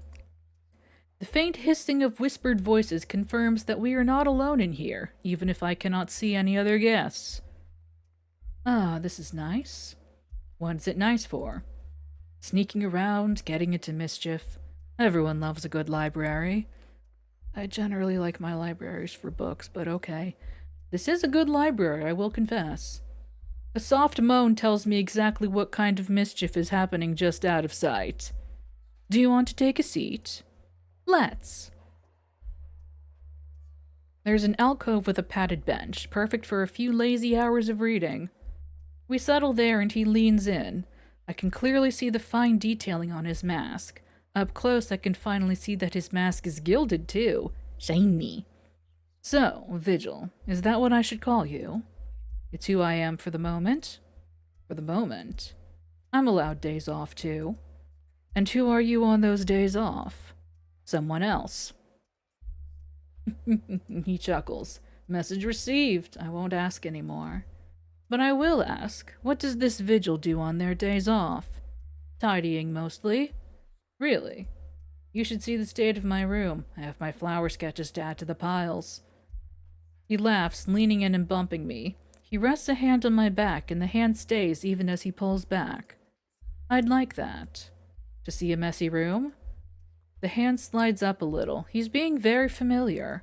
To see your messy room. It's important to be specific about these things.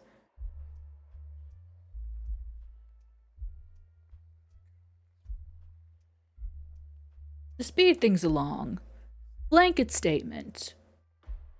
Do we like him or no?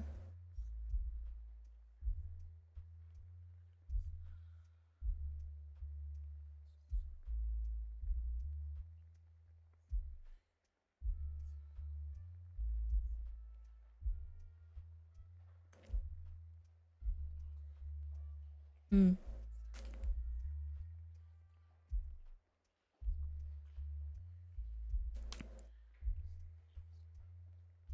Mm-hmm. For what it's worth, this choice does not impact the ending that we get.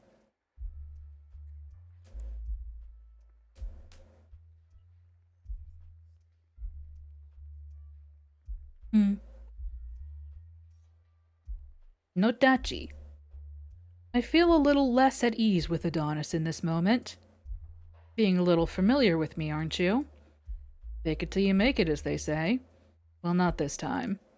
He takes his hand off my back. He's still sitting close, but him keeping his hands to himself is already a significant improvement. Apologies. I'll see to it that I earn the right to be close to you. That being said, I wonder if you have a strict prohibition on all touch, or if you would be less bothered in a more private scenario. The sound of a rogue moan from amongst the shelves is a firm reminder that we are not alone in this room. You did offer to show me your room, after all. Did I? I don't remember doing that. Well, even if he's a little too familiar, I can't fault him for cowardice. General blanket. That's why I asked blanket statement. Well, Yeah, right now. Yeah, right now implies that there would be a later. No, thank you. I'm flattered you'd be interested in my room, but I'm not giving tours at the moment. Not even private ones, for interested parties. No, I should think not. He does seem to understand me. Then I shall withdraw my interest for now. But if that should change... He stands up, then he takes the little card from inside his jacket and hands it to me, in case you decide to get in touch. It's a hand-printed card with his name and an address on it. Is there a secret password? He smirks wide and leans in. He whispers something remarkably filthy in my ear. So remarkably filthy that we cannot repeat it aloud. Does that suffice? I'm still attempting to gather my thoughts. It's certainly unique. I'm afraid I must leave you now, but don't forget that address, that password, and you'll have my full attention. He leaves. Well, that was something.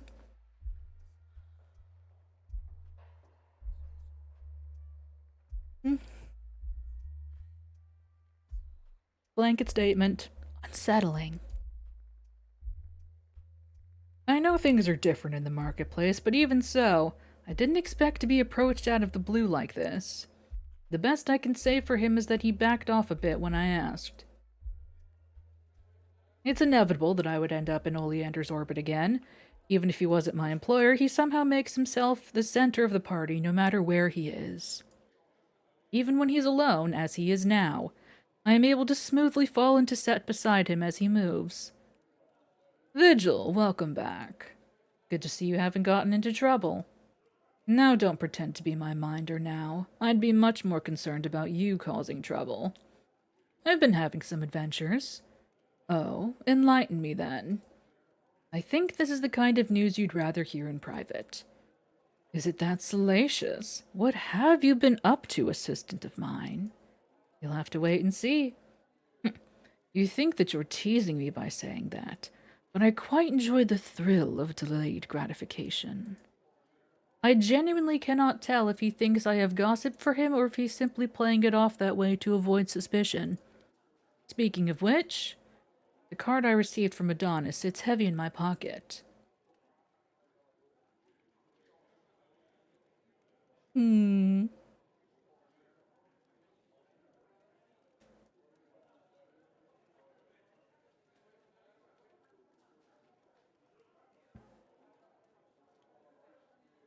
It is something.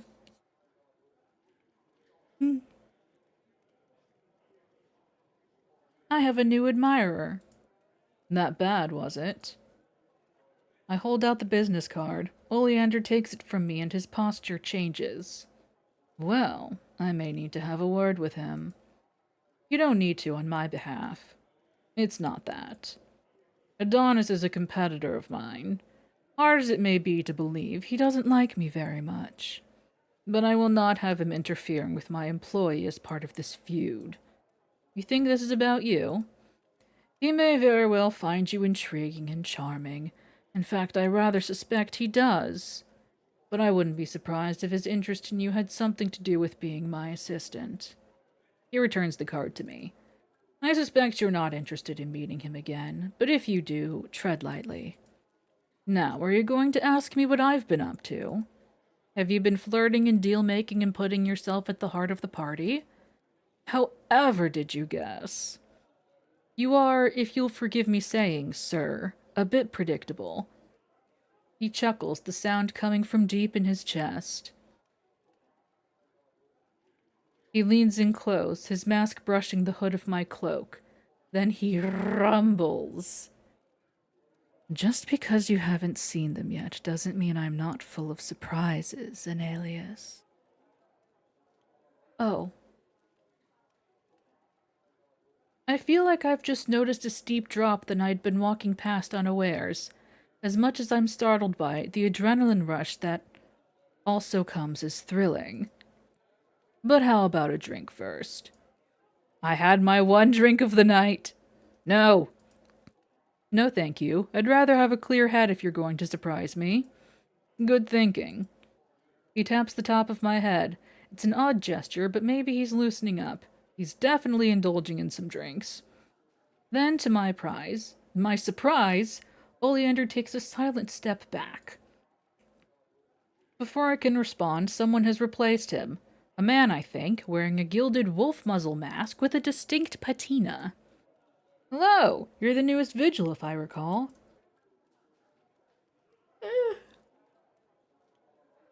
I am. Excellent, I was looking forward to meeting you. I'd say the same, but I don't know who you are. Ah, yes, you can call me... They think about it just long enough that they may just be putting on a show. Wolf, that'll do nicely. Pleased to meet you, Wolf. I'm certain that's your name. I see why he likes you. Thank you. Is that why you wanted to meet me? In a manner of speaking, yes. I don't know how much you know about Oleander's previous assistants. Only that the last one left to pursue another career.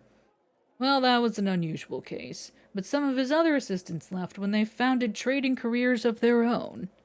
Make sense? Treat working for him like an apprenticeship? Exactly. And those assistants have gone on to be quite successful, and unfortunately I failed to see their potential in time.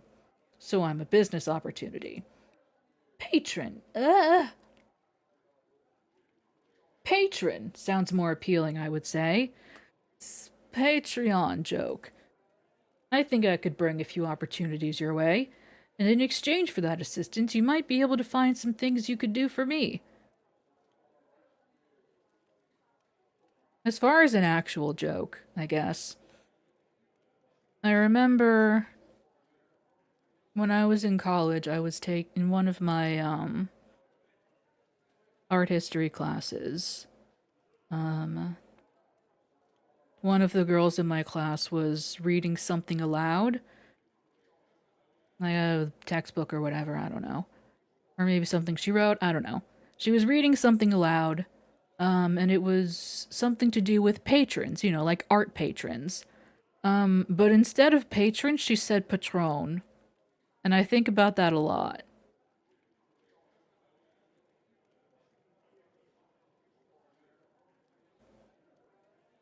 Anyway,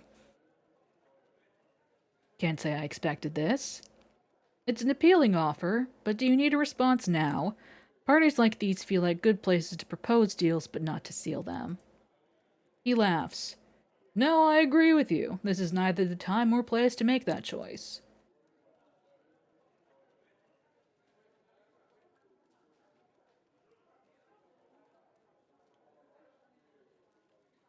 He picks up 2 wine glasses from a passing tray and holds one out to me. But you'll think on it, won't you? I had my one drink for the night, sir. I wave my hand just enough to signal my rejection of the wine.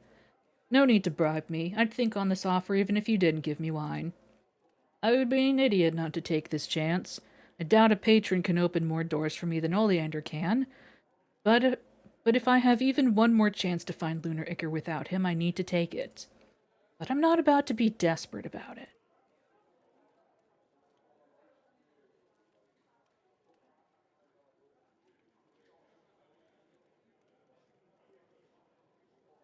My new patron leaves, and Oleander fills in the gap as if he was never gone.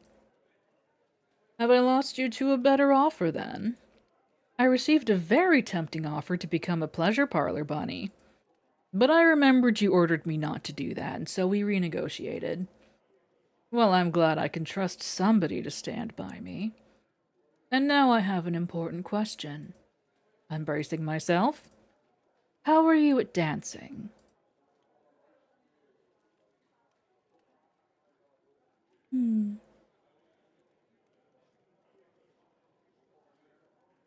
Good. We'll pick good, but I wanna just real quick. I try my best, which I think is all anyone can really ask of a person. Adorable. He taps my mask over my nose. Oop!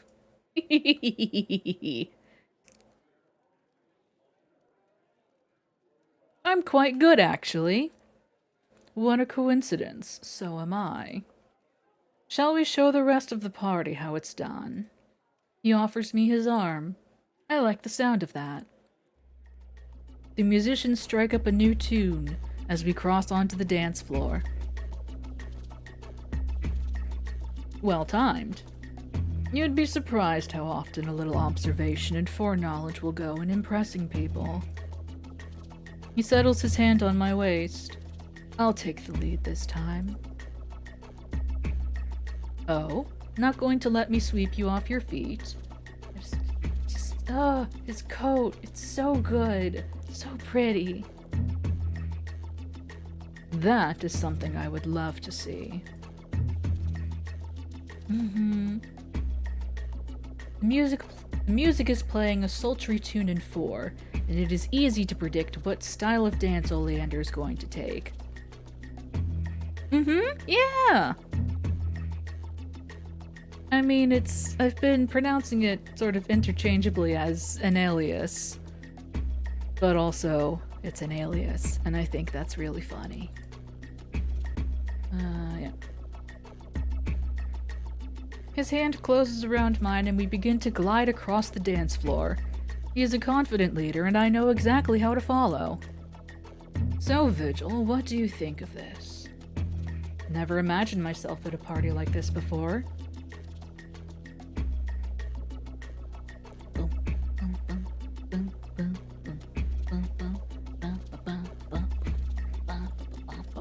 This choice doesn't matter.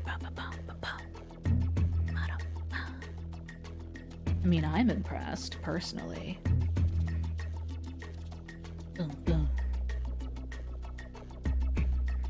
I understand why so many stories are set during these kinds of fancy parties now. There is something unreal to this kind of festivity, isn't there? Music, indulgence, sex, and beautiful, mysterious strangers. I'd like to read that book. And from the sound of it, you've made some good progress as my assistant. Ooh! It's a start. He signals a turn, then swings his arm out. I spin outwards, then back in. He holds me closer, bends forward in a shallow dip. And what do you think? Is this life something you like?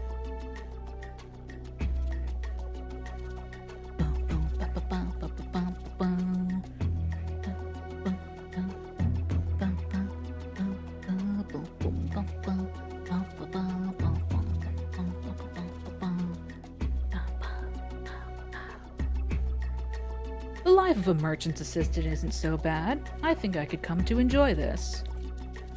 Oh, so a beautiful outfit and a high-class party are only enough to make you think you might enjoy this life? What'll it take to convince you? You're insatiable.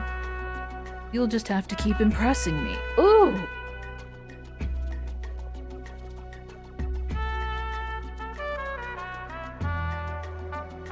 That won't be too hard for you, right?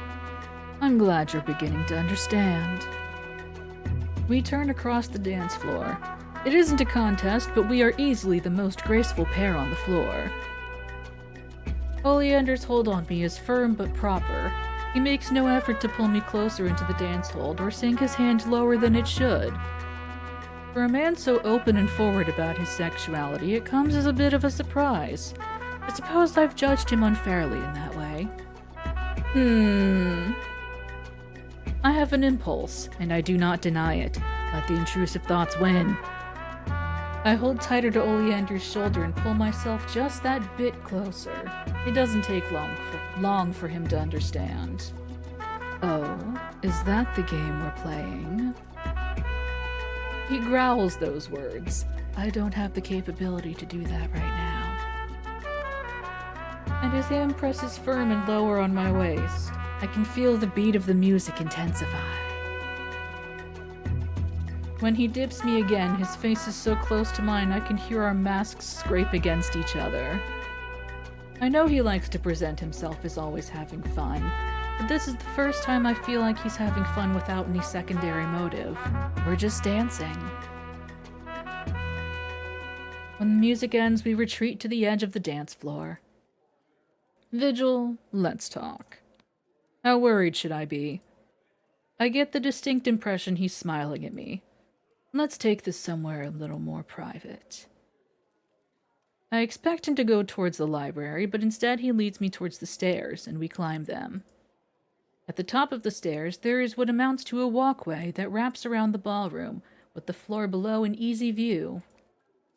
There are people up here, but fewer than I would have guessed. Suppose compared to the library, this is not ideal for most kinds of antics. But it is at least a little quieter. Let's take a stroll, shall we? Oleander offers me his arm and I take it. We start our stroll. It's good to be back.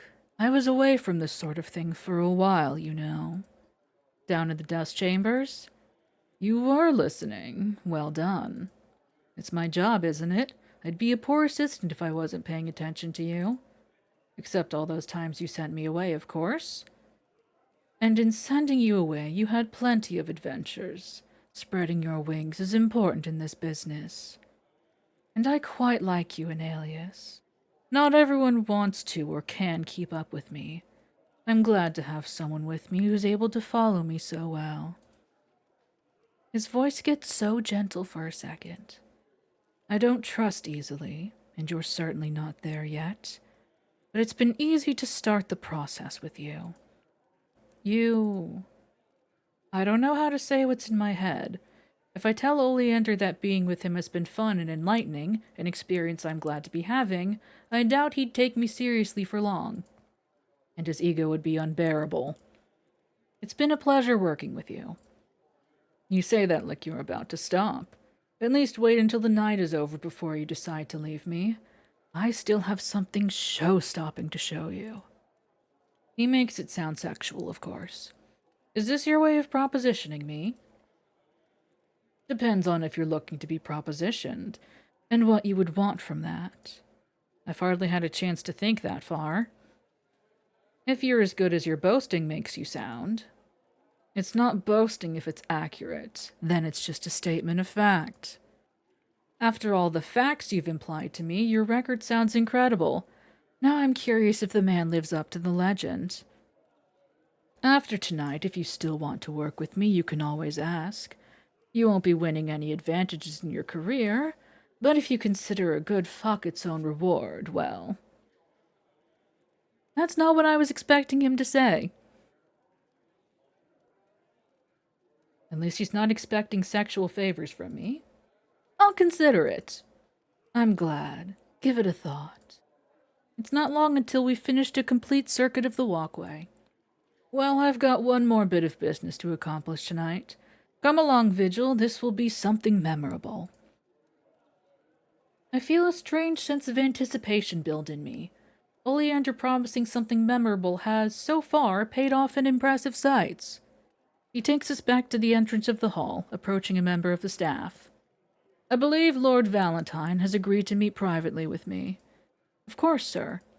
The staff member starts walking, and we walk half a step behind them. Just like that? I know Oleander's distinctive, but even so, I would not expect to just be taken to the lord of this household without some kind of proof. Perhaps he has a closer relationship with the master of this house than he mentioned.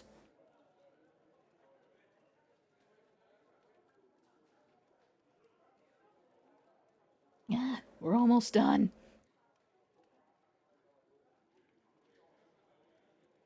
We walk back down a familiar hall toward the library.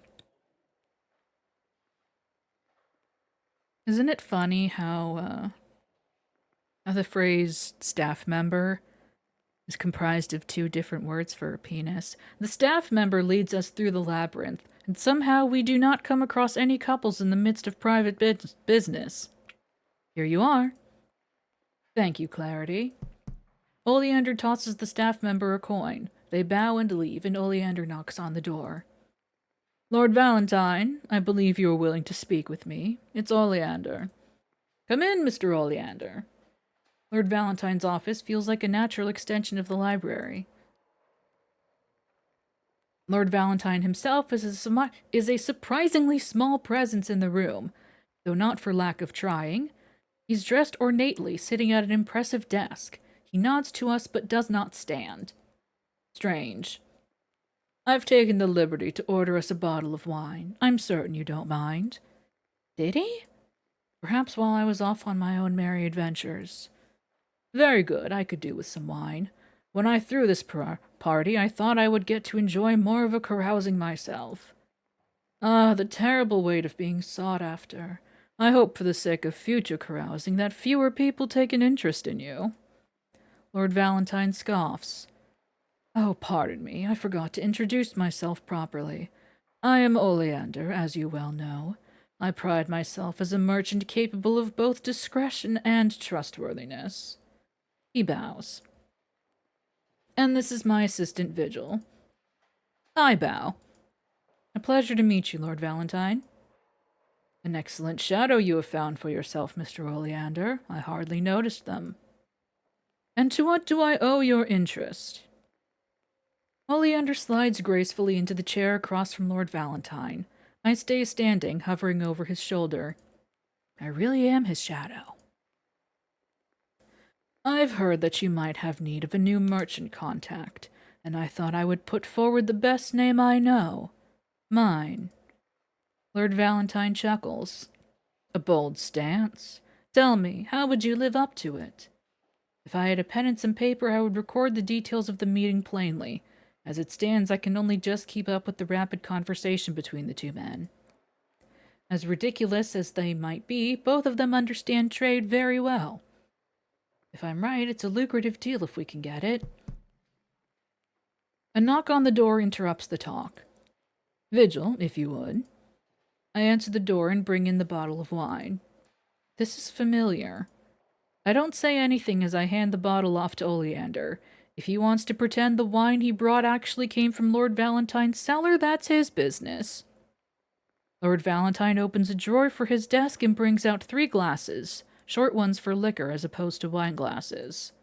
Does the assistant drink, Mr. Oleander? No, they're not one for drinking. I had my one drink of the night. Oleander pours a glass for himself and Lord Valentine. He really needs to stop speaking on my behalf. Perhaps I need to give him another nudge to the shins later. Oleander and Lord Valentine clink their glasses together and drink. Oleander moans, satisfied. I love doing business with the lords of the market. You serve the best wines.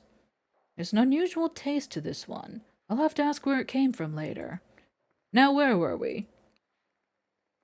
Discussing the man currently causing your trade difficulties.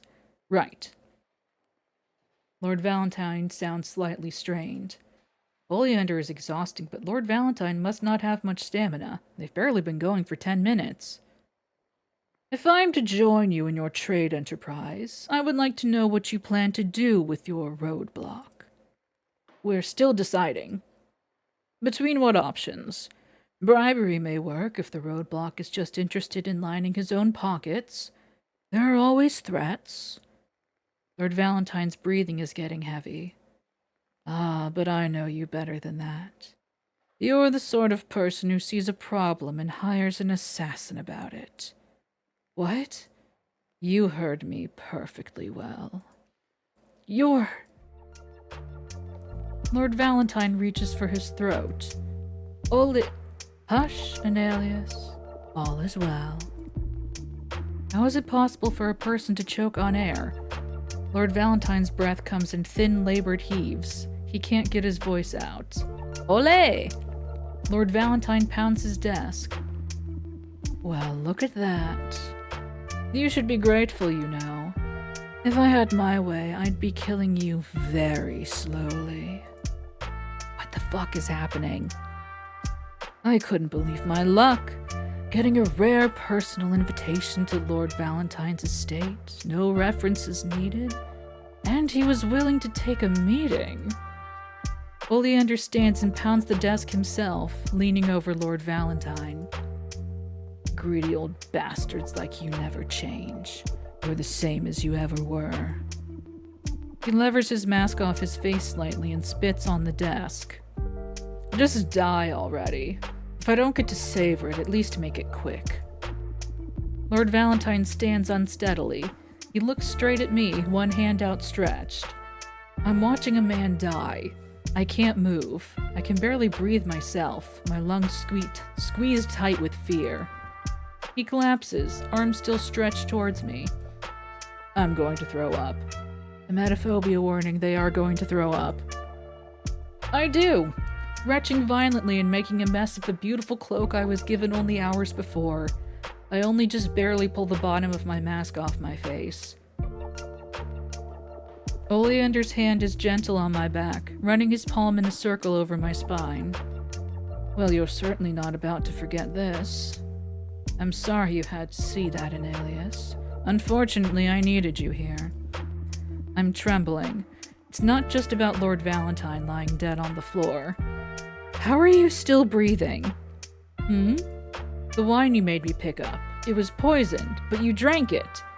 I have had a lot of time to prepare for this moment, including developing a strong stomach and high tolerances for darker things. If I look up, I will have to see his mask.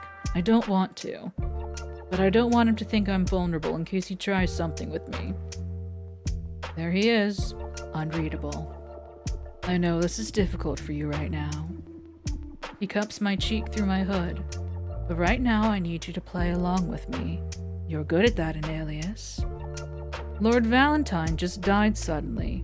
He and I both drank the wine from his cellar. That's all you need to say. I'm trembling in earnest, shock from seeing someone die, fear that I'll be next. My empty stomach churns. I'm in hell. I have to scream now. Cover your ears if you need to. He turns to the door and stumbles towards it. Help! For the love of the lunar god, we need help! Lord Valentine just died! Help! Chapter 1. Best Ending. You've learned the rules of the game.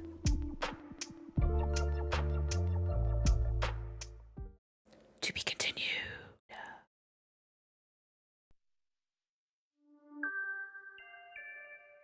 And we'll let the credits play.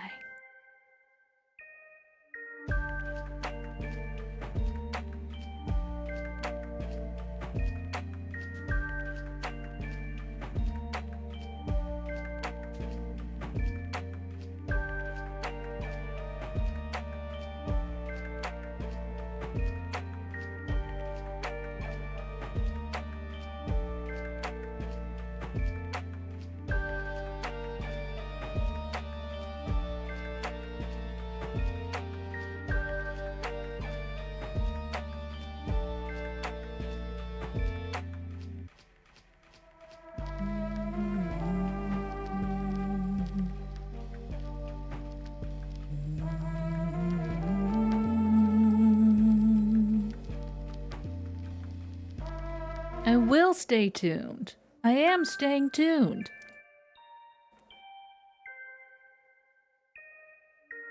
Oh, Jen. Oh, your timing.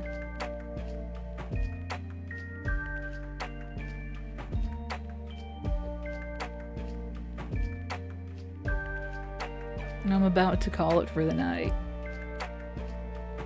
But hello.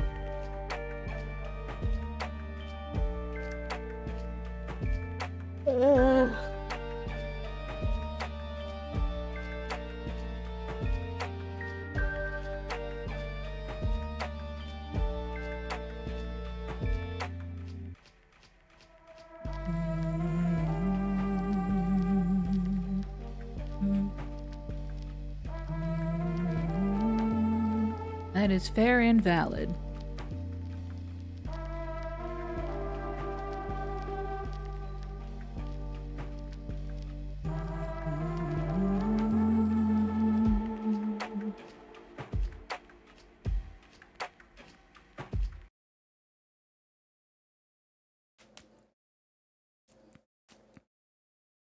As it stands, as far as stream goes,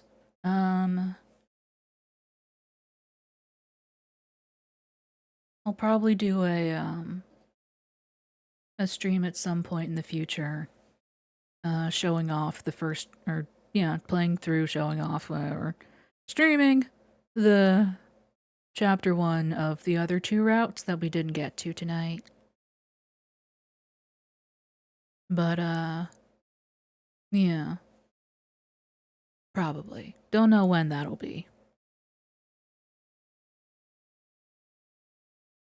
But yeah, the full game is still quite a ways out.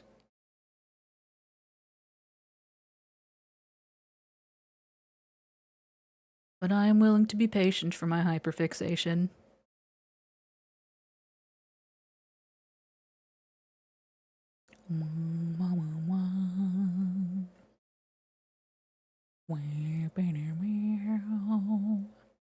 But yeah, that was Obscura.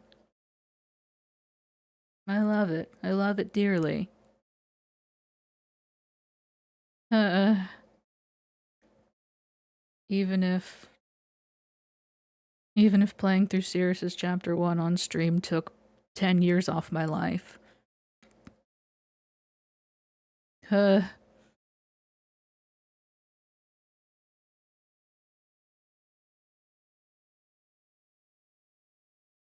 uh. Although I guess I did sort of adapt to it as we went along. But man, talk about jumping into the deep end as far as slowly warming up to. Anyway, I'm gonna go now. I'm gonna go. I'm gonna have some tea.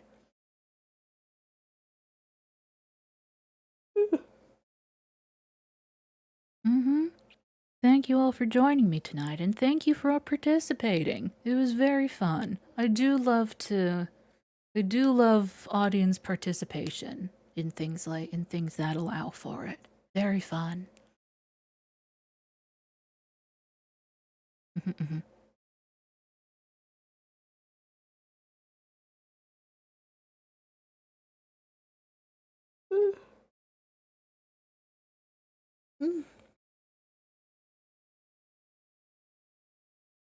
Next week. Don't know if I'll be doing this or Paradise Killer or going back to Ace Attorney. Play it by ear. Same pals time, same pals channel. I'm gonna go now. Goodbye. I'm. Yeah, okay.